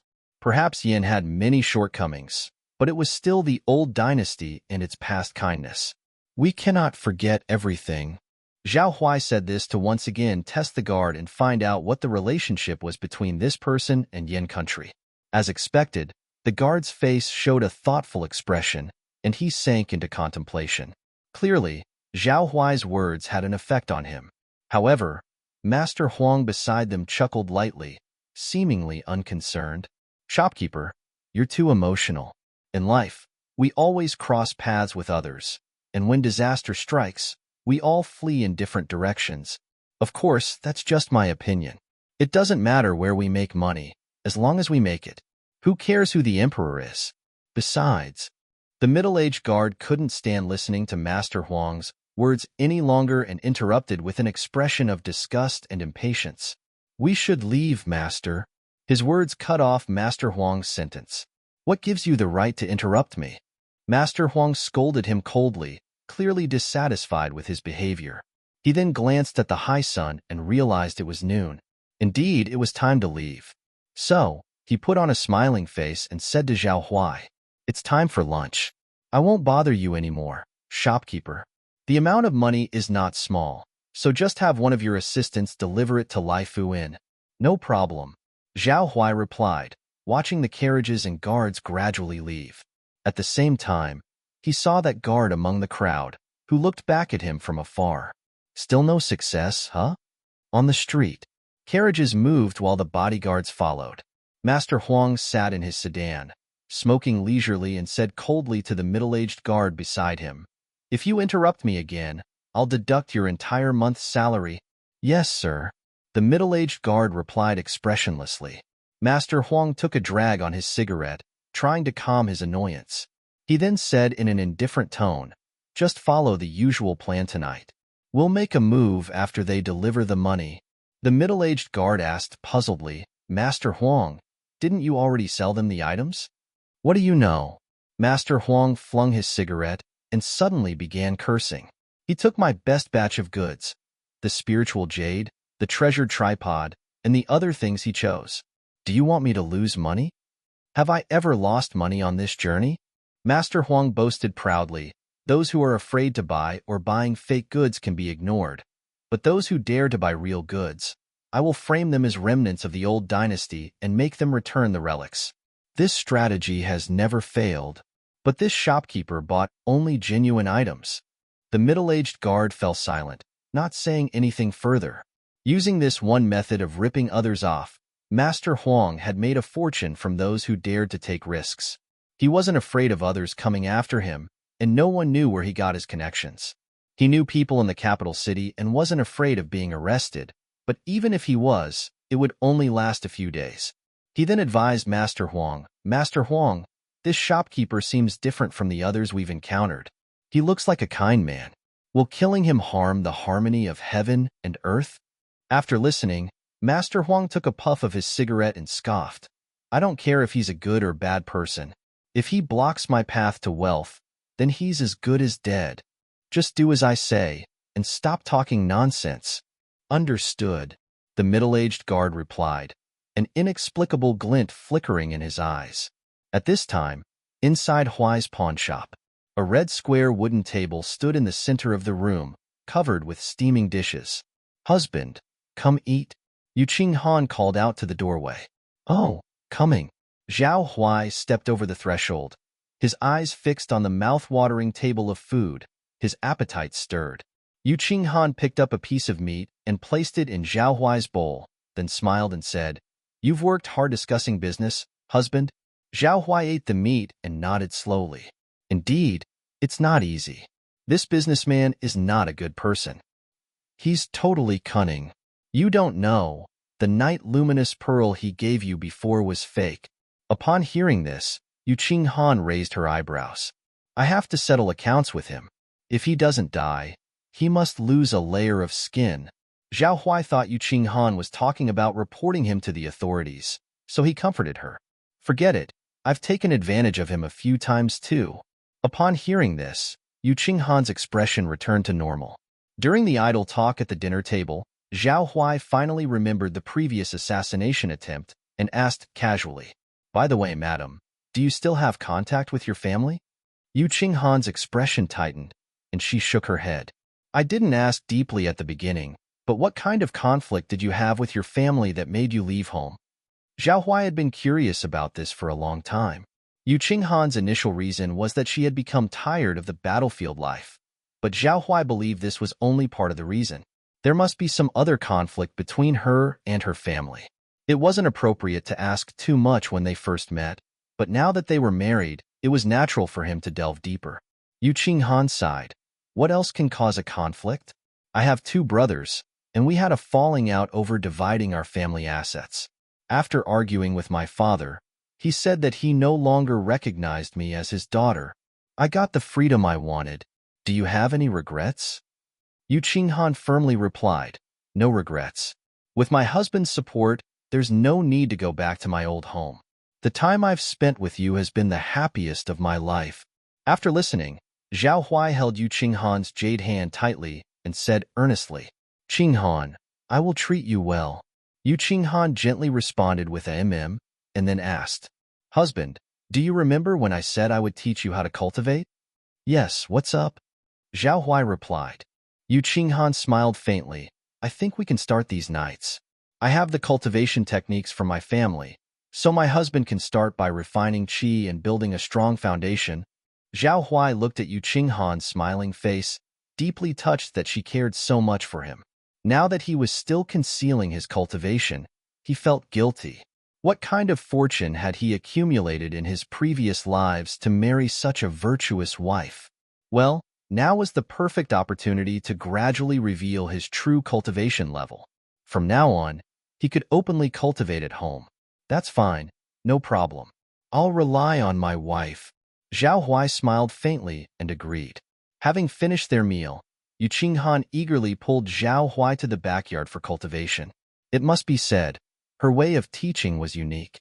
From theory to the beginning, she had her own unique understanding of cultivation. Yu Qinghan's talent was vastly different from Zhao Huai's. Unlike him, who relied on destiny to improve, she had genuinely and diligently practiced, hardly ever using pills to break through. As a result, her foundation was incredibly strong, and her combat abilities were much higher than ordinary people. With this qi cultivating technique, my husband will be able to refine qi quickly. To succeed in the first layer, you just need to be able to absorb the spiritual qi from the universe into your body and transform it into true qi, Yu Qinghan explained to Zhao Huai very seriously. This left Zhao Huai in an awkward position, as these concepts were utterly basic, and he, of course, knew them. However, at this moment, he had to pretend to be a novice and nod his head in agreement. "Is that so?" Zhao Huai thought it was about time, so he released his cultivation, adjusting to the first layer of refining qi, and pretended to ask for guidance. Yu Qinghan's hand gently touched Zhao Huai's pubic region, feeling the flow of true qi, and upon confirming that he was at the first layer of refining qi, she exclaimed in astonishment, "You've succeeded already? That's great." Zhao Huai's breakthrough gave her a lot of confidence. Seeing the surprise on Yu Qinghan's pretty face, Zhao Huai smiled and said, "Perhaps it's because of Madam's guidance." Before, I was struggling to get started, but now it's much simpler. Yu Qinghan nodded at his words. Her husband's words made sense. Having someone to guide him would indeed greatly increase the success rate. Next, Yu Qinghan looked at Zhao Huai with a sincere gaze and instructed. Qi travels through the meridians and gathers in the pubic region, which means husband has broken through to the first level of refining qi and has officially embarked on the path of cultivation. From now on, you must diligently practice and not slack off. I understand. I will work hard in my cultivation. Zhao Huai nodded solemnly, then smiled and touched her serious face. Otherwise, how can I grow old together with Madam? Yu Qinghan's cheeks flushed, her eyes full of gentleness, and she softly said, When did my husband's words become so sweet? As long as my wife enjoys hearing it.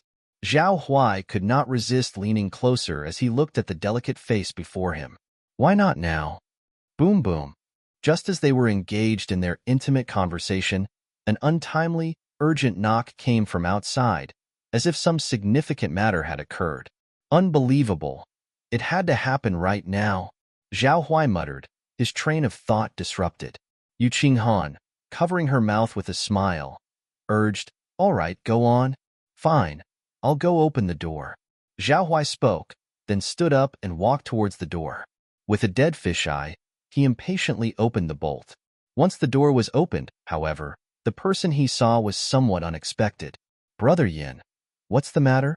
Zhao Huai was surprised, as the doctor, Yin Jing, was standing at his door with a serious expression. There's been an incident, Yin Jing said solemnly. What happened? Zhao Huai furrowed his brows, glancing at the sky outside at the same time. It was already slightly dark, and it seemed the sunset was fading fast. Time truly flew by while cultivating. Do you remember the group of swindlers from earlier today? I remember what happened. I even managed to get a good deal. Zhao Huai laughed softly. Seeing Zhao Huai's expression, Yin Jing relaxed and said, That swindler has died. Zhao Huai raised his eyebrows in slight surprise. How did he die? Although this news came suddenly, he wasn't shocked. Perhaps he was already prepared for it mentally. Yin Jing indifferently explained. His throat was cut with a single sword stroke. His belongings and cart were robbed, and his heart was removed, leaving it to be gnawed on by wild beasts. The police are now investigating this matter. At first, I thought it was you who did it, considering that he stayed at your place more than anywhere else except the inn. However, when I thought about it, your carefree and detached nature and lack of conflict with the world made me think that it couldn't have been you. Zhao Huai smiled, understanding Yin Jing's purpose for the visit. Yin Jing initially thought he had killed someone, so he wanted to help him. Zhao Huai felt warmth in his heart and said, Indeed, you understand me. If I wanted to kill him, the police would not even find his corpse. Yin Jing heard this and couldn't help but smile. He continued, Nevertheless, you shouldn't take this lightly. I estimate that after the police investigate overnight, they'll probably come to question you tomorrow morning. You should be prepared. All right, I understand. It's a small matter anyway, since I didn't kill the person. Zhao Huai spread his hands. Yin Jing nodded, and then pondered. The murderer's method is somewhat strange, though. Why was only the swindler's heart removed, while the surrounding bodyguards were left untouched? Zhao Huai thought for a moment before reaching a conclusion. Perhaps the swindler's heart was blacker. Yin Jing asked again, Did you notice anything unusual or suspicious about him today when you saw him? The sooner the murderer is found, the safer you will be. There is someone, but I can't be sure. I'll tell you when I'm certain. Zhao Huai had a suspect and a guess in mind, the guard from the day. Initially, he thought his words hadn't worked, but now it seemed that wasn't the case. However, he also didn't dare claim to have 100% certainty, and although he didn't have coffin-nailing evidence, he did have some 70% confidence. Is there any other news? Taking advantage of this opportunity, Zhao Huai wanted to ask for more information. Yin Jing thought for a moment, then replied seriously, There is one thing. Recently, the nearby towns have been troubled, with frequent appearances of demons. It would be best not to go out, as Jinzhou is still safe. Understood. Zhao Huai nodded. Inside the room, In the shadows, a maid quietly appeared, handing several bundles of tied-up medicinal herbs over to Yu Qinghan. My princess, do you really want to teach young Master Zhao cultivation?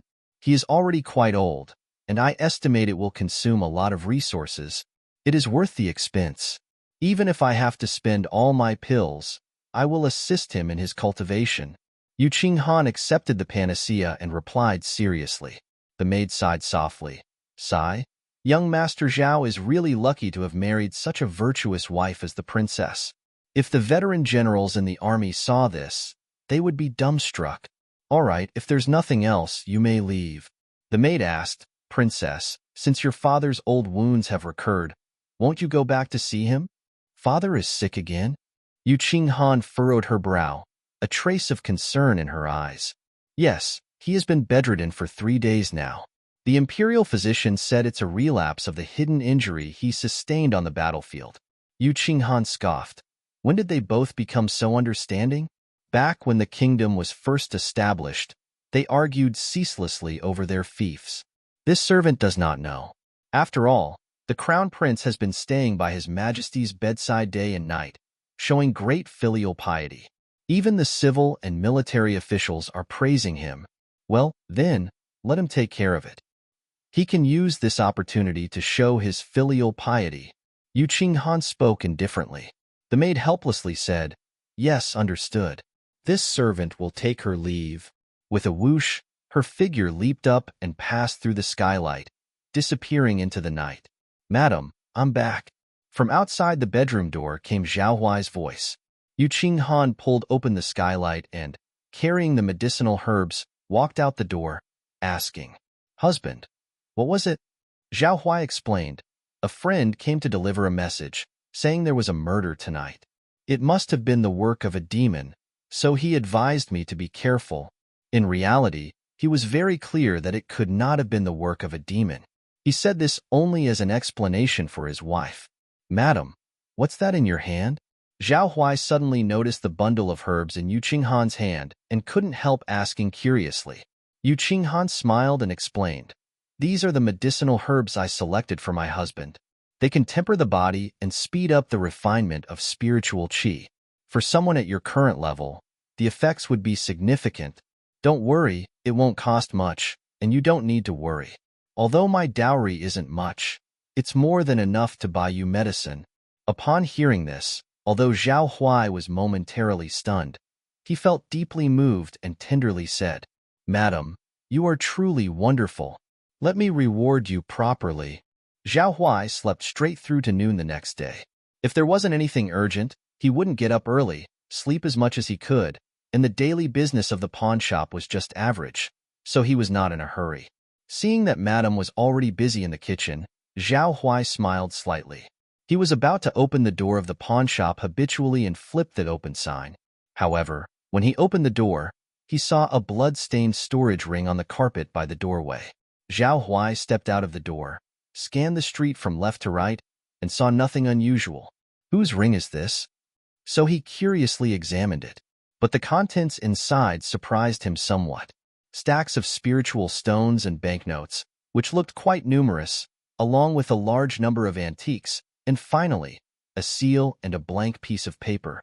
Aren't these banknotes the ones I gave out yesterday? And these antique playthings were left over from yesterday's pick. Zhao Huai immediately knew the origin of these things. Weren't they all from that treacherous merchant yesterday? In almost an instant, Zhao Huai realized something. Rushing to take out the last seal and blank paper. This is a small seal, with dried blood smeared on it, only as big as a thumb, made of amber jade, carved in the shape of a tiger body, with small seal script engraved on the bottom. Is this a military seal? Zhao Huai recognized the object before him at once. It was indeed the tiger-shaped military seal, also known as the commander's seal, used in ancient times to mobilize the army for war. He quickly opened the white paper to see what was written on it. Shopkeeper, your words yesterday inspired me greatly. I'll leave these things to you. Zhao Huai only read the beginning and had already guessed who the author of this letter might be. It must be that sword-carrying guard, so he continued reading. After a while, Zhao Huai finished reading the letter and, after looking at the signature, Yin Country Old People, was even more certain that the letter had been left by the guard. At this point, Zhao Huai finally figured out the events of last night and the origins of those treasures. This letter was left by an old soldier of Yin country who had once been a servant in the capital.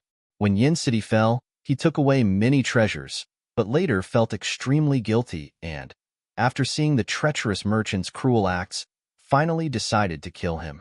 Recollecting the divination result of that day, Zhao Huai now understood why, whether they bought from the treacherous merchant or not, the result was always misfortune.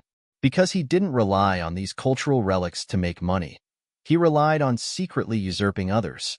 If it weren't for this old soldier, the treacherous merchant would have sent someone to deal with him. In this case, the death of the treacherous merchant indeed solved one of his troubles. I never expected that he was also a member of the Yen army. Zhao Huai still had a bit of admiration for this old soldier deep in his heart. Although he failed on the battlefield, he managed to repay his loyalty and gratitude for the past, which was rare and commendable. Of course, he might also be overthinking it. The treacherous merchant might have deserved it, and if he hadn't provoked it, the guard might not have killed him so quickly. Zhao Huai tightly held the tiger-shaped seal in his hand, tidied up the antique banknotes in front of him, and put them back into the storage ring. Anyway, what happened has already happened, and people should look forward. Clear the way for the police station. A yell came, and several blue-robed constables appeared on the street. Armed with iron rulers and a solemn expression, they strode towards Huai's pawn shop and directly surrounded the entrance. Seeing this situation, Zhao Huai remained composed. Last night, he thought the police station would come early in the morning, but he didn't expect them to arrive only at noon. It seemed that he and Yin Jing had overestimated the efficiency of the police station. Officers, what case has brought you to my shop? I am a law-abiding citizen, and I do not engage in illegal activities. Zhao Huai pretended to be puzzled, speaking innocently. The leading constable did not reply, but first sized up Zhao Huai's appearance. This was their professionalism, gauging some basic information through observation. However, the person in front of them had fair skin, sword-like eyebrows, starry eyes, and was quite handsome. At first glance, he appeared to be a gentle, well-kept young man with no connection to a vicious criminal. Here's the thing, shopkeeper. Last night at the hour of the rabbit, a businessman was killed on the outskirts of town. I investigated his itinerary, and he only came to your place on that day, and he stayed here the longest, so you are highly suspicious. The constable leader spoke while staring intently at Zhao Huai, trying to find any subtle changes in his expression. That businessman is dead? Zhao Huai's face was filled with surprise, as if he had just heard the news. How did you suspect me? I have no reason to kill him. Zhao Huai's tone was quite aggrieved. You do have a motive. Perhaps the deal didn't go through, or the price was not right, all of which are possible. Another constable standing nearby said. Zhao Huai said with a bitter smile, What deal? What price? I was completely deceived. Explain briefly. Zhao Huai complained directly. That businessman was clearly a treacherous merchant. That day, I kindly discussed the price with him, but he deceived me with a fake night luminous pearl. My wife can testify to this. A fake night luminous pearl? Was it because you were deceived that you killed him in a fit of anger? That's impossible. It's just a pearl, not worth it. Zhao Huai shook his head. The head constable always tried to lead Zhao Huai towards the direction of murder, but Zhao Huai was not affected at all. The head constable exchanged glances quickly with several constables behind him. They watched Zhao Huai's reactions closely but found nothing unusual. Tell us the details at the police station. We'll also file a report. The head constable turned to Zhao Huai and said, Go to the police station? Upon hearing this, Zhao Huai naturally objected. Can't we just talk here? There are officials at the police station who will record the situation, and we will take note of everything you say. The head constable explained. Zhao Huai understood that they wanted him to go to the police station to give a statement. But who would want to go to that cold prison? He still didn't know what these constables were thinking. It was not so much about recording a statement as it was about using the threat of prison to see if they could expose any faults in him. Get out of the way. Don't block your master's way. Just as Zhao Huai wanted to take out a copper coin to divine good and bad luck, a domineering voice came from the side of the road. He and the surrounding constables all looked over. A wealthy young master dressed in fine clothes and wearing 3 rings on one hand strode towards them. Li Yanqing? Zhao Huai couldn't help but smile when he saw the newcomer. Striding towards the pawn shop, the pompous Li Yanqing saw the constables blocking the entrance and Zhao Huai in the middle. His expression suddenly turned ugly, and he roared directly. "Damn it! You all want to die! You dare to surround the life-saving teacher of this young master!" Young Master Li. Several constables looked at the newcomer, and the aura on their faces diminished considerably. They all bowed their heads respectfully, cupping their hands. That's because the identity of the newcomer was notorious to them. The biological son of Jinzhou Prefecture Chief Li Chong, Li Yanqing. He could be seen in the police station every day, and people had to address him as young master. After all, he was a genuine troublemaker in the station, not to mention that he often used many strong constables as his lackeys. Could there be anything more outrageous than this? But no one dared to confront him except his father. Governor Li was busy all day and had no time to deal with his son. As subordinates, they were afraid to complain and could only talk about it behind his back, so they usually kept their distance from Li Yanqing. Now, Li Yanqing had already run over and stood in front of the constables. He raised his finger and began scolding. "Who gave you the guts to arrest my master?" "Master?" The constables looked at each other, bewildered. Li Yanqing placed his hands on his hips and sneered. "This senior is the new master my father found for me. Don't you imo?" A few constables glanced at each other, obviously unaware of the matter. "Young Master Li, we really haven't heard about this." "You haven't heard about it because your rank is too low. If I say there is, there is," Li Yanqing replied coldly. Zhao Huai watched the arrogant Li Yanqing in front of him and glanced at the constable's expressions, which were evidently constipated. The head constable knew that he absolutely couldn't offend the young master in front of him. Otherwise, he wouldn't even be able to keep his position. At the same time, this case was very important and not easy to compromise. So, he could only reluctantly smile apologetically. "Young Master Li, we're just following the normal procedures. Besides, we didn't know he was your master. We're just inviting the shopkeeper over for a chat, and it won't cause any harm." Li Yanqing crossed his arms and refused, his tone resolute. The constable asked suspiciously. Li Yanqing said calmly, "I have something to ask the senior."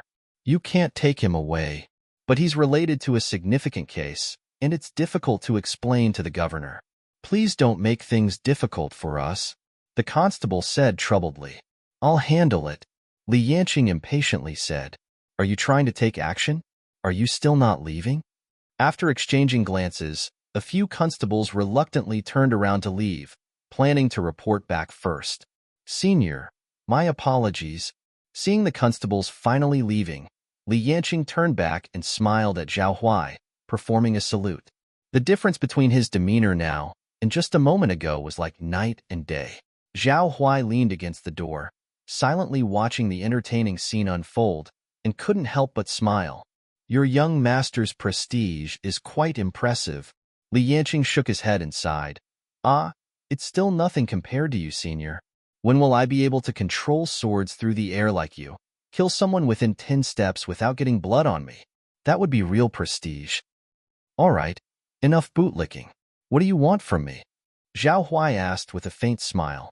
As soon as this topic was brought up, Li Yanqing's eyes lit up, and he quickly said, "It has been several days since I last saw you, senior. You promised to teach me refining qi. I've been eagerly waiting, so I took the initiative to come here. I've been somewhat busy for the past few days and forgot." Zhao Huai explained the reason, then leisurely said, "This matter is not urgent, and I'll have some free time in the coming days. Why not examine your qualifications now?"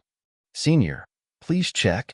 Li Yanqing raised his hand straightforwardly, not caring at all. Zhao Huai grabbed the young man's hand, and his true qi entered Li Yanqing's body to check him. However, it was just a moment of contact. Eek! An invisible face of a fox formed out of black smoke screamed sharply and rushed out of Li Yanqing's meridians. It launched an attack directly at Zhao Why? Hmm. Zhao Huai squinted his eyes. At this moment, the stable Taoist mind, destiny in his head suddenly activated. An invigorating qi gushed out from his mind, merging into the spiritual power barrier formed by the insanity technique. The spiritual power expanded until it became like a solid substance, eventually transforming into an ancient bell emitting a deep dong-dong rumble. The deafening bell reverberated endlessly, capable of cleansing one's state of mind and removing demonic nature. Instantly, the demonic qi in the shape of a fox face was shattered. Then, Zhao Huai took out a stack of yellowed talisman papers from the black ring. He used his hand as a brush and qi as ink. He began to draw the talisman with a single hand, his movements so fast that only afterimages could be seen. With the backing of the excellence in talisman inscription, destiny, Zhao Huai's proficiency in drawing talismans had risen by another level. Senior, what is this? Li Yanqing looked puzzled at the scene unfolding before him, somewhat confused. Zhao Huai did not respond, but continued drawing talismans. True qi at the tip of his fingers glowed brightly, like a lantern. The intricate patterns on the paper surface were deep and tricky, dancing like a flying dragon. In just a short moment, 2 talismans were completed. Without saying anything, Zhao Huai directly pasted them onto the back of Li Yanqing's neck. After doing all this, Zhao Huai slowly let go of Li Yanqing's hand. What happened, senior? Only now did Li Yanqing dare to speak up and ask. Zhao Huai frowned and said solemnly, "You have demonic qi within you." Demonic qi? Hearing this word, Li Yanqing's brain buzzed. Yes, a very strong demonic qi. Zhao Huai nodded slightly and began to explain. I originally wanted to examine your meridians, but a burst of demonic qi suddenly surged out. I suppressed it with my spiritual power, but it still remains within your body. Senior, what should I do? Li Yanqing's expression was quite painful, resembling a bitter gourd. Zhao Huai reassured him. I've drawn the Water Thunder Talisman and Earth Suppressing Thunder Talisman to hold down the demonic qi for now. You don't have to worry for the time being. The Water Thunder Talisman and Earth Suppressing Thunder Talisman belong to the 5 Elements Thunder Talisman, basic Taoist talismans, which were sufficient for now. Although Li Yanqing was relieved after hearing this, he was still puzzled. Why would I have demonic qi inside my body? The demonic qi is very strong and has been lurking within you for some time, Zhao Huai added. While contending against the demonic qi earlier, Zhao Huai clearly felt that it carried a hint of peculiar allure. Over time, it could corrode a person's state of mind. Seeing Li Yanqing deep in thought, Zhao Huai reminded him. Think about it. Where have you been recently?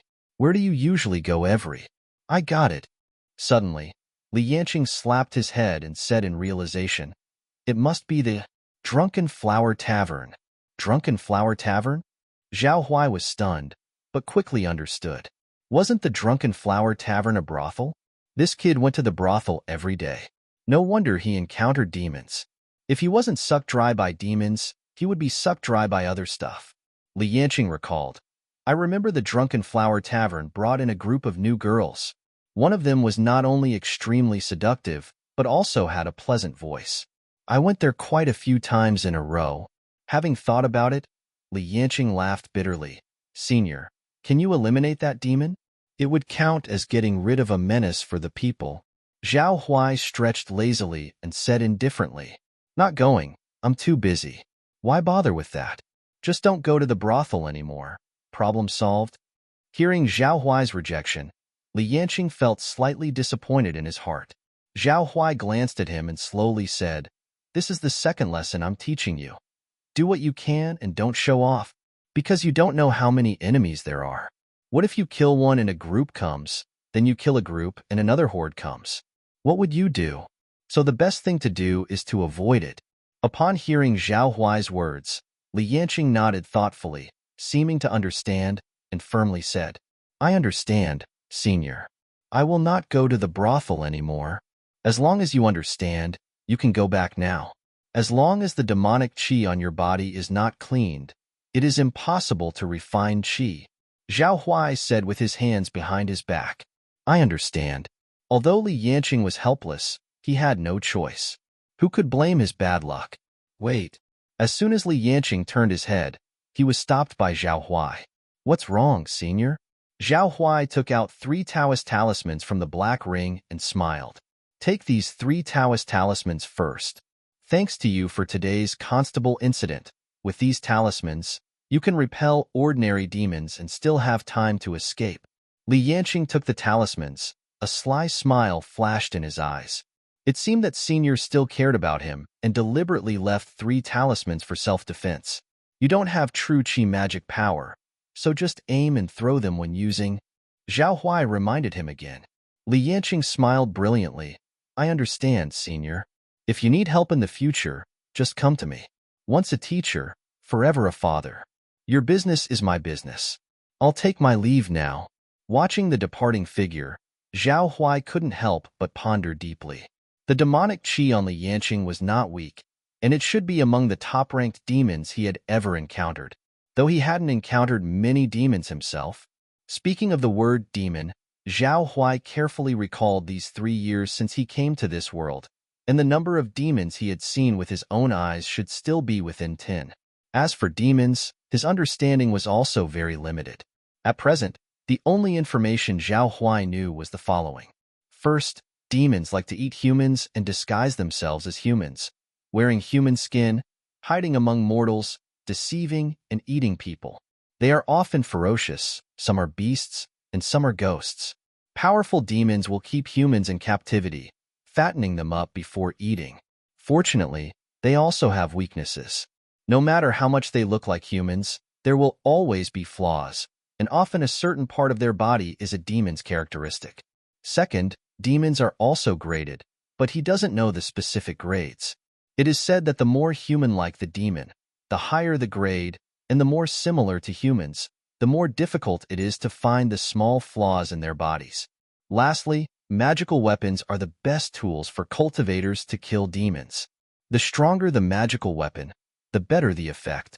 Magical weapons are divided into 1 to 9 stars according to their power, and 9-star magical weapons are the strongest in the world. Every year, many immortal cultivation sect disciples go down the mountain to eliminate demons, maintaining the order of the mortal world. The human race still maintains the upper hand, and small demons dare not show their heads easily. As for more information, Zhao Huai's research was not thorough. He learned much of the information above from ancient books. For example, how do demons disguise themselves as humans? Where are their gathering places located? What specific species of demons are there? He didn't know these questions. When Zhao Huai first saw a demon, it was on his way south to escape. At the lakeside, a group of people was drinking water. As he was drinking water, someone was pulled into the water by a hidden, unclear monster at the bottom of the lake. At that time, he was just a young man who had just turned 20. Where had he seen such a scene?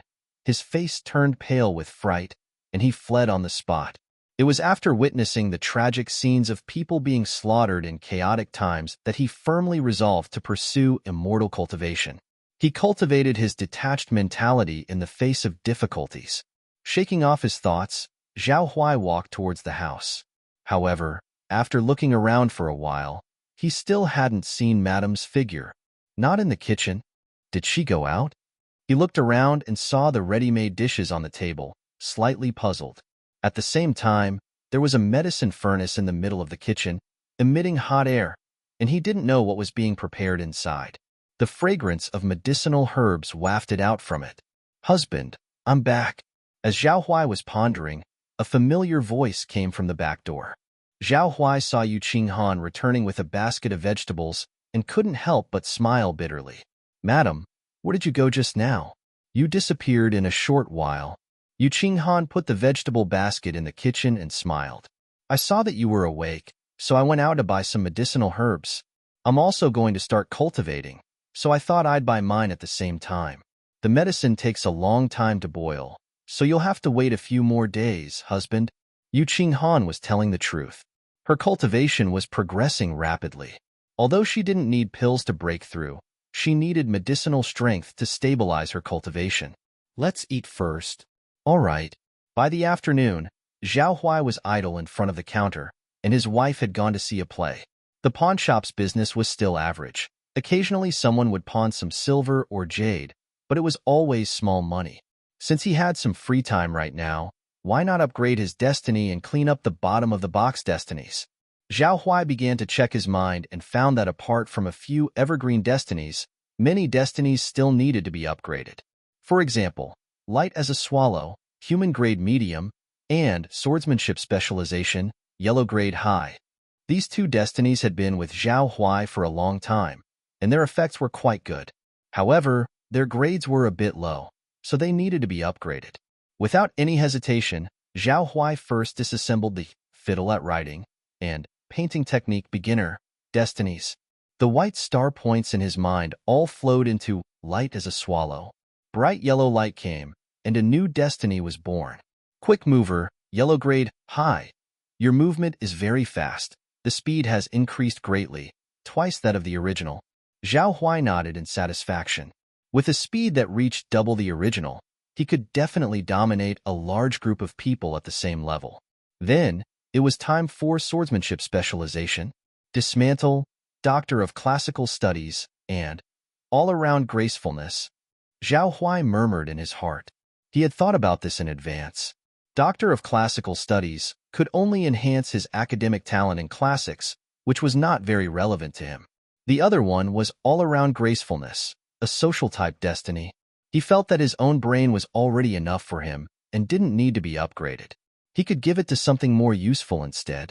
He still planned to save Expert Appraiser as a trump card, since it was something to rely on for his livelihood, and he would see if it was useful in the future.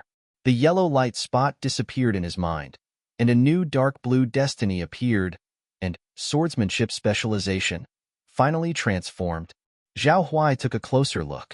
Sword skill genius, black grade, high. You possess unparalleled talent in swordsmanship, and your cultivation speed in sword skills is very fast. Special effect, swordsmanship enlightenment.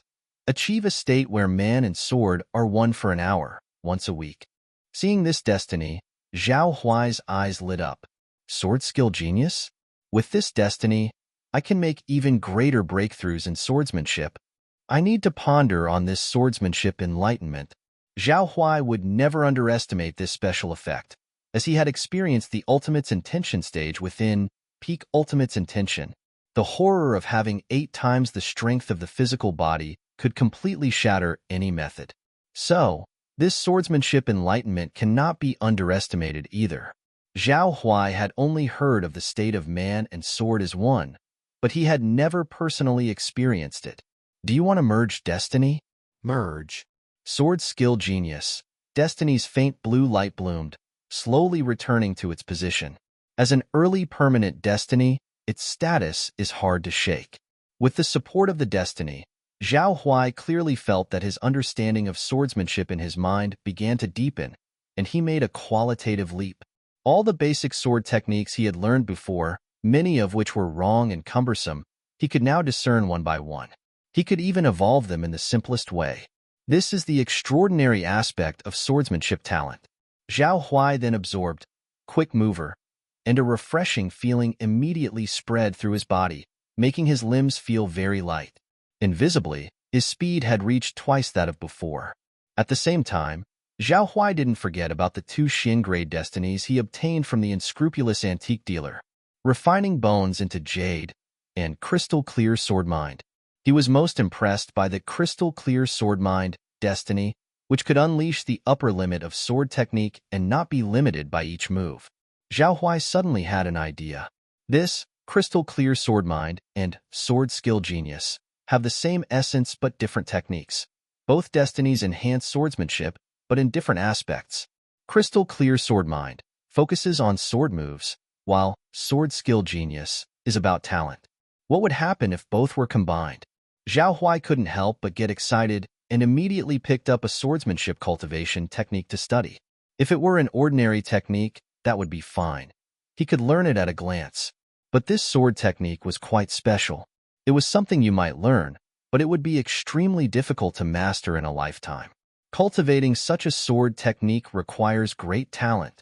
At this moment, Zhao Huai was revisiting this sword technique he had learned before in his mind. Its name is sword drawing skill. Sword drawing skill is an extremely basic sword technique, but those who master it are very few. Many people misunderstood it as a sword drawing technique to practice, including Zhao Huai at first. But in fact, this was entirely the wrong direction. Sword drawing skill is not a sword move technique, but a constantly evolving, growing sword technique. What is the real sword drawing skill? It is adjusting oneself to the peak state, with the mind, spirit, and chi united as one. Nurturing the sword in the heart, sheathing the blade. The strength gathered over many years, and the moment of release. If it doesn't sound, it's already amazing. When it does, it's extraordinary. Ancient classics record that immortals used swords to break stones, overturn seas of clouds, and call it the sword. Zhao Huai restudied sword drawing skill, corrected the previous mistakes, but there was still a little gap to achieve a real transformation. Don't underestimate this gap.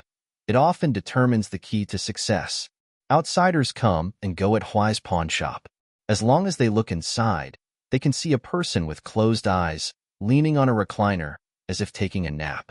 In fact, Zhao Huai was in a state of meditation and enlightenment. However, no matter how many insights he gained, his understanding of momentum was still vague. How could he use sword momentum and guide it? As long as he could break through this thin layer of paper, he could truly master the sword drawing skill. Activate swordsmanship enlightenment. Zhao Huai silently chanted in his heart. The special effect of sword skill genius, destiny was activated, and he suddenly fell into a mysterious realm. He felt as though he had become a sword, with a bottomless sharpness, refined in a deep, cold environment. With Zhao Huai as the center, invisible whirlwinds began to form around him. He made the posture of drawing a sword, and although there was no sword in his hand, there was an inexplicable momentum. Whirlwinds followed him, releasing a mysterious power. It was fierce but harmless. Zhao Huai's body was still, the whirlwinds grew larger, and his hand gripping the imaginary sword became tighter and tighter. At this point, he had entered the realm of man and sword as one. More and more whirlwinds were spreading from Zhao Huai, even causing the copper coins on the shelves to jingle.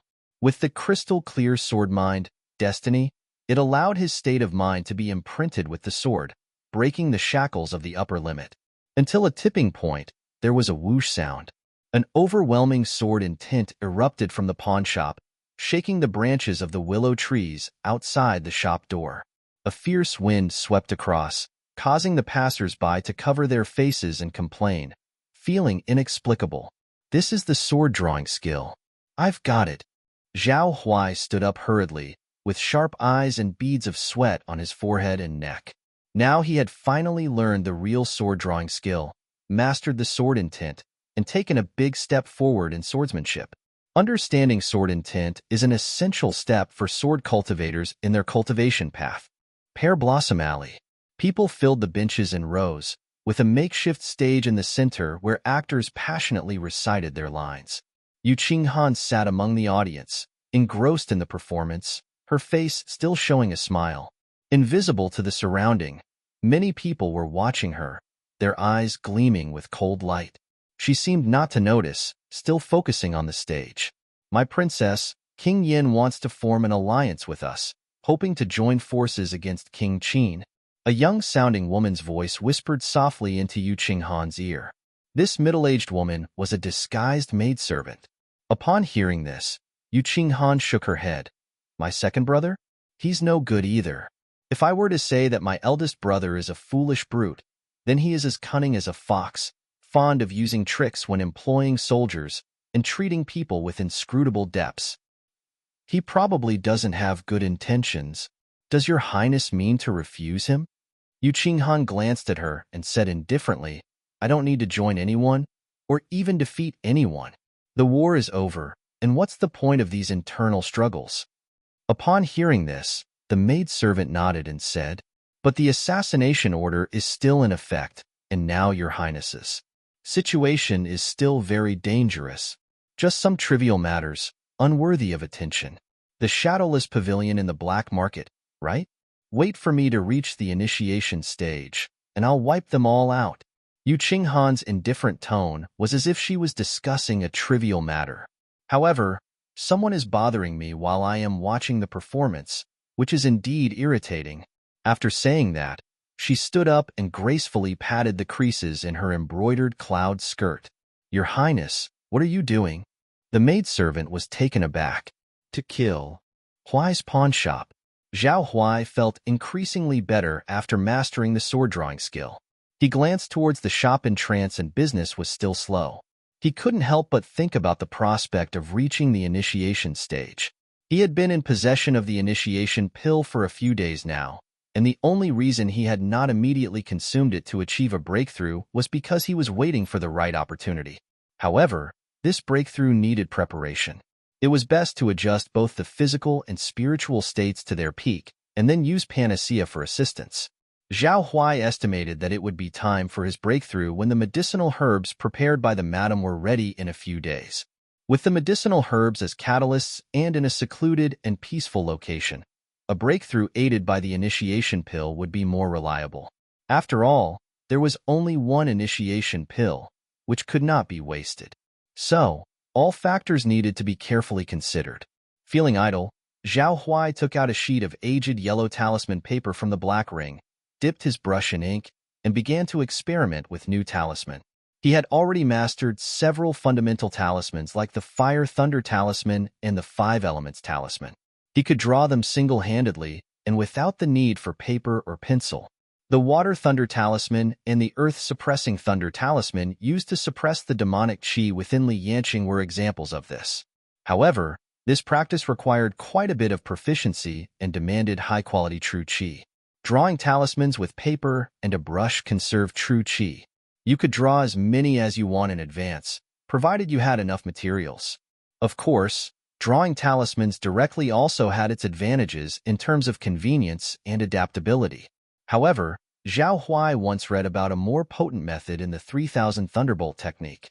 But this was a more advanced method. There were also theories that different cultivators with different constitutions used different types of talisman. As Zhao Huai was engrossed in drawing talisman, customers finally arrived at the door. Is anyone there? Shopkeeper? A female voice asked. Zhao Huai stopped his task and looked up to answer. Of course there is. Do you wish to pawn or sell something? Selling meant bringing valuable items to pawn in exchange for money. Those items usually included treasures, land deeds, house deeds, etc. Pawning, on the other hand, meant temporarily putting valuable items in the pawn shop as collateral for a loan to tide over urgent needs. The belongings could be reclaimed once the owners had the funds. There was another more direct way, borrowing money though with high interest rates. Many pawn shops made profits by providing high-interest loans. Neither. I am here to change some money. A young woman walked into the shop. Only then did Zhao Huai get a chance to look at her face and attire. The woman, dressed in a blue long skirt, had her silky hair draped over her shoulders and sported a fragrant sachet at her waist. She was remarkably tall, and the slits in her skirt revealed a pair of slender and fair legs. Her eyes were beautiful and bright, comparable to autumn water. However, the glance in her eyes was rather cold. There was a flowing imprint at the center of her eyebrows. The woman had a strong aura every time she moved. The aura stemmed from her strength. Zhao Huai nearly concluded at first glance. The woman must be a cultivator. Both her complexion and demeanor were beyond comparison with ordinary people. Under the sensing of stable Taoist mind, he found that the surrounding spiritual qi was slowly flowing towards her. She is not just any cultivator. She is a formidable one. Her cultivation is likely to be higher than his. Considering her youth, it could be concluded that she is a disciple of an immortal cultivation sect. Zhao Huai concluded in his heart that the woman's cultivation should be at the initiation stage. The girl in the green skirt seemed slightly surprised by Zhao Huai's age, but quickly regained her composure. She lightly flicked her hand and brought out several radiant spiritual stones, placing them on the counter. Zhao Huai took the spiritual stones, glanced at them, and was slightly surprised. The quality of these spiritual stones was exceptional, and they were filled with an abundance of spiritual qi, almost in a misty state. They were undoubtedly not inferior spiritual stones. They were genuine superior spiritual stones. One superior spiritual stone could be exchanged for 1,000 taels of silver. All right, please wait for a moment. Zhao Huai didn't hesitate to take a few high-denomination silver notes from the box behind him and immediately handed them over to her. The girl in the green skirt accepted the silver notes and said, smiling faintly, "Shopkeeper, do you know where the dog meat shop is around here?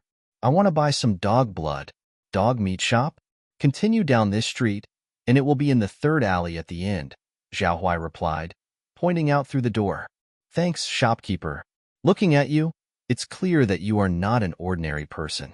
You must be a disciple of a sect. It's been a while since I saw someone of your caliber, Zhao Huai said with a smile. Meeting a formidable cultivator after a long time, he naturally wanted to curry favor and try to acquire some valuable information. Just as the girl was about to turn around and leave, she heard Zhao Huai's words, and her expression remained unchanged. She smiled and replied, "Indeed." Most disciples of a sect were arrogant and indifferent to ordinary mortals. This girl, however, was different. She was relatively approachable. "Why do you need dog blood?" Zhao Huai asked, puzzled. The woman in the green dress stared at Zhao Huai and explained slowly, "Naturally, it's for exorcising demons. Recently, the demons have re-emerged, wreaking havoc everywhere. The sect sent us disciples down from the mountain to exterminate these demons one by one." Acting as though he understood, Zhao Huai said, "I see, that truly is a good deed. Shopkeeper, you meet many people in your business. Have you sensed any movements from the demons?" asked the woman in the green dress, seemingly gaining information as well. After pondering for a moment, Zhao Huai replied, "Jinzhou seems safe. Is there any activity in the vicinity regarding demons?" The woman in the green dress nodded. A powerful demon appeared in Jingyang town, causing many deaths. Many people were abducted by the demon. The way they died was pitiful. Upon hearing this, Zhao Huai was somewhat surprised. Jingyang town? Isn't that near Jinzhou? Yes.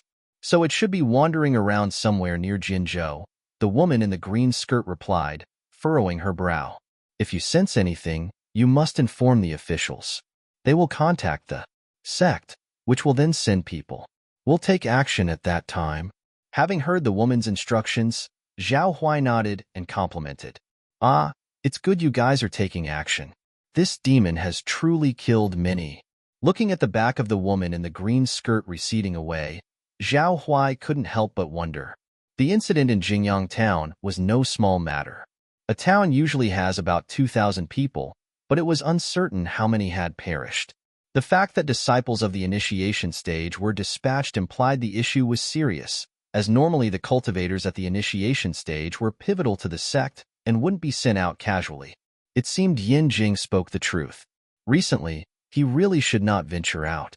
But he couldn't fathom why the demons had suddenly become so rampant. Could it be related to the 4 demons he encountered last time? Seeing this destiny, Zhao Huai's eyes lit up. Sword skill genius? With this destiny, I can make even greater breakthroughs in swordsmanship. I need to ponder on this swordsmanship enlightenment. Zhao Huai would never underestimate this special effect, as he had experienced the Ultimate's Intention stage within Peak Ultimate's Intention. The horror of having 8 times the strength of the physical body could completely shatter any method. So, this swordsmanship enlightenment cannot be underestimated either. Zhao Huai had only heard of the state of man and sword as one, but he had never personally experienced it. Do you want to merge destiny? Merge. Sword skill genius. Destiny's faint blue light bloomed, slowly returning to its position. As an early permanent destiny, its status is hard to shake. With the support of the destiny, Zhao Huai clearly felt that his understanding of swordsmanship in his mind began to deepen, and he made a qualitative leap. All the basic sword techniques he had learned before, many of which were wrong and cumbersome, he could now discern one by one. He could even evolve them in the simplest way. This is the extraordinary aspect of swordsmanship talent. Zhao Huai then absorbed, quick mover, and a refreshing feeling immediately spread through his body, making his limbs feel very light. Invisibly, his speed had reached twice that of before. At the same time, Zhao Huai didn't forget about the 2 Xin grade destinies he obtained from the unscrupulous antique dealer.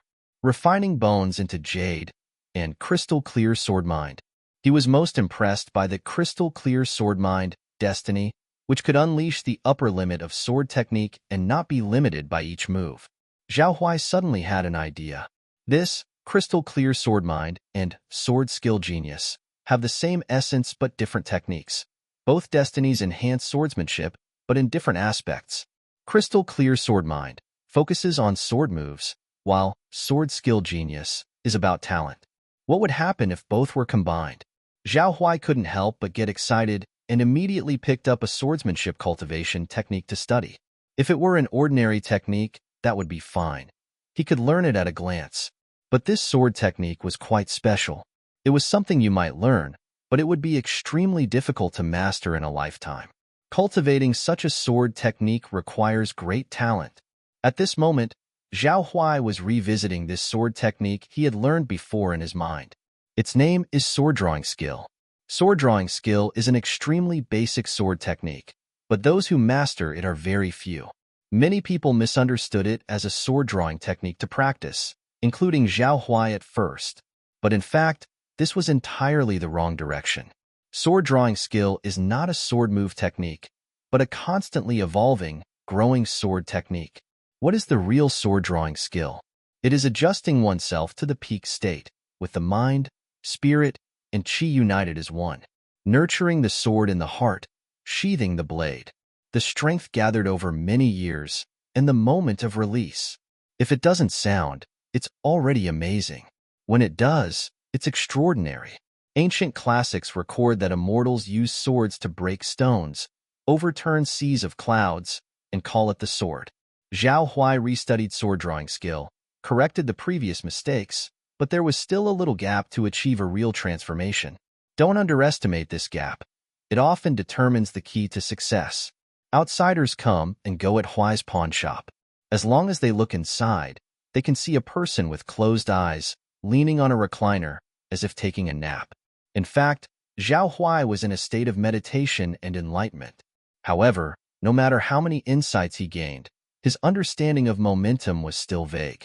How could he use sword momentum and guide it? As long as he could break through this thin layer of paper, he could truly master the sword drawing skill. Activate swordsmanship enlightenment, Zhao Huai silently chanted in his heart. The special effect of sword skill genius, destiny was activated, and he suddenly fell into a mysterious realm. He felt as though he had become a sword, with a bottomless sharpness, refined in a deep, cold environment. With Zhao Huai as the center, invisible whirlwinds began to form around him. He made the posture of drawing a sword, and although there was no sword in his hand, there was an inexplicable momentum. Whirlwinds followed him, releasing a mysterious power. It was fierce but harmless. Zhao Huai's body was still, the whirlwinds grew larger, and his hand gripping the imaginary sword became tighter and tighter. At this point, he had entered the realm of man and sword as one. More and more whirlwinds were spreading from Zhao Huai, even causing the copper coins on the shelves to jingle. With the crystal-clear sword mind, destiny, it allowed his state of mind to be imprinted with the sword, breaking the shackles of the upper limit. Until a tipping point, there was a whoosh sound. An overwhelming sword intent erupted from the pawn shop, shaking the branches of the willow trees outside the shop door. A fierce wind swept across, causing the passers-by to cover their faces and complain, feeling inexplicable. This is the sword drawing skill. I've got it. Zhao Huai stood up hurriedly, with sharp eyes and beads of sweat on his forehead and neck. Now he had finally learned the real sword drawing skill, mastered the sword intent, and taken a big step forward in swordsmanship. Understanding sword intent is an essential step for sword cultivators in their cultivation path. Pear Blossom Alley. People filled the benches in rows, with a makeshift stage in the center where actors passionately recited their lines. Yu Qinghan sat among the audience, engrossed in the performance, her face still showing a smile.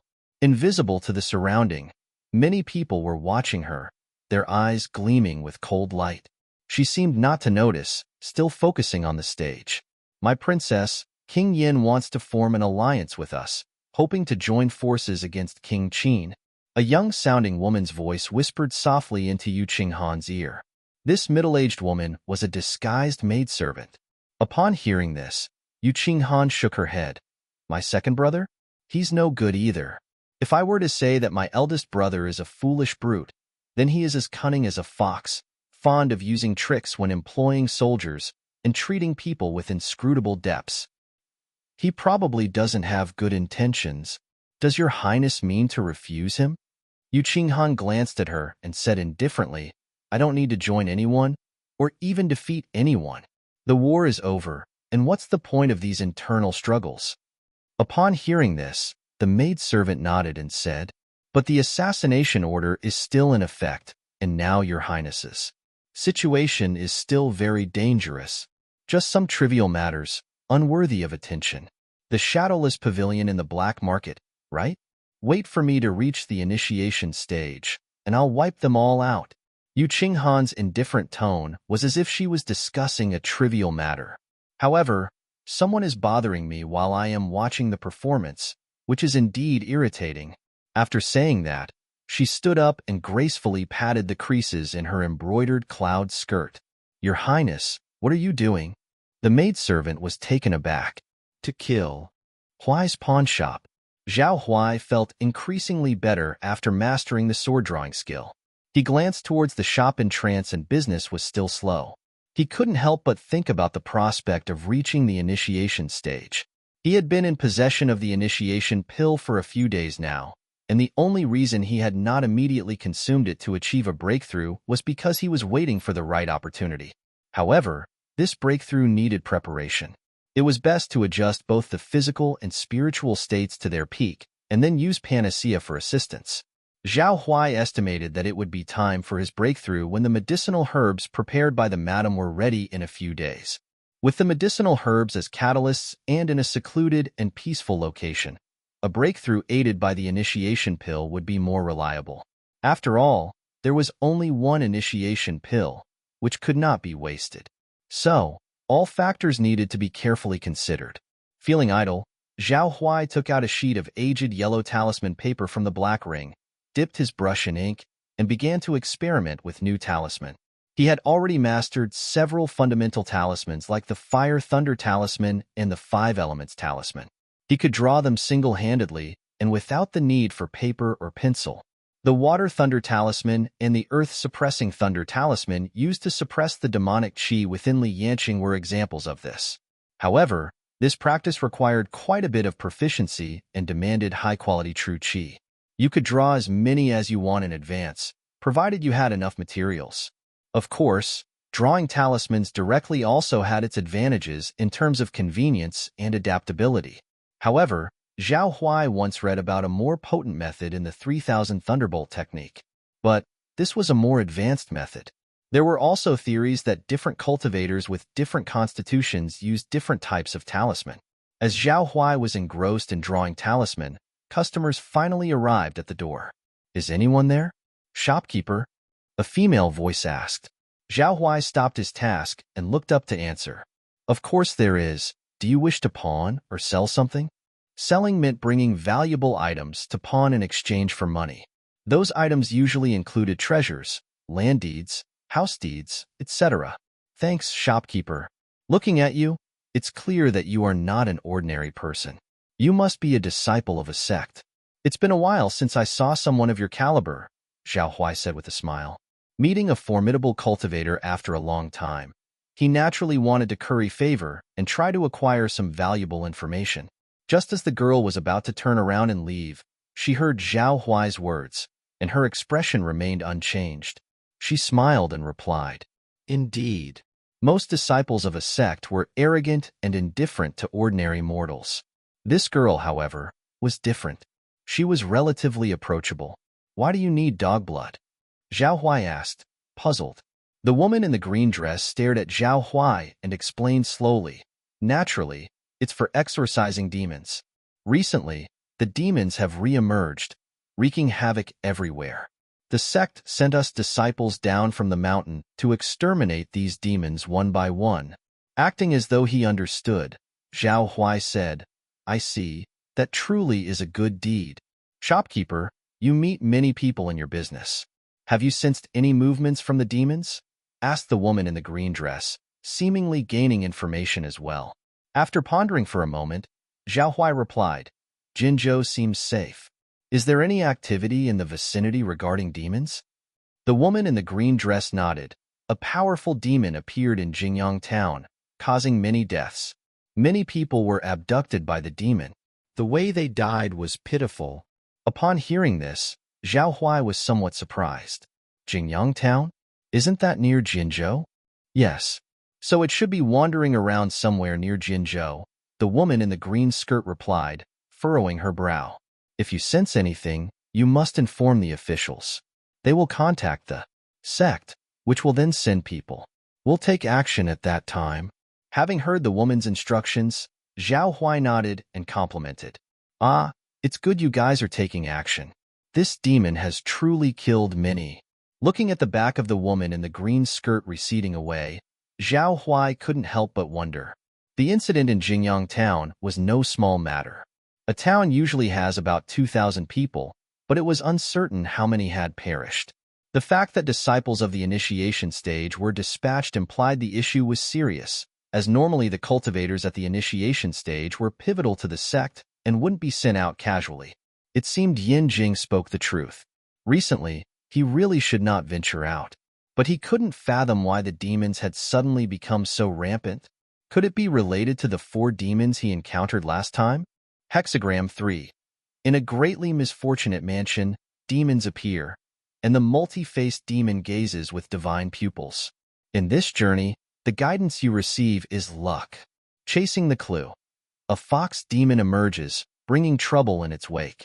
Seeing the finally changed result to luck in front of him, Zhao Huai let out a slight sigh of relief. It seems that I will encounter that fox demon on this journey. I have to be extra careful. Just as Zhao Huai thought of this, the hexagram result in front of him changed once again. Hexagram 3. In a greatly misfortunate mansion, demons appear, and the multi-faced demon gazes with divine pupils. In this journey, the guidance you receive is misfortune. What does this mean? Why did it turn back into misfortune again? Zhao Huai was puzzled in his heart, and his face showed confusion. Didn't he change the results of misfortune and luck? Could it be that it was of no use? No, Zhao Huai felt that there must be a problem somewhere, so he slowly began to think. He carefully recalled the previous time he escaped the army's disaster. After getting luck, he went to the matchmaking agency, and everything went smoothly. The key was meeting a savior, which turned misfortune into a blessing. Savior. Suddenly, a light bulb went off in Zhao Huai's mind. Could the so-called savior be the key factor in the divination results? By this analogy, each divination result has a decisive factor of misfortune and luck. The more Zhao Huai thought about it, the more it made sense. I think I understand. Whether the result of the copper coin divination is misfortune or luck depends on my actions. Changing the result of misfortune and luck only provides a correct path.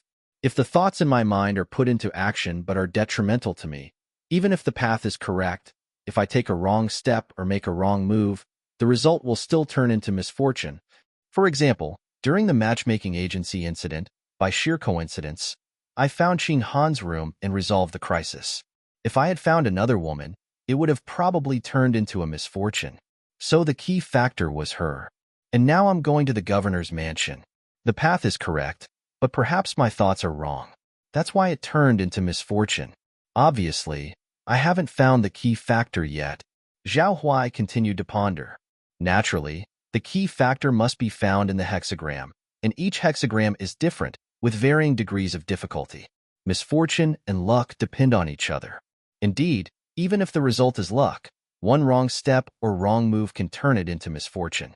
What does demons have many faces, looking at divine pupils in this hexagram mean? He must have taken a wrong direction earlier. Instead, the carriage that he and Yin Jing were riding in had already stopped. The servant in the front hurriedly called out, "Gentlemen, we have arrived." Zhao Huai got out of the carriage, and in front of him stood a magnificent mansion. There were 2 stone lions as tall as a person at the entrance, and the vermilion door was very eye-catching. He couldn't help but sigh in his heart. The governor's mansion was indeed grand and luxurious. "Dr. Yin is here," the servant quickly reported. Please come in. A steward had already been waiting inside the gate to receive them and led the two inside. As Zhao Huai stepped into the main entrance, he felt many pairs of eyes looking at him. The security at the governor's mansion was indeed strict, but it was probably of no use against demons. Li Chang's figure hurriedly came from the courtyard, his already weary face now showing a trace of worry. Dr. Yin, you're finally here. As he grabbed Yin Jing's hand, he noticed Zhao Huai out of the corner of his eye and asked, "Who is this?" "This is my close friend who has some insights into your son's condition. So he came along," Yin Jing explained with a smile. "Oh, I see." Li Chong nodded. In his heart, he had already regarded Zhao Huai as Yin Jing's colleague, thinking he was a doctor as well. He didn't overthink it. "Let me have a look at your son's condition," Yin Jing said seriously. "All right." Li Chong led the way, walking quickly towards the bedroom without stopping. Before entering the room, Zhao Huai looked up at the eaves and saw a crow on the parasol tree. Its pitch-black eyes were round and glaring. In the room, Li Yanqing, who used to be lively, was now lying quietly on the bed. His face was pale, and his lips had no color, making him look terrifying. Seeing the change in him, Zhao Huai's brow furrowed. He also noticed that the Taoist talisman that had been attached to Li Yanqing's neck, suppressing the demonic qi, had vanished without a trace. No wonder there was a sudden problem. The talisman was gone. It would be strange if there were no problems. Who removed his talisman? Was it him? Or was it the fox demon? As Zhao Huai pondered, Yin Jing had already finished examining the pulse and his face became very serious. "So, what's the situation?" Li Chong was filled with unease. This was his only son. If something happened to him, his lineage would be severed. Yin Jing turned his head and solemnly said, "The young master's body has no problem, but his essence and blood are rapidly disappearing." Li Chong didn't quite understand and asked, "What kind of illness is this? Can it be cured?"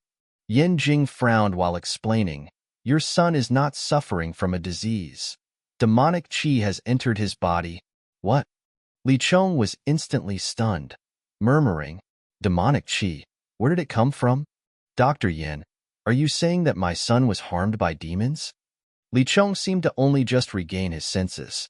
"Yes, and the demonic qi has penetrated very deeply, entering his meridians, even his limbs and body. Is there a way to save him?" Li Chong's eyes were filled with hope. Yin Jing shook his head, solemnly saying, "It's very difficult. It would have been easier if it had just entered his body, as we could have used true qi to seal it, then gradually removed it. Now that it has penetrated too deeply, the best method is to eliminate the source of the demonic qi. Governor Li, you'd better report this to your sect first." "I'm sorry, but I am powerless to help." Yin Jing sighed. How could the matter of demons be resolved so easily? Upon hearing this reply, Li Chang's face instantly turned ashen, and his heart chilled by half. Even if he reported this to the sect, it would take ages for them to send someone. By that time, his son would have been long gone. At this moment, the seemingly elegant and strong middle-aged man had tears shimmering in his eyes. How did the talisman on the young master's neck fall off? At this moment, Zhao Huai's voice rang out. "The talisman? Are you talking about this?" Li Chong raised his head slightly and took a crumpled piece of yellow paper from his sleeve. No wonder. Seeing the state of the talisman, Zhao Huai suddenly understood.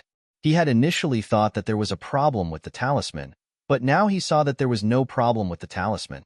It had simply been ripped off. Yin Jing picked up the crumpled talisman, studied it for a moment, then explained to Li Chong, "This is a demon-suppressing talisman. It has a strong, true qi on it, and should be used to suppress demonic qi." As he said this, he even glanced at Zhao Huai with an inexplicable look.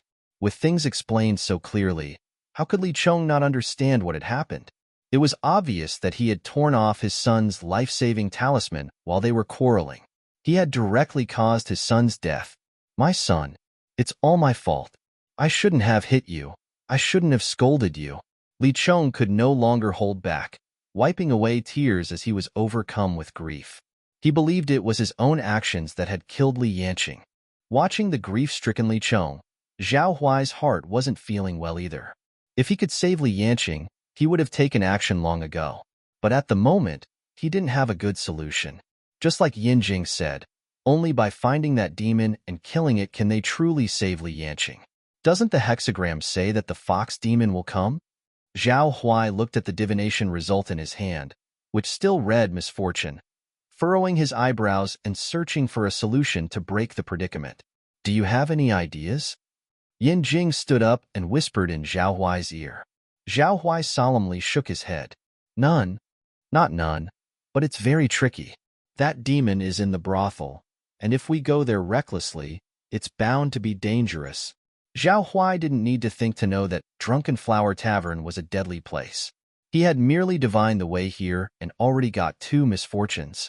The third hexagram, even after using a change of fortune, turned into misfortune in the end. It goes without saying that this operation must be approached with extreme caution. Have you fought her before? Yin Jing asked curiously. Not really a fight, just a clash of our demonic powers. Although I won, her demonic power is at least at the 7th stage of refining qi, and I guess her original form is even stronger, Zhao Huai replied. Getting such an answer, Yin Jing couldn't help but purse his lips helplessly. In his eyes, Zhao Huai was already the strongest person he knew, apart from official sect disciples. If he said it was tricky, it must be difficult. Governor Li, you should still send someone to the Ascending Immortal sect first. I know you're grieving, but now that the demon is still there, you owe it to your son to explain. Yin Jing tried to persuade Li Chong, who was squatting by the bed with all the bitterness in his heart. The Ascending Immortal sect was the largest sect within 1,000 miles. With tens of thousands of disciples, only they could deal with these demons. We have no other choice. Li Chong's already exhausted body now lost even more energy, his face filled with numbness. Suddenly, a cold glint appeared from behind everyone at that moment. It turned out to be a servant who served tea, holding a kitchen knife in his hand, with ferocious eyes, pointing it at Li Chong. You! Li Chong's eyes widened, his face full of astonishment. In the next instant, Zhao Huai's 2 fingers stood together, and he forcefully pointed his sword. A stream of true qi shot out. The originally descending kitchen knife froze in midair. Ding! Zhao Huai flicked lightly, a finger carrying the force of 10,000 pounds with the peak ultimate's intention, hit the shining kitchen knife and shattered it. Yin Jing's body stood upright, slapping the servant who flew away. His lightning-like gaze swept through the room as he asked himself, what's going on? Was it an assassin? Zhao Huai walked over to the fallen servant, lifted his eyelids, and drew a conclusion. His eyes are off. He was under control. When did this happen? Yin Jing was shocked.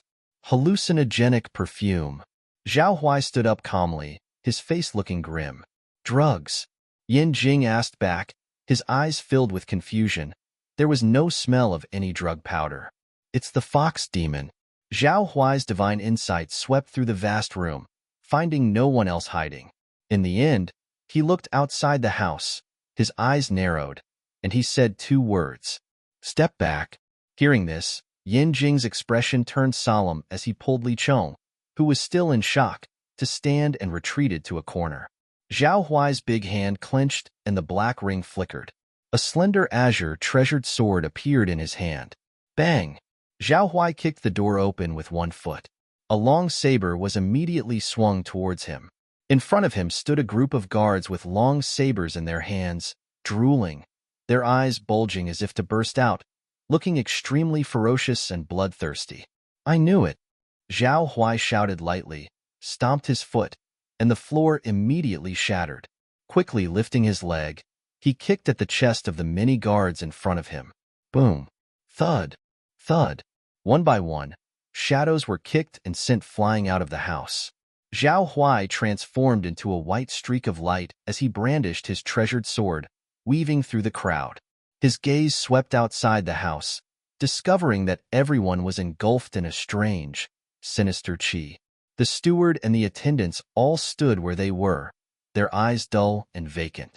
Seeing this, Zhao Huai furrowed his brows and waved his sleeve. One after another, the yellow talisman inscriptions flew out from his sleeve. Wooden thunder talisman, arise. Suddenly, an ocean of talismans appeared before everyone. rushing towards them as the wooden thunder talismans hovered above their heads. Soon, strands of black smoke rose from their mouths. The black smoke converged, taking the form of a fearsome black fox face with a sinister grin. It screeched and charged toward Zhao Huai. Subdue. Zhao Huai's expression remained calm, his sword clearing the path as he pointed it towards the attacking figure.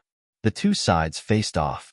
Zhao Huai's other hand was not idle, as he quickly bit his finger and used the blood to draw talisman inscriptions in midair. The single-handed inscription drawing displayed a terrifying speed. In no time, an enormous Taoist talisman formed, and Zhao Huai pushed it forward with his palm while shouting, "Golden Thunder Talisman, execute!" Suddenly, the sky was filled with flickering thunderbolts, growing brighter and more intense. Boom! An enormous explosion sounded in the sky, an extreme force annihilating the black, smoke-formed fox face. The black smoke was completely wiped out, and the people around collapsed, unconscious. Before Zhao Huai could catch his breath, Yin Jing's voice rang out from inside the house again. "Brother Zhao, come and see." Zhao Huai turned into a blur as he entered the house, only to see Yin Jing pointing at the person in front of him with a surprised expression. Li Yanqing, who was supposed to be lying in bed, had strangely sat up, his body twisted unnaturally, his head swaying non-stop, and his eyes completely white. Zhao Huai's eyes narrowed as he gripped his sword tightly. "My son, what happened to you?" Upon seeing Li Yanqing's condition, Li Chang's face was full of anguish. He wanted to rush forward and hold his son, but Yin Jing pulled him back. "Don't go near him. Something is off." Li Yanqing's head twisted in a bizarre manner as a hoarse voice addressed Zhao Huai. "So, there's a cultivator here. You must be the one who disrupted the connection between me and my human puppet with your talismans." "Indeed." Zhao Huai replied indifferently. "Good, very good. You think you're so powerful, huh? More than enough to deal with you." Zhao Huai's expression was serene as he retorted, "Ha ha ha ha." A terrifying, dry laugh came from Li Yanqing's throat, as if mocking Zhao Huai. "Such big talk. Just wait. Jinzhou City will be next. How much longer can your human race remain smug?" In the next instant, Zhao Huai's figure disappeared from his original position. When he reappeared, he was holding his sword behind him with one hand while his insanity technique activated within his mind, transforming into a giant bell. Boom! The magnificent bell sound could cleanse one's body and mind while eliminating demonic corruption. As expected, under the infusion of the bell sound, a stream of black smoke left Li Yanqing's body. Li Yanqing lost all strength and once again fell back onto the bed. Zhao Huai quickly sealed Li Yanqing's meridians and placed several Taoist talismans around the bed. After finishing these tasks and letting out a sigh of relief, Zhao Huai was about to speak when a bright orange light suddenly entered his mind. This caught his full attention. He looked closely at it. Demon viewing eye? Looking at the new destiny before him, Zhao Huai felt a slight surprise and delight in his heart. For him right now, this destiny was extremely useful. It could sense the presence of lurking demonic creatures. Even if they were disguised as humans, he could quickly locate them. Moreover, it had a special see-through effect. As long as he found the true body of the demon, he could lock onto it, rendering it unable to escape. It was like a tracking compass. The final characteristic of revealing weaknesses was also crucial because dealing with demons would be much easier after their weaknesses were exposed. Merge destiny. Merge. Zhao Huai muttered in his heart. The next moment, the bright orange, demon-seeing eye, destiny light cluster burst into brilliance. It turned into a stream of light, entering Zhao Huai's eyes. He only felt his eyes suddenly become scorching hot, as if a fiery flower bloomed in his eye sockets. At the same time, accompanied by a torrential influx of spiritual qi, Zhao Huai's eyes were faintly glowing. After a while, it subsided. There wasn't much change in Zhao Huai's pupils, and the surface of his eyes visible to others. But in his own eyes, it was a completely different scene. His eyes were bright and alert. Everything in front of him became dim. Even the gorgeous peonies in the vase next to his bed was no exception. He could see wisps of black lines in his vision, clearly leading outside the house. With this destiny, He no longer had to worry about demons lurking around him. That's what Zhao Huai thought with satisfaction. Relying on the demon viewing eye, he could sense the presence of faint demonic qi around him. The source of these demonic qi was all from Li Yanqing, who was lying in bed. At this moment, Li Yanqing was like a furnace producing demonic qi, with a continuous flow of demonic qi overflowing from his body. Zhao Huai guessed that the guards and stewards in the house had been controlled by someone, and the root of it all must be the black qi on Li Yanqing. This black qi could affect people's brains, causing hallucinations and agitation. However, the black qi was now suppressed by the talismans set up by Zhao Huai. Brother Zhao, I'm glad you were here. Yan Jing saw the situation stabilized and breathed a sigh of relief. Thank you, young hero. Li Chong bowed his hand to Zhao Huai, although his voice was trembling slightly with fear. He felt his legs were soft. If it hadn't been for Zhao Huai, he might have met his end today. Why did these demons target my son? Li Chong looked at his son lying in bed, sighed, and couldn't help but ask. Zhao Huai's treasured sword hadn't been put away yet and was still planted in the ground. He said indifferently, "Is it possible that the demon's original target was not your son, but you? How did the young hero figure that out?" Li Chong was astonished. At first, I wasn't sure until I heard the demon say, "The next target is Jinzhou City," and I finally realized. Zhao Huai had just wondered why the fox demon would place such an important mark on Li Yanqing, who was just a wasteful son. The demonic qi mark was like a brand, difficult to create and consuming a lot of effort. It could allow the demon's spiritual mark to descend upon a person's body. There must be a reason for placing it on Li Yanqing.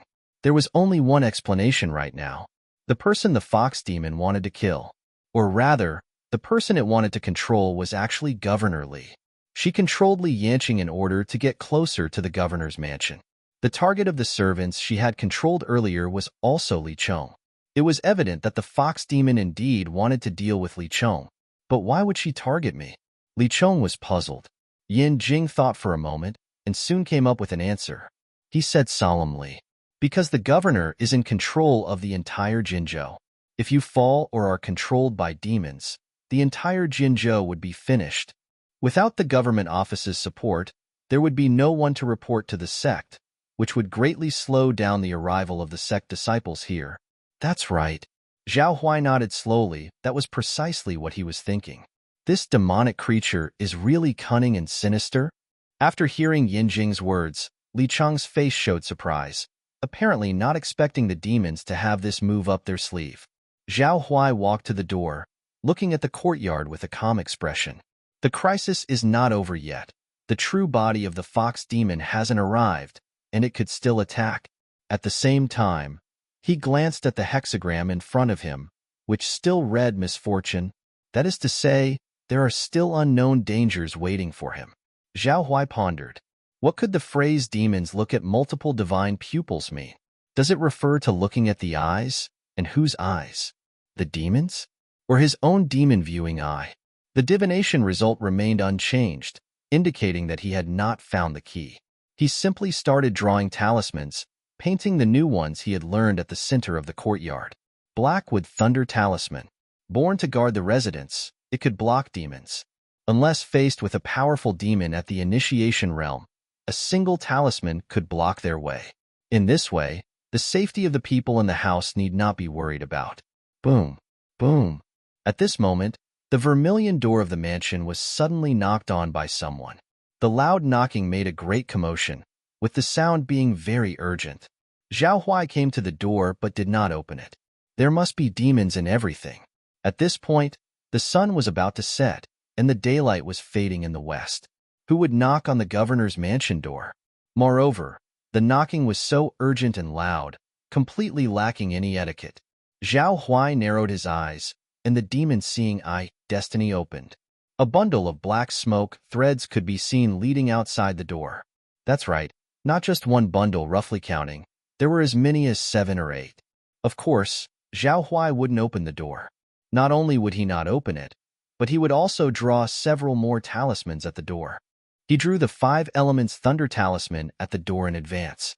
He needed to draw them on the door and on the door sides. Boom, boom, boom. The knocking noises continued without pause. After a long silence in the air, bang! There was a loud noise, and the vermilion door was blown open. Zhao Huai, seeing this, immediately detonated the Taoist talisman on the door. Boom! Huge flames burst out from the entrance, like a monstrous wave choosing its prey, rushing towards the outside. With a sizzle sound, something was scorched and sent flying out of the door. Only when it was calm again did Zhao Huai's demon-seeing eye examine the situation. The surrounding black threads had been broken. A weak, sly-looking man with lifeless eyes lay on the ground, staring blankly. Moreover, it wasn't just him. There were also several other pale-skinned men lying around silently. Zhao Huai looked carefully, realizing that these were corpses, no longer human. Even the bones were gone, leaving only a completely dried-out skin. The shriveled human skin, driven by the demon's power, could barely move. Is this a human puppet? Zhao Huai muttered, now knowing that all these things before him were human puppets refined by the fox demon. At this time, his demon-viewing eye detected an anomaly. Wherever his gaze went, a large amount of black smoke gathered together, transforming into a person. The shadow in front of him was extremely illusory, but the demonic qi on its body was particularly strong. Are you the demon? Zhao Huai's eyes narrowed, and with a bend of his finger, a treasured sword shot directly towards it. Whoosh! The unknown treasured sword turned into a bolt of lightning, piercing towards the shadow. The gathered demonic qi dispersed, and once again appeared in front of Zhao Huai. Although the speed of sword control was fast, it was only during a straight line, and he had to concentrate every time he wanted to turn it. Suddenly turning into close combat, a big furry hand stretched out in front of him, reaching for his crown chakra. Black smoke was rushing in front of his eyes, going straight into his brain, making it clear that the fox demon wanted to control him with an illusion technique. Humph. Zhao Huai sneered, and the insanity technique in his mind suddenly activated. Spiritual power turned into a big bell. Dong dong sounded, and his mind suddenly clarified, becoming transparent. The black smoke couldn't get close to him, and he could also clearly see the shape of the shadow. It was a monster with the face of a fox and a humanoid body, incredibly burly, with well-defined muscles. Smash! Zhao Huai shouted and clenched his fist, slamming directly into the monster. The tens of thousands of pounds of strength in his arm suddenly erupted, and the power brought by the peak ultimate's intention was unparalleled. If it was comparing strength, he wouldn't be underestimated. Boom! Thud! 2 waves of qi spread out from the middle, and the 2 stone lions standing at the door trembled, shattering. Ultimate! Open! Zhao Huai silently recited in his heart, and his strength instantly doubled, with the power in his arm surging again. With 8-fold strength, the opponent simply couldn't bear it, and the fox-faced humanoid monster was directly hammered away. Whiz! At this moment, the treasured sword happened to return. Zhao Huai directly flipped over, stepped on the sword, and rode it, turning the sword light into a ray of light, rushing towards the fox-faced monster at a rapid speed. He could feel the strength of the monster, which was almost at the 8th stage or Renlong 11 level, that it was 11, ku an empty Snell Witnout vitality. Roar! The fox-faced monster grabbed chunks of broken stones from the ground and threw them at Zhao Huai's face. The terrifying brute force made the broken stones extremely aggressive. Zhao Huai stood on the sword, controlling it forward. With the boost of the quick mover, his speed doubled, and he could see the trajectory of each broken stone clearly, dodging them with ease. The next second, Zhao Huai leaped into the sky and grabbed his sword. With a twist of his body, a mighty force was suddenly formed in front of his eyes. At this moment, it seemed as if time had come to a standstill. Sheathing the sword, Zhao Huai gripped the cold steel, his heart, spirit, and qi merging into one, gathering his sword intent in one point. Suddenly, a gale blew all around, causing even the trees to sway. Everything on the street was moving as if fearful. This was the true sword-drawing skill. A barely audible whisper sounded. From the other end of the street, a gale howled past, like a locust plague crossing. A sword chi soared into the sky, bright as day. Clang! The sword's chime was crisp and pleasant. A beam of white light slashed across at the waist, and the noise shook the entire area. Even Yin Jing at the governor's mansion could feel the power of this move as he watched the storm outside the window. The sound of the wooden door creaked in the wind, and a rising chi surged outside. What a strong power! Yin Jing looked at the sky and muttered. At this moment, a huge, deep trench appeared in the alley, attracting everyone's attention. The monster, right in the middle of the trench, slowed down gradually, its head separated from its body. Only its torso remained, swaying in the wind, on the verge of collapse. With a pop sound, it exploded into pieces and scattered on the ground. Zhao Huai silently sheathed his sword, his face showing no joy because in his eyes, the demonic chi on the monster in front of him was dissipating. But it was also regrouping, leaving this place and disappearing. This meant that this was not the fox demon's main body, but another clone. The fox demon wasn't dead yet. A fox is a fox, cunning indeed. Every time it can't win, it uses another way to confuse me. Zhao Huai could basically confirm that this fox demon was not his opponent. But it was very cunning, not confronting him head-on, and trying to engage him in battle with various strange techniques. The demonic chi dissipated, and the human body in front of him was just skin. The so-called fox head was just a toy woven from grass. Zhao Huai discovered something odd. That was that these human puppets didn't have any eyes. The eyes on their faces were all mud balls. Their eyes were empty, and their expressions lifeless.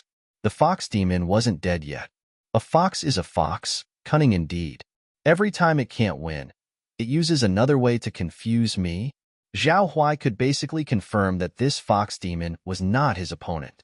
But it was very cunning, not confronting him head-on, and trying to engage him in battle with various strange techniques. The demonic chi dissipated, and the human body in front of him was just skin. The so-called fox head was just a toy woven from grass. Zhao Huai discovered something odd. That was that these human puppets didn't have any eyes. The eyes on their faces were all mud balls. Their eyes were empty, and their expressions lifeless. Seeing this, Zhao Huai had a sudden insight. Demons can change their appearance. I think I know what it means. Zhao Huai suddenly understood.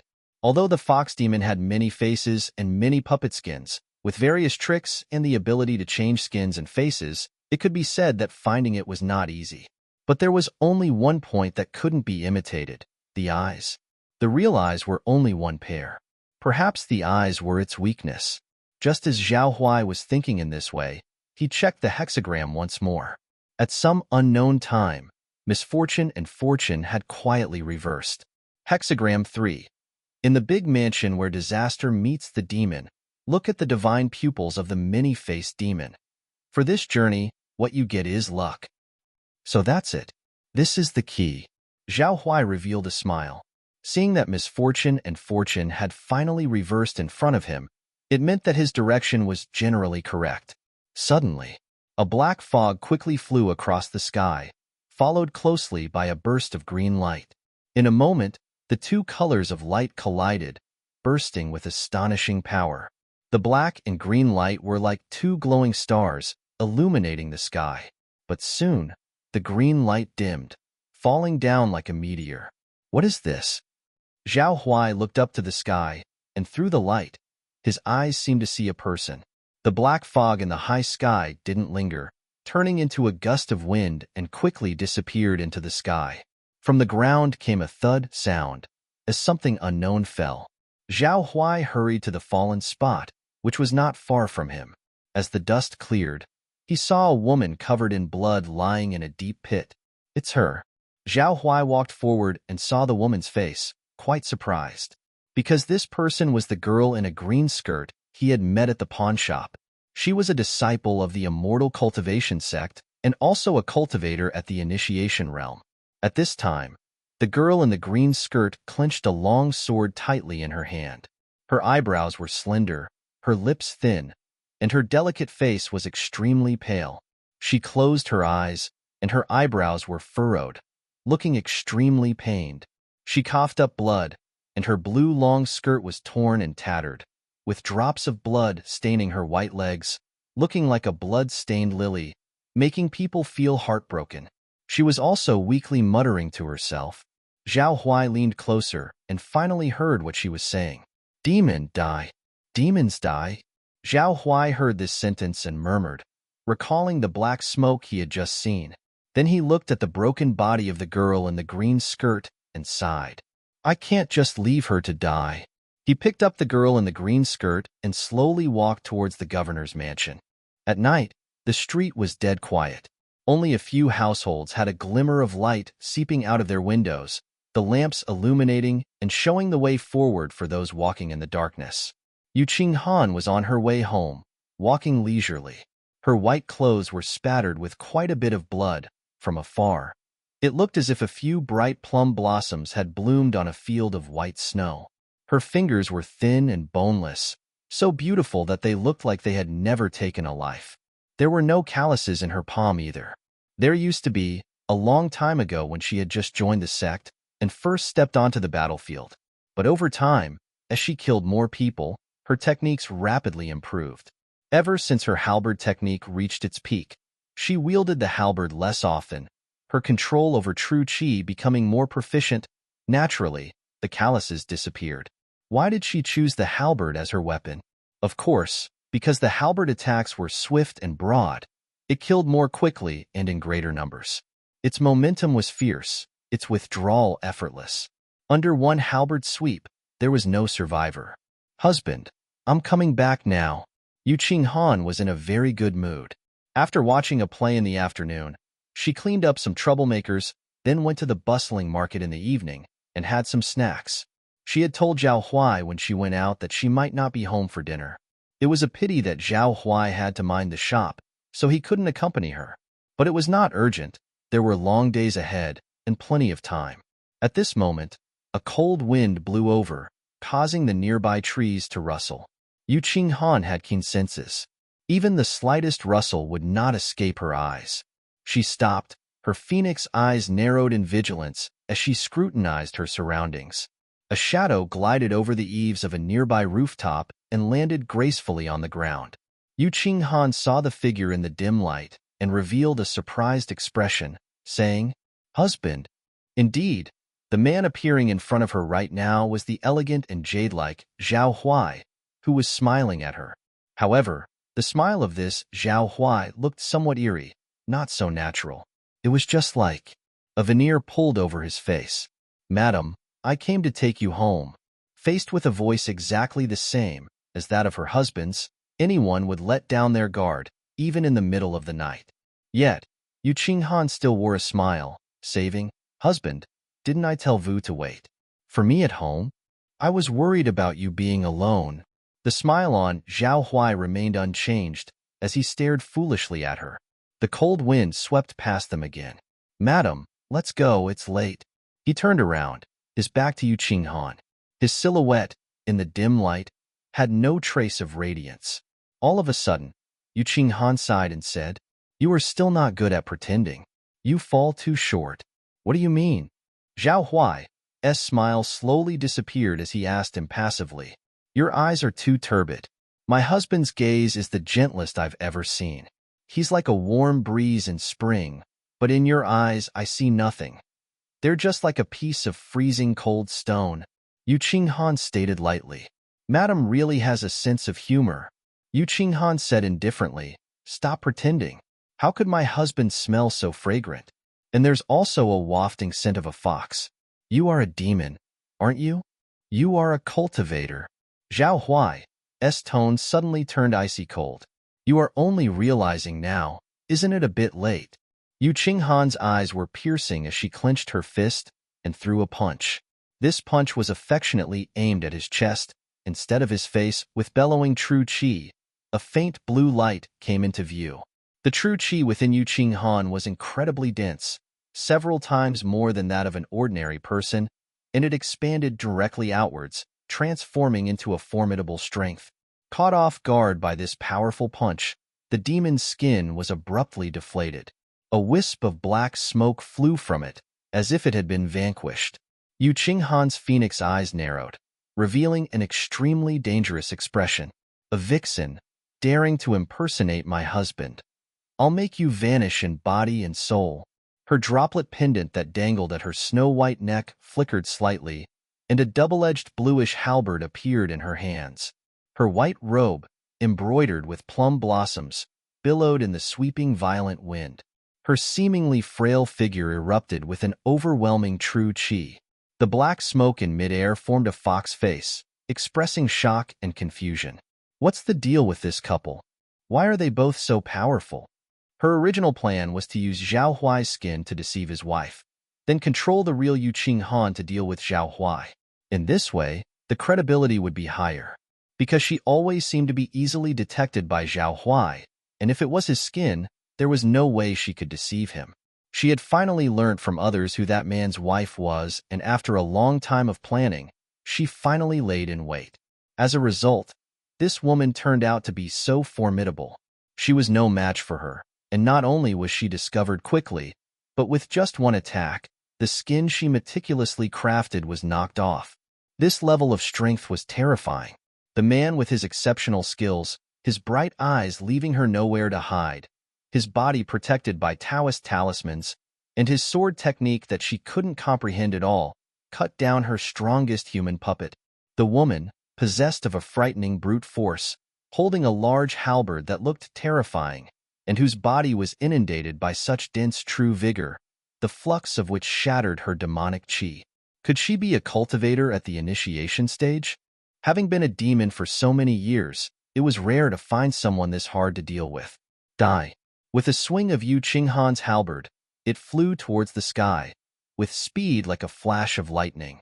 Despite the heavy weapon in her hand, she lifted it as if it were light as a feather. A clanging sound echoed.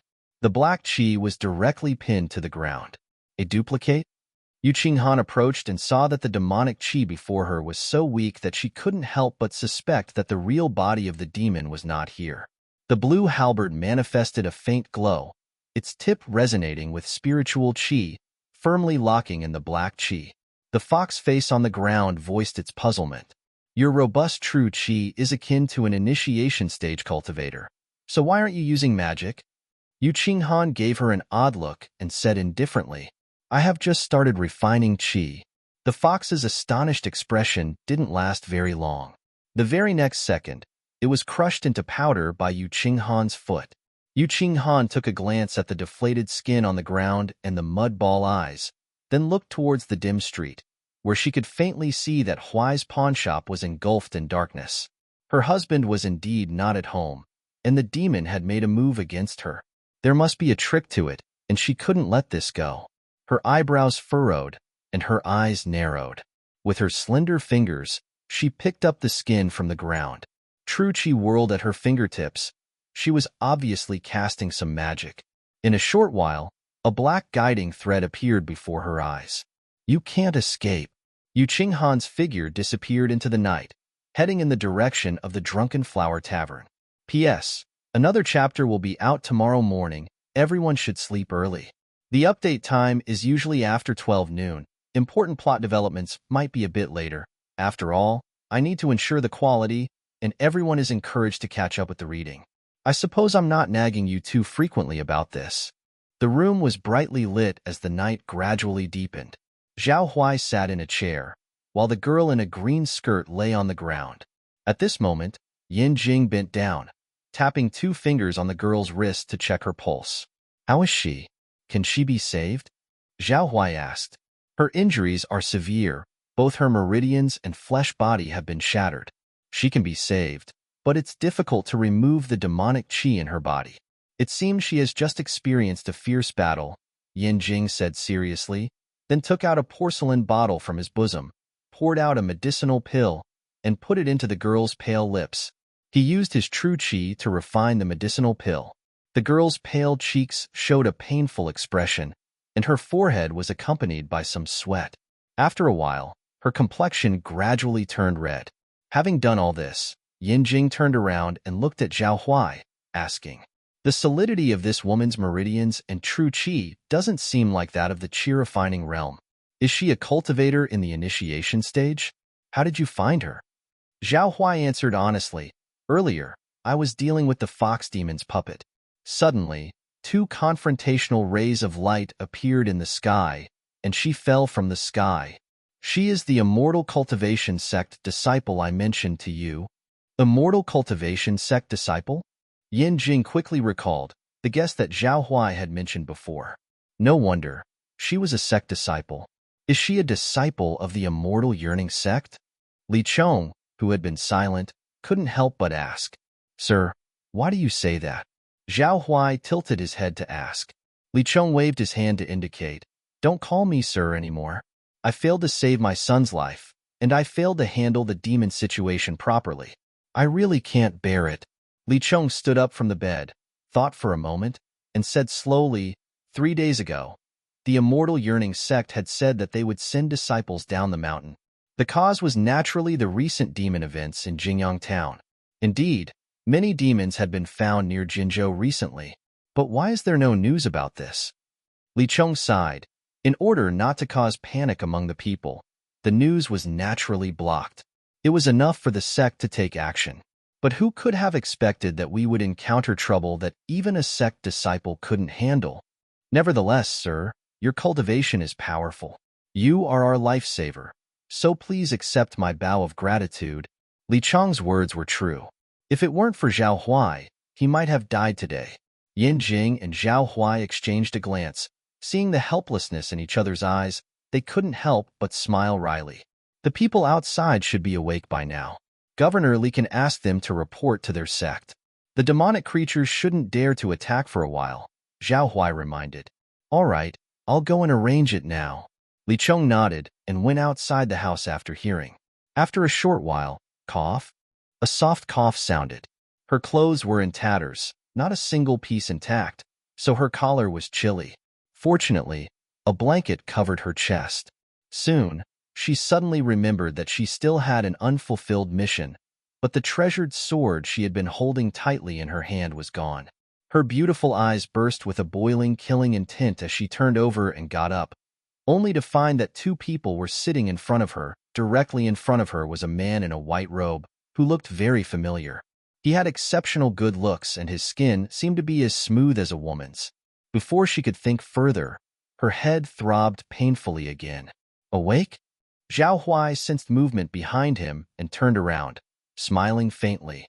The girl in the green skirt showed a cautious look in her eyes. Still very confused, she swallowed, her dry throat somewhat hoarse, and asked weakly, Who are you? How could you forget me after just a short time? Zhao Huai laughed while explaining. I saw you falling from the sky earlier and lying on the road. I then brought you into the house. Luckily, Dr. Yin was here, so he treated you initially. Although it may not have completely healed you, it at least saved your life. His voice was calm and gentle, as if he were talking to a long-lost friend. The girl in the green skirt closed her eyes and concentrated. The pain in her head subsided a bit, and her mind became somewhat clearer. Looking at Zhao Huai in front of her, she finally remembered who he was. No wonder he looked familiar. He was the owner of the pawn shop she bumped into earlier that day. It was such a coincidence that she was saved by him. Thank you to the shopkeeper and Dr. Yin. Today's events were beyond my control, and I caused trouble for the both of you. My name is Lu Wanqiu, a disciple of the Immortal Yearning sect, and I will repay you in the future. Lu Wanqiu spoke with a sincere tone in her voice. Helping the injured and saving the dying is what I'm supposed to do. Young lady, you're too polite. Yin Jing waved his hand and laughed. In fact, he was delighted in his heart, as it was not an easy thing to obtain the gratitude of a sect disciple. Could you briefly tell us what happened? Zhao Huai couldn't help but ask. In his mind, he still were wondering about the swirling black mist, which he felt must be a powerful demon. Yes, there's still demonic qi within the young lady. It seems something troublesome has occurred, added Yin Jing from the side. Lu Wanqiu's beautiful eyes dimmed as she sighed. Have you heard of the Black Wind Cave? Zhao Huai and Yin Jing exchanged looks before saying, Of course, the notorious Black Wind Cave disappeared 100 years ago, didn't it?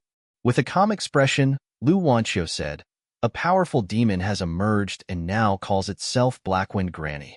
This demon is quite powerful and has committed evil deeds in the surrounding area, harming many people. I was ordered to descend the mountain and exterminate it. After listening, Zhao Huai thought for a moment and asked, "Young lady, are you not able to defeat that demon?" Lu Wanqiu shook her head. "I am not a match for Blackwind, Granny, but I didn't expect that there would be other demons in Blackwind Cave. Some of them are quite powerful. I barely managed to kill a few of them, but ended up severely injured myself, allowing Blackwind Granny to escape." Although her words seemed relaxed, Zhao Huai knew that such encounters were more dangerous than one could imagine. Demons were difficult to deal with, like the cunning fox demon he encountered once. And there are even more difficult demons out there. Was it that black mist in the sky? Zhao Huai inquired further. "She's at the end of her strength and can only flee," Lu Wanqiu added. "I believe that the incident in Jingyang Town is also related to her." At this point, Zhao Huai voiced his confusion. "Why does Miss Lu say that? Jingyang Town suffered great casualties? I heard that the people of Jingyang Town are alive and well." Lu Wanqiu exhaled and said calmly, "They have all been turned into demons' puppets and became accomplices of the demons." Demon's puppet? It was the first time Zhao Huai had heard of such a term. Lu Wanqiu explained, "There are 3 types of demons: demonic creatures, ghost and monsters, and devil creatures. Among them, the demon's puppets are the weakest, belonging to the class of demonic creatures. They appear no different from ordinary humans, but their minds are no longer their own, and they are bound to follow the orders of demons." It was also Zhao Huai's first time hearing about these detailed classifications and individual categories. Who will deal with these minions of the demons? Lu Wanqiu looked deeply into his eyes and said, "The Immortal Yearning Sect will take action." Zhao Huai had heard quite a bit about the prestige of the Immortal Yearning Sect. The sect had roughly tens of thousands of members, divided into inner and outer sections. Lu Wanqiu, the lady in question, should be a disciple of the inner sect. Only those who had broken through the initiation stage could enter the inner sect, be called elites, become the backbone of the sect, and formally step into the immortal cultivation. Please visit FRW website to read fastest update. Unlike the martial arts of refining qi, initiates could not only master part of the magic, but also undergo a change in levels. Only with magic power could they practice a large amount of magic. Miss seems to hate demons very much. Zhao Huai noticed the change in Lu Wanqiu's tone and casually mentioned it. Lu Wanqiu took out a pill from her storage ring, took it immediately, and said while circulating her true vigor, "When I was a child, my whole family was killed by demons, so I was an orphan. If it weren't for my master saving me, I might have already died. So, I practice hard to become stronger, then learn magic, go down the mountain to exorcise demons and protect the way." Lu Wanqiu's tone was very calm, apparently used to it. Only when a person could talk about such things at will, it means that they had let go. What replaced it was continuous, resolute execution. Zhao Huai didn't dare imagine how many demons this seemingly cold and detached woman had killed. Every person born had to face different degrees of suffering. In the journey, every time we fall, we feel panic. Only by picking ourselves up and becoming stronger can we get rid of all this. Zhao Huai considered himself quite lucky to have the golden bronze coins guiding him, keeping him from falling into this dangerous world. After taking the pill, Lu Wanqiu looked much better, and her expression seemed to be much more relaxed. "My senior brother has already taken people to clean up Jingyang Town. You don't need to worry. We will also deal with Blackwind Cave soon." Blackwind, Granny and I both ended up injured, and she won't be able to make any moves in a short time. Zhao Huai nodded slightly, knowing that exorcising demons was their profession.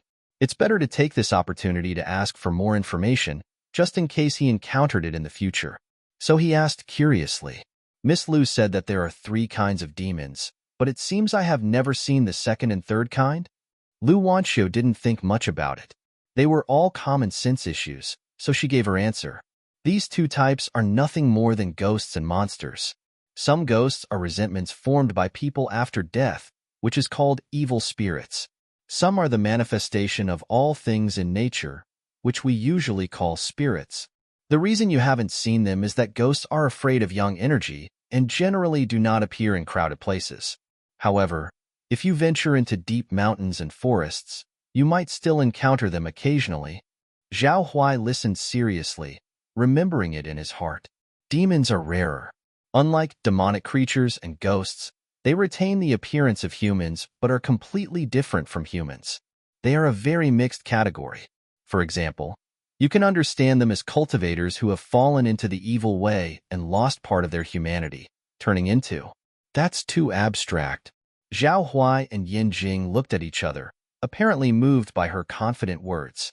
Truthfully, if there was a cultivator in the initiation stage leading the way, they would indeed be unstoppable.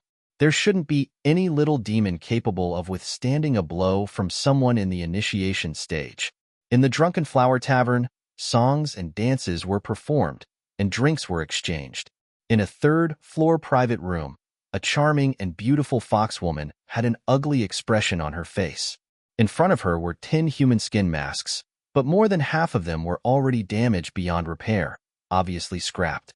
For times, she failed against that young man 4 times. The charming woman gritted her teeth, thinking that she had never failed so miserably as a demon before. If it wasn't for that man, she would have succeeded by now, whether it was luring the rich young master or dealing with the prefecture chief of Jinzhou. Her plan was going smoothly. She didn't know where that man came from, but he repeatedly sabotaged her plans, destroyed her demon puppets, and ruined her plans to control Jinzhou. What did Grandma say? The foxwoman asked the woman beside her. By now, the entire Drunken Flower Tavern was her territory. The original prostitutes had been replaced by a group of little foxes. The other fox demons respectfully replied, reporting to the queen, "There's no news from Granny. She's probably dealing with the cultivators of the Immortal Yearning sect." I have to say, Jinzhou is a tough nut to crack. The foxwoman said indifferently, "Granny's situation is probably more bad than good. It seems like tonight is a failure, and it's time to leave. We can't stay in Jinzhou for long. The reckoning will arrive tomorrow morning. Are we leaving tonight, Queen?" "Right now." The foxwoman decisively gave the order. "Yes, I'll go inform the other sisters." Boom. Soon enough, a loud noise came from downstairs. A subordinate immediately opened the door in panic, knelt down, and reported, "My queen, a terrifying woman in white has arrived outside, exuding true chi from her body, truly frightening. She killed several sisters, and she even questioned us, asking, 'Where's my husband?' Is it her?" The foxwoman's eyelids twitched, recalling what seemed like a bad memory. At the entrance of Drunken Flower Tavern, those shouting for customers were shouting, and those playing musical instruments were playing. Inside the bead curtain, snow-white enchanting bodies twisted sensually in tune with the music, gaze so seductive like a group of enticing beauties. On the stage, female dancers danced gracefully, their slender waists swaying dramatically. The charming maids dressed in gorgeous and complicated long skirts, revealing their jade-like legs, shone with dazzling eyes as if they were staring at their prey. No man could resist the pleasure offered as soon as they entered this place. All had a foolish smile on their faces, losing their minds in a daze. At this moment, a figure in a white dress with plum embroidery stepped inside the door, expressionless at the scene before her eyes. It was Yu Qing Han, the woman looking for her husband. Monster formation? Yu Qing Han's phoenix eyes swept around the invisible aura that enveloped the outside of the Drunken Flower Tavern, an icy expression on her melon-seed face. This large pavilion was already inhabited by demonic creatures, making it impossible for men to leave the area. Alone in her sobriety amid the drunk, Yu Qing Han had such a feeling now. All she could see were scenes of debauchery and glamour, the stench of demonic creatures repulsive and omnipresent. Standing at the entrance of the Drunken Flower Tavern like an unwavering, century-old pine tree, her phoenix eyes sparkled like lightning, and no one dared meet her gaze.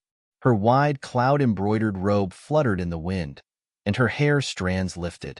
As time went by, soon, countless pairs of eyes stared at the entrance, their gazes filled with curiosity. But Yu Qing Han simply stood there, becoming the center of the entire Drunken Flower Tavern. "Where is my husband?" Her red lips slightly parted, her magnetic voice low but resounding. extremely cold and icy. Please visit FRW website to read fastest update.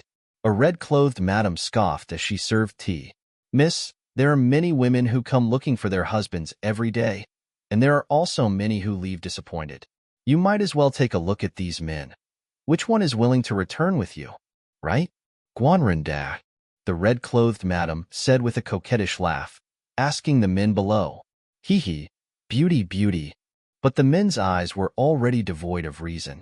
Their minds seemed clouded, only capable of laughing foolishly. The scene was a mess, almost completely destroying the first floor.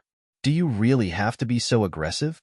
Slowly walking down the fragrant wood staircase, a charming foxwoman spoke with an incredibly cold voice. Yu Qinghan said calmly, "What's your purpose in impersonating my husband? You think I captured your husband, so you demolished my house?" The charming foxwoman laughed in anger, her teeth grinding with hatred. This couple was unbearable. Isn't that the case? Yu Qinghan raised an eyebrow.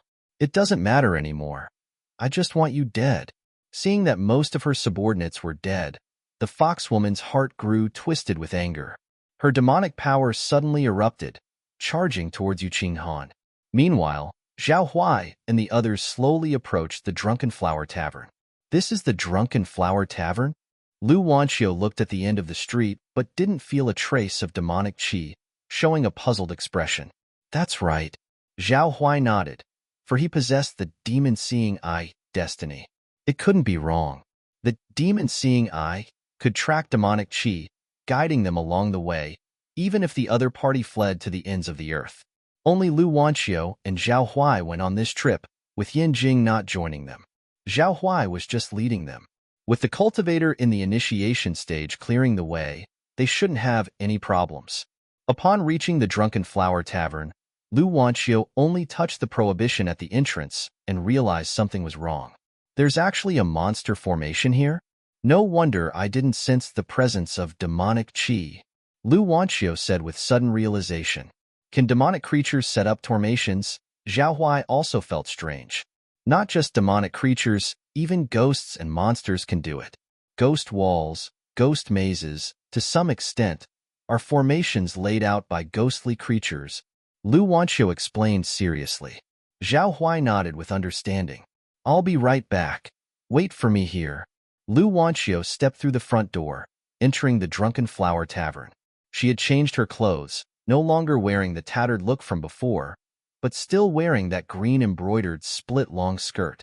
Zhao Huai watched her figure, not intending to go in. Instead, he looked up at the pavilion from the ground. Suddenly, Zhao Huai saw an astonishing scene. Under the dark curtain of night, a slender figure holding a long halberd soared through the sky, killing a mass of black smoke on the spot, truly terrifying. This figure looked so familiar.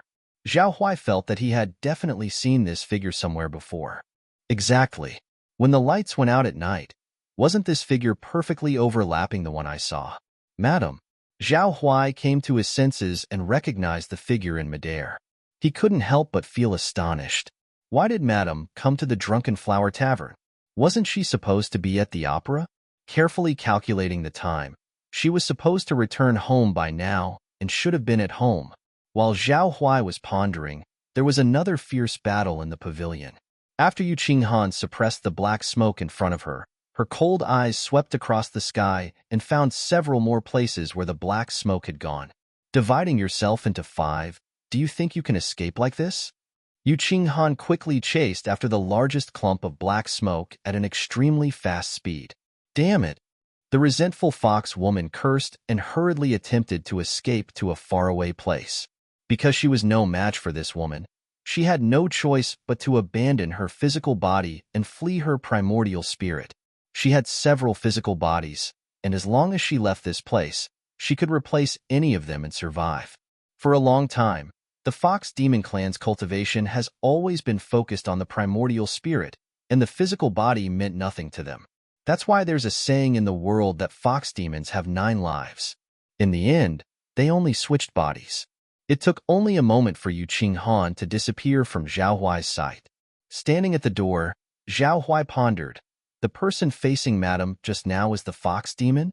Could it be that the Drunken Flower Tavern's lair has been dealt with? Thinking about this, Zhao Huai threw a copper coin. Misfortune depends on blessings. Just look at it. Hexagram 1. Elm money cannot buy 1,000 gold smiles. Willow belt doesn't need 100 treasure makeup. Entering Drunken Flower Tavern. The hint you got is blessinged. Retrospective guidance. Wind, flowers, snow and moon, years will pass. After reading the result, Zhao Huai stepped through the front door and entered the interior of the Drunken Flower Tavern. He saw a scene that surprised him. The place was a mess, with badly damaged red paper walls, shattered glazed teacups all over the ground, and scattered fruit tea and snacks. Who did all this? Could it be Madame? Zhao Huai exclaimed. In his eyes, Yu Qinghan rarely took action. He had seen her in action once when facing pursuers, and at that time, he thought her cultivation was only at the 5th or 6th level of refining qi. Unexpectedly, he underestimated her. The spiritual qi fluctuation here was likely at the peak of refining qi, with amazing destructive power. The only puzzling thing was why Madame came to the Drunken Flower Tavern to eliminate demons. While Zhao Huai was surveying the surroundings, a white ball of light entered his mind. Oh, this can trigger destiny too? He immediately began to examine it. Brothel entertainment, superior mortal grade. Going to the brothel can relieve fatigue, invigorate, and positively boost one's mood. Is this for real? Zhao Huai's mouth twitched slightly. Believe it or not, this destiny was surprisingly useful.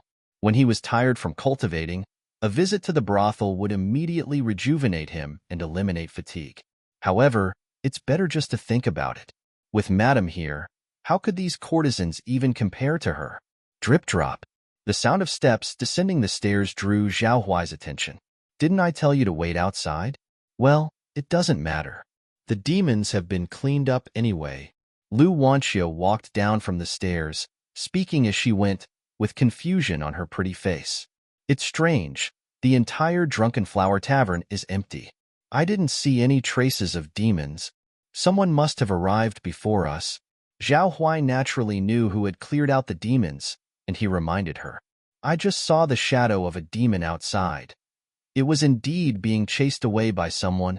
Lu Wanxiu asked seriously, Where did you see it? Southeast.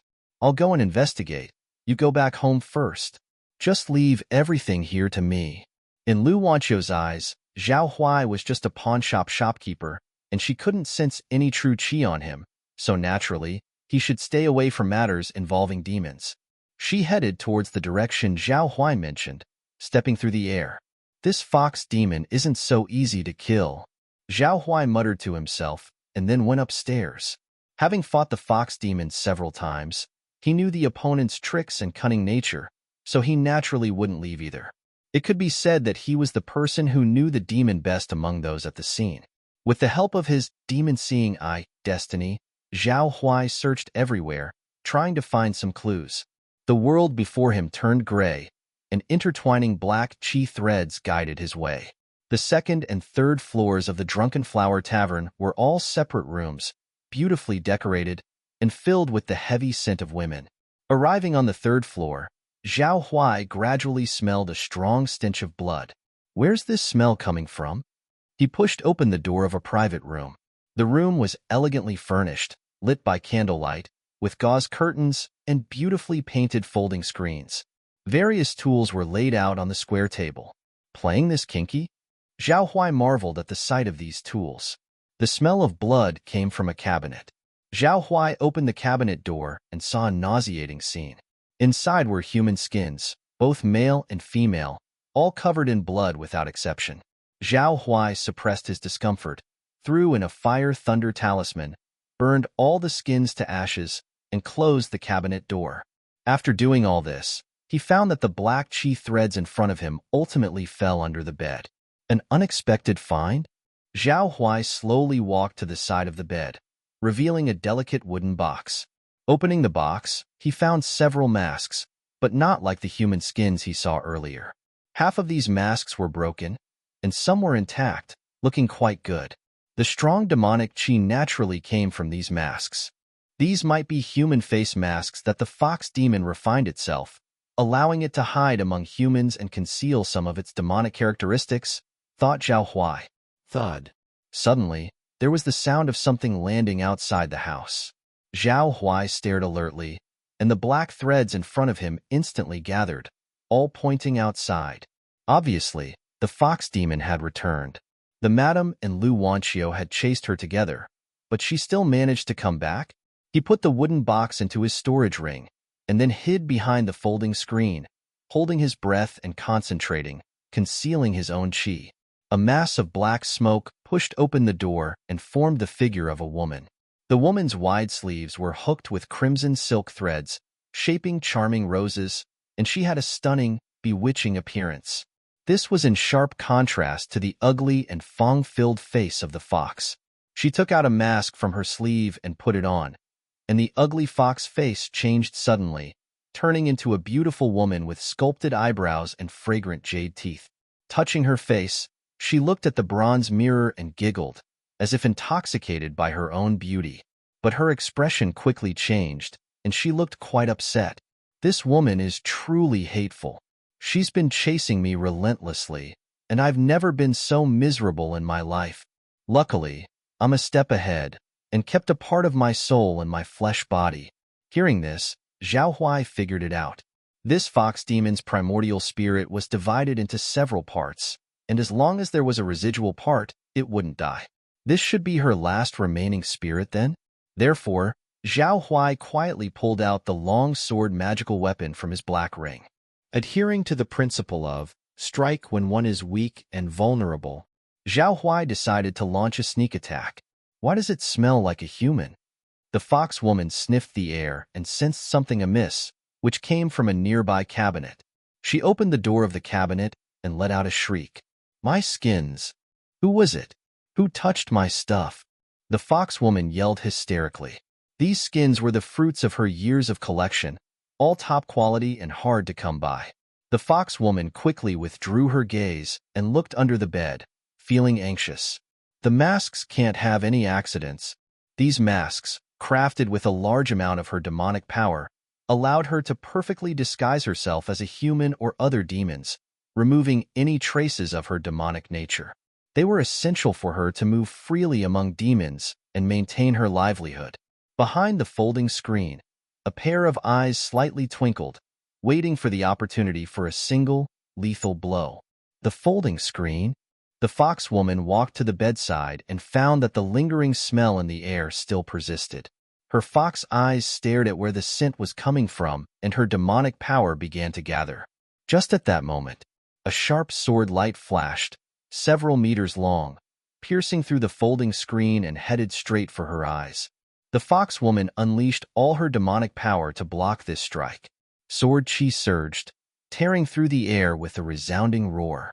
Soon, she realized that she couldn't withstand this attack head-on. Gritting her teeth, she dissipated the black smoke into two halves, trying to dodge this strike. But she was still a little slow, as the terrifying sword chi pierced through her body, scattering everything. Only a small amount of black smoke managed to escape. When she reformed into her human shape, her face had turned extremely pale. Half of the wall inside the room had been sliced open, leaving a deep sword mark. Zhao Huai walked out slowly, stepping on the crushed folding screen. You actually ambushed me. The fox woman gritted her teeth. She would never forget this man's face in her life. He had destroyed several of her human puppets and slain her only clone. And his wife had beaten her so badly that she lost her teeth all over the ground. Now, he has resorted to such a despicable sneak attack. This sword was a little off target, but no big loss. Just another stab will do, Zhao Huai said indifferently before throwing a purple talisman. The entire room was immediately suppressed by the Taoist talisman, which was meant to prevent the fox demon from escaping. The fox demon's expression changed. At this moment, she realized that she was no match for the man in her current state. Her primordial spirit was too fragmented, and she was wounded, in a terrible condition. So, the fox woman changed her demeanor, putting on a pitiful look, and lowered her dress to reveal her snow-white shoulders. In a delicate voice, she asked, Do I look pretty, Guanren, quite pretty? Zhao Huai smiled, and at the same time, the black smoke in front of him slowly condensed, focusing on the fox woman's eyes. As long as Guanren spares me, I can do anything for you. My name is Hu Xiangxiang. I'm the youngest at home and have my grandma to take care of. The fox woman blinked her beautiful eyes and pleaded pitifully. Really? I don't trust you. Kneel down first. Zhao Huai raised an eyebrow. Guanren, you're so kinky dash. The fox woman giggled and did as he said, kneeling down obediently. Lift your head and look at me. All right. In an instant, Zhao Huai suddenly burst into action and stabbed her with his sword. Swoosh. The direction was aimed right at the eye. Puff. A sword thrust out, and ripples of true qi splashed. Immediately, a large amount of black smoke surged from the eyes of the fox demon woman. Ah! The fox demon woman covered her eyes and screamed miserably, You deceived me. The fox demon woman covered her eyes and fell to the ground, rolling back and forth. The black smoke gushed uncontrollably, and the human skin peeled off her face, revealing a savagely ferocious and angry fox face. She couldn't believe that this seemingly handsome young man was so treacherous. The purpose of making her squat down was to stab her in the eyes. Your appearance doesn't even match a single strand of my madam's hair. Znao Huel sneered and struck Tianyi Tox Demon on Tianyi ground Witian a Notner sword. Soon, the black smoke on the fox demon woman's body drained away, and her primordial spirit dispersed. She was dead beyond any doubt. It has to be this position, otherwise, I can't hit the weakness. Zhao Huai casually made a sword flower and felt much better in his heart. He had just said a few more words to aim at the weak spot. Otherwise, he couldn't break the fox demon's primordial spirit. All the powerful demonic creatures have weak points. Only by breaking the weak points can they be truly killed. It was just right that Zhao Huai's demon, seeing eye, destiny could see the weak points of each demonic creature, which was comparable to a demon-slaying magical weapon.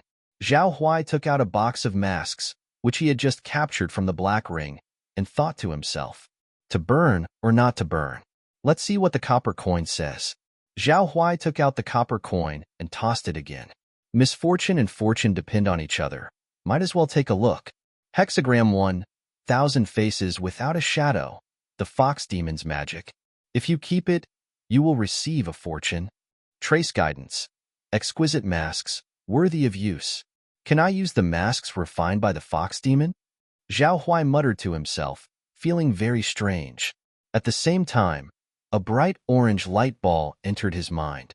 Another Earth grade? Zhao Huai's eyes lit up. Demon slaying, intermediate Earth grade. Your attack methods pose a threat to demonic creatures. The damage is amplified, and for each demon you kill, your cultivation will grow considerably. My cultivation can improve for each demon I kill. This is an infinite growth type of destiny, quite powerful. Zhao Huai laughed. Is this an encouragement for me to slay demons and exorcise devils? The only regret was that this destiny appeared after killing the fox demon. Otherwise, he could experience what the growth of cultivation felt like. Zhao Huai picked up a female mask from the wooden box and put it on his face. It felt like a cool thing on his face, just like a mask. Looking in the mirror, he examined himself and saw that his face had changed to another appearance. It was the look of a graceful young girl, with eyebrows curved when she smiled. There's also a pig head mask. Zhao Huai took off the mask and found another peculiar mask in the wooden box. It was very ugly. He tried it on and found that he had turned into a pig head in the mirror. Just like Bo Zhu Ganglai. It is indeed ugly. An idea flashed through Zhao Huai's mind. With this mask, can I disguise myself as a demon? As he thought this, there was movement from the stairs again. Zhao Huai removed the mask and put the box away. He activated Demon Seeing Eye. His gaze shone like a torch, and the demonic qi in front of him had nowhere to hide. However, the demonic qi had already disappeared, leaving very little residue. From this, it could be seen that the person who came to the door was not a demon. The door was opened. A woman dressed in white clothes with plum embroidery appeared at the door and exclaimed in surprise when she saw Zhao Huai. Husband? What are you doing here? Zhao Huai was stunned to see Yu Qinghan. Why had Madame returned? Wait, Yu Qinghan was only surprised for a moment before her face quickly became serious again. Her phoenix eyes focused, as if a deep gaze could illuminate the dim. She held her long halberd and slowly advanced. Zhao Huai wanted to greet her, but he felt an overwhelming pressure as she approached. His heart thumped. Could Madame have mistaken him for a fox demon? If so, it would be a disaster. With her halberd in hand, Yu Qinghan paced back and forth, her phoenix eyes fixed on Zhao Huai, her expression serious. Zhao Huai felt helpless but obediently cooperated, standing in place with his hands raised. His eyes like clear spring, clear and bright. He gazed straight back at her. Clang. Quickly, Yu Qinghan released her hold on the halberd, lunged forward, and threw herself into Zhao Huai's arms, choking back tears. Husband, it really is you. I'm so glad you're all right. At this moment, Yu Qinghan finally confirmed that the Zhao Huai in front of her was not a demonic impostor. Zhao Huai felt the warmth of the delicate body in his arms and gave a small, bitter smile, comforting her. I'm sorry to have worried you, madam, but it's all over now. Everything is fine. Yu Qinghan lifted her head from Zhao Huai's chest. Her eyes full of curiosity, she asked, Husband, how come you are here? Zhao Huai had already prepared an excuse, and with a sigh, said, Madam, it's a long story. He recounted his reasons for leaving the house, as well as his adventures leading to the Drunken Flower Tavern, albeit with a bit of embellishment. After listening, Yu Qinghan nodded and after a moment said, So, husband, you saw another me and ran after her, only to encounter a demon. Luckily, a passing cultivator saved you? Yes, she appeared to be a disciple from a sect. I was worried about your safety and asked her to find you, Zhao Huai replied with a smile. Hearing this, Yu Qinghan felt touched. She could imagine Zhao Huai's worried expression at the time, much like her own. Hadn't she come searching for him because she saw a demon impersonating her husband? And why are you here, madam? Zhao Huai touched Yu Qinghan's cheek, asking earnestly. Yu Qinghan pondered for a moment. Like you, I saw a monster disguising itself as you. The demon is a fox capable of assuming many forms, kidnapping and eating people. Seeing him impersonate you made me furious, so here I am, tracking it to its lair. Upon hearing this, Zhao Huai showed no outward reaction, but inside, he was quite surprised. Similar experiences? It seems the fox demon went out of its way to provoke my wife. And the story I made up coincidentally fits? But after a moment's thought, he figured it out. The fox demon wanted to disguise itself as him, deceive his wife, and then pounce on him. Instead, it ended up being taught a lesson. In retrospect, the fox demon brought this on itself. Be careful, husband. Do not fall for the wiles of demons. I've encountered them many times and they are all exceedingly cunning, Yu Qinghan muttered, no sign of her earlier cold demeanor. Zhao Huai dutifully held her hand, nodding with a grin. Aha, I'll pay attention in the future. But Madame's cultivation level is so high, far beyond my expectations. Upon the mention of this, Yu Qinghan explained with a smile. When I was 12, my father sent me to a sect to improve my martial arts. The elders of the sect said that I had spiritual roots and was a natural genius. I stayed there for several years, which is why my cultivation level is quite high. Oh, well, that's fortunate. The path to immortality is quite interesting. I've tried it myself, but sadly, I lack the talents. Zhao Huai gave a bitter smile. But then I left and followed my father into the army, fighting wars alongside my elder brothers, Yu Qinghan recalled. Zhao Huai was puzzled. Why didn't Madame continue cultivating in the sect? It seems quite comfortable there. Yu Qinghan shook her head. The choice wasn't up to me. At that time, the Yin country was in decline, and a period of turmoil had just started. My father joined the rebel army. Zhao Huai was surprised, his eyes sparkling. The rebel army? Huh? They were quite formidable back then. He knew Yu Qinghan was from a military aristocratic family, but this was the first time he had heard about these details. He had assumed they were an aristocratic family that had been appeased by the government, not a faction from the rebel army.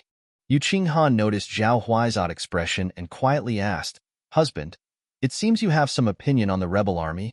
It's not exactly an opinion. It's just that my parents were killed in the turmoil of war, which was related to the rebel army. It's hard not to feel a little uneasy, he explained. Yu Qinghan was taken aback, realizing what she had said. In a small voice, she said, I'm sorry. It's okay. Chaos is inevitable in turbulent times. It's been so many years. I have let it go.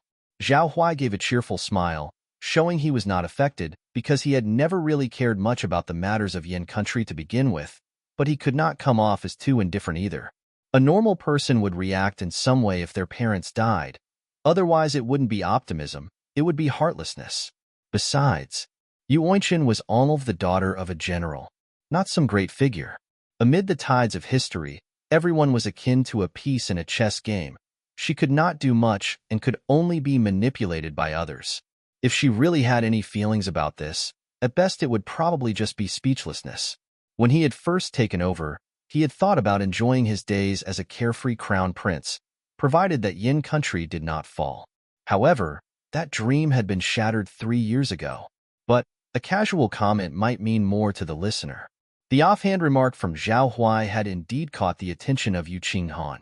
She contemplated it, seemingly understanding something. So, the reason her husband had such a relieved and peaceful temperament was possibly because he had witnessed the turmoil of war before, which was why he longed for an ordinary life. If that was the case, he must despise the idea of joining the military, right? In that case, she needed to keep her identity a secret even more. Her husband might be able to barely tolerate an ordinary general's daughter, but who could guarantee that he would be able to tolerate her true self? If the truth was considered, she was probably the instigator of this war. Thinking about this, Yu Qinghan felt a faint sense of guilt. Seeing her blame herself, Zhao Huai smiled gently, took her hand and said, Let's go, it's getting late. We should head home. You've been busy all night, you must be tired. I'll cook something for you. Yu Qinghan responded with a light hum, her eyes full of smiles. No matter what, the past was the past. It was better to live in the present. At this moment, the sky was spangled with stars, the night was quiet, and the only sound was the chirping of insects. Whoosh! A hunter was moving through the pitch-black jungle. He held a torch in one hand, a long saber in the other, walking across the grassland, making rustling sounds. Weird. Where did that boar go? He wondered aloud. Once I catch this beast, I'll have a livelihood for the next few days. I mustn't mess this up. The boar used to sleep in the cave during the day and only came out to find food in the darkness. Its fur and tusks could be exchanged for quite a bit of money. Suddenly, his eyes lit up because he saw the black fur of the boar in a mountain cave just about his height. So, it's here. Without hesitation, he advanced delightedly. As he stepped in, a chilly wind blew from behind him, extinguishing the torch in his hand. The hunter lost his vision and felt a bit panic. However, he quickly brushed it aside when he saw the boar was right at his feet. But when he squatted down to check the boar, he found it was already dead, its body shriveled and covered in sticky fluid. How did it die? The hunter was dumbstruck. The next second, a giant white web appeared, trapping him tightly. From the lurking shadows behind, 8 giant eyes suddenly lit up. They were green and chillingly horrifying. The hunter's mouth was tightly sealed by the web, his eyes wide open, his face filled with terror. In an instant, his body withered away at a speed visible to the naked eye, just like the boar from earlier. After his body fell helplessly to the ground, a mature and beautiful woman came out of the cave, licking her lips as if she was satisfied with the taste. She was dressed in a black silk dress, her hair loosely bound with a spider silk hairpin, adorned with a few bells. Every step she took was alluring. Feeling her injuries, she looked in the direction of Jinzhou City and sneered. A mortal yearning sect, the disgrace of tonight. The Black Wind Cave will seek retribution for it. Having said that, she transformed into a gust of black mist and disappeared immediately. All that was left was the extinguished torch lying on the ground, quietly emitting smoke. P.S. There will be another update later. As always, please follow and read along. It was a new day, the sky green as jade. Under the canopy near the sea in Jinzhou City, Fuyu Mountain's hazy green shadows reached into the clouds. Hi. Zhao Hua yawned, glanced out the window, and stretched lazily. Last night, he had killed the fox demon, putting his mind at ease. If the fox demon had not been eliminated, Jinzhou might not be as peaceful as it is now. Thinking about it carefully, since the fox demon is dead, Li Yanqing's body should have recovered by now. With Yin Jing guarding him, there shouldn't be any issues. Thud thud. At this moment, there was a knock on the door of the pawn shop. Who would knock on the door early in the morning? Zhao Huai lazily walked over and opened the door. Upon opening the door, he saw Lu Wanqiu standing elegantly at the entrance. Clothed in a blue long skirt with a white gauze draped over her shoulders, she exuded an elegant aura when the breeze blew past her. Her eyes bright like autumn water, she stared at Zhao Huai, her lips parting slightly to ask, "I have a question for you." "Go ahead." "I'm sorry to trouble Miss to come here." Znao Huel, dressed in a SMRT, rubbed Nis eyes and spoke. Lu Wanqiu furrowed her eyebrows. "I searched all night, and I didn't see any trace of the fox demon, nor the mysterious expert you mentioned. But when I went to the governor's mansion, I found that the demonic qi on the governor's son had disappeared, indicating that the fox demon was dead. But from beginning to end, I never saw the fox demon. So, I want to ask you, what did the mysterious person look like last night? Do you have any impression?" Zhao Huai's expression didn't change, as he shook his head honestly. "It was too dark, so I couldn't see their face." Lu Wanqiu's face flashed with regret. Clearly, she was still bothered by the incident last night. Zhao Huai consoled her with a smile. "Since the fox demon is dead, everything is fine. Why does Miss Lu need to worry so much?" "You're right, shopkeeper." Lu Wanqiu nodded gently, then sighed. "I've been searching for Blackwind Granny for a long time, but I still can't find any trace. I really didn't accomplish any of my tasks for this trip down the mountain." Blackwind Granny. Zhao Huai contemplated, recalling the dark fog that swept across the sky. Lu Wanqiu explained, "Its true form is a green-eyed human-faced spider, a notorious powerful demon within 100 miles radius. If it doesn't die, Blackwind Cave cannot be considered thoroughly eradicated, so it must be found. Miss, you've gone through a lot of trouble." Zhao Huai sincerely lamented. People say that sect disciples live leisurely lives, but that's not entirely true. Descending the mountain to practice, eliminating demons and monsters, all these are part of being a sect disciple. The position of the sect in the mortal world is undoubtedly high. However, correspondingly, they bear many responsibilities. For example, the enforcement of cultivator discipline is fraught with countless troubles. Apart from sect forces led by the 5 ancient immortal sects, there are also devil cultivators hiding in the shadows. They are often cruel, ruthless, practicing deviant techniques, and particularly like to disrupt human affairs through force. To deal with them, sects often have to step in. If there is a balance to be maintained in the world, then the ones maintaining balance in the mortal world are undoubtedly human dynasties. And the key to maintaining balance in the immortal cultivation world are the sects. However, Zhao Huai's thoughts are simple. He just wants to survive in the delicate balance, following the path of immortal cultivation with a determined heart. He doesn't need to bother with the rest. "Husband, who is this?" Behind him came a voice. Yu Qing Han, wearing a light blue cape, approached. Zhao Huai introduced her with a smile. "Madam, this is the sect disciple I mentioned to you." Yu Qing Han nodded at Lu Wanqiu, whispering, "Thank you for saving my husband's life." "You're welcome. Exterminating demons and defending the Tao is what we are supposed to do." Lu Wanqiu smiled faintly, wondering in her heart. "Wasn't it your husband who saved my life? I should be thanking him instead." But after thinking for a while, she didn't delve further into it. Perhaps he was referring to the help from Drunken Flower Tavern. At the same time, Lu Wanqiu looked at Yu Qingzhan's appearance with surprise. This shopkeeper was truly fortunate. At such a young age, he had married such a beautiful wife. The couple indeed had matching looks. "I won't overstay my welcome then. Farewell, shopkeeper." Lu Wanqiu felt like she was a little superfluous, seeing the sweet couple before her, and said her goodbye. "All right, I won't see you out then." Zhao Huai waved his hand as a gesture and watched her departing figure, reflecting to himself. Life has returned to its normal course once again.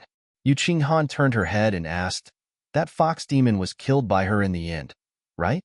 Zhao Huai laughed and said, "Yes, I saw it with my own eyes. I originally wanted to find Madame, but I didn't expect that Madame was also looking for me." "What a coincidence."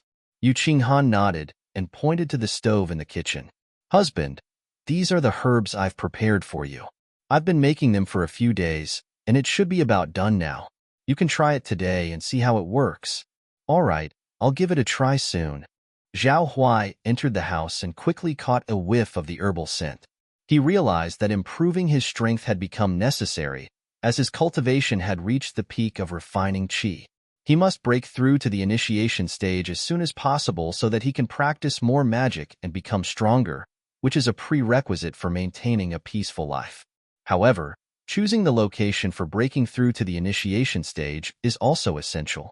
A quiet and safe place is the most basic requirement. Otherwise, if someone interrupts the process or intrudes, it will be ruined halfway. He also needs to prepare other herbs and pills to aid in his efforts. Initiation is a major event in the cultivation journey, and he cannot be careless, especially with his mediocre aptitude. If it weren't for the initiation pill, he wouldn't know when he would break through. That's why he needed to seize this opportunity. After considering, he decided to break through in the basement, where no one would disturb him. Zhao Huai gave some instructions and then went to the basement of the pawn shop. This place used to be an ice cellar for storing food during summer. It's perfect as a closed-door cultivation site now. It's safe enough here. First, he poured the herbs prepared by his wife into a large vat. He lit the wood fire, took off his clothes, and stood in the vat, feeling like soaking in a hot spring.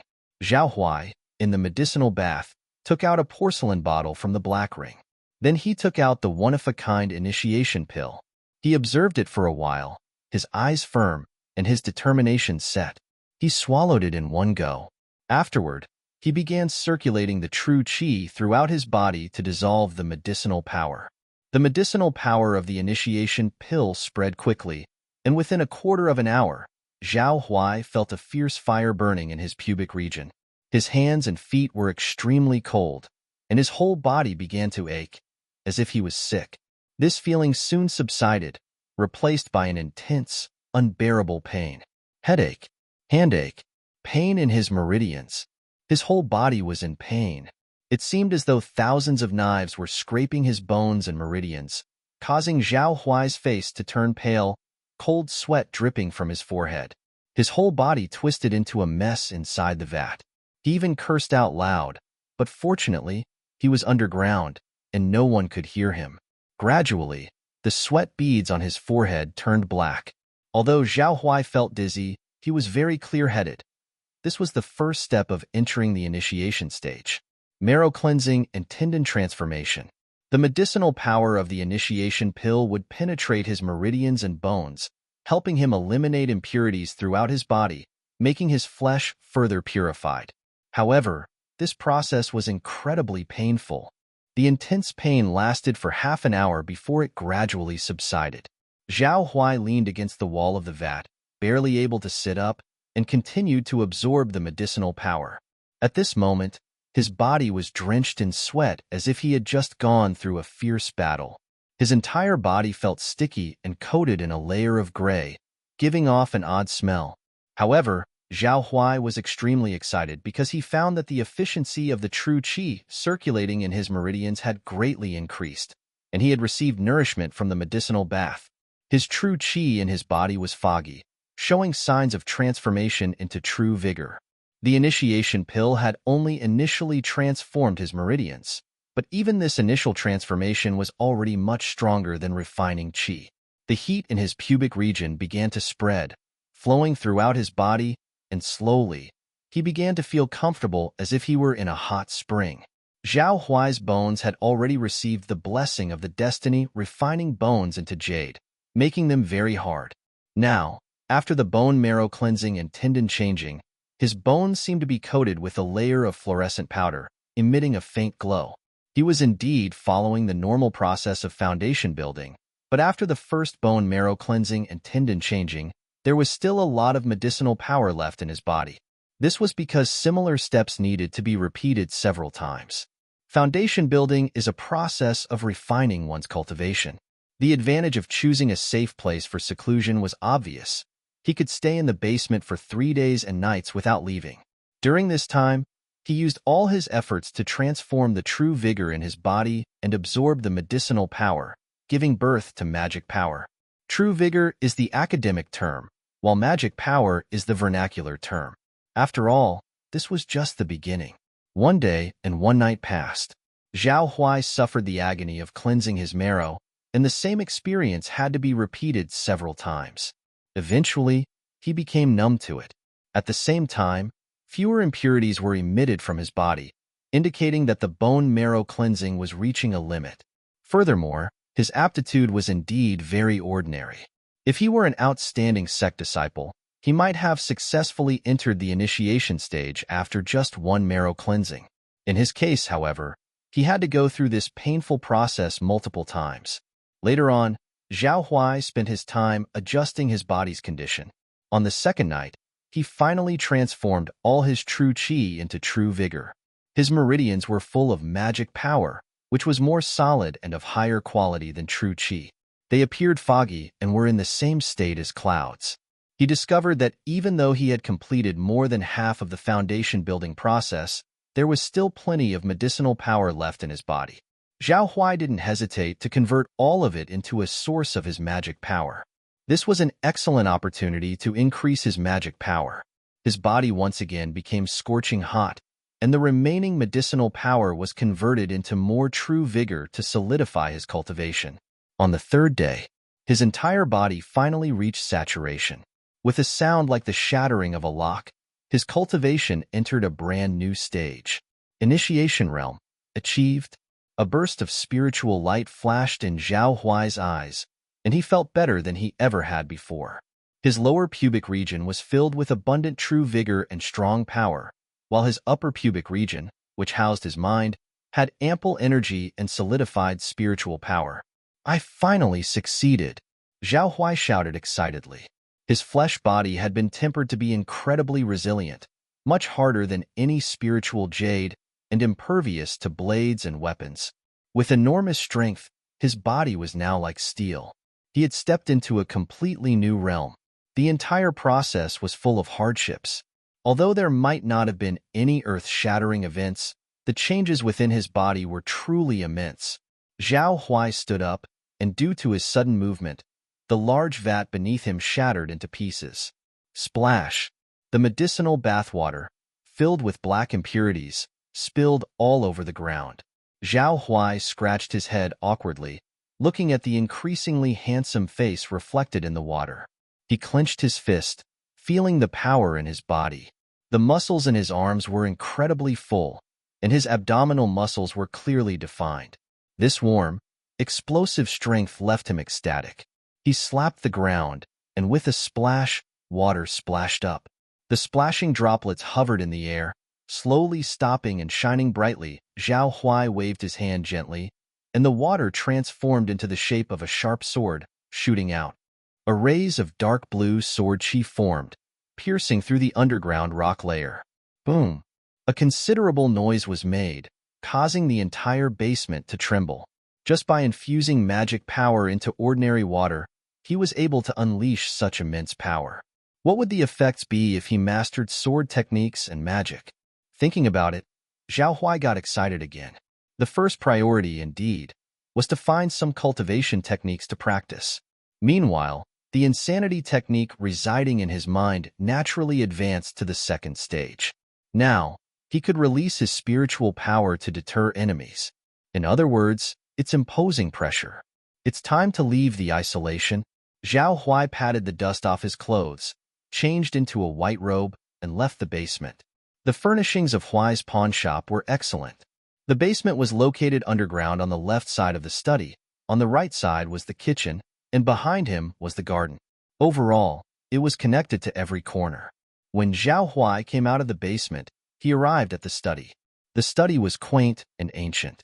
A rosewood 8 immortals table was on one side of the cases, with talisman paper, inkstone, and several tall stacks of business account records. A vase was next to the table with an open belly in blue and white porcelain, containing a dozen rolls of paper scrolls. Further back stood a folding screen with red lacquer and golden flowers, and a glimpse of the bed could be seen. The madam was arranging a vase of flowers in their home with dedication. "Madam." Zhao Huai's mouth curled up, and he placed his hands on her slim waist. Yu Qinghan turned her head to see who it was and revealed a delighted look. "Husband, did you exit isolation smoothly?" Zhao Huai chuckled. "Yes, the isolation went smoothly. It took a while, but I made steady progress and had quite a few breakthroughs. Cultivation is not as difficult as I imagined. A breakthrough is good." Yu Qinghan's smile deepened. Then she pouted and playfully lectured. "For the first 3 stages of refining qi, you only need to be diligent and work hard, aided by pills. It's normal to practice faster, but it won't be that simple later." "I know. I'll continue working hard." Seeing Zhao Huai's serious attitude, Yu Qinghan showed a relieved smile and then remembered something else. "Husband, I'm thinking of renovating the shop soon, adding some decorations, and keeping some pets like cats and dogs. What do you think?" "Of course you can." Without a second thought, Zhao Huai eagerly agreed. He had been used to living simply and low profile when he was alone, so he hadn't hired any servants or cared for plants, let alone pets. Now that his wife was married to him, it's time to improve the quality of life, adding some items, animals, and plants to make the place more cozy and homelike. "Whatever the madam needs, just let me know. I'll go out and buy it." After staying underground for 3 days, it's a good time to get some fresh air. Zhao Huai patted his chest, volunteering to run the errands. Yu Qinghan picked up a piece of paper from the table, smiling. "Thank you, husband. Here's the list of items. You can just buy according to it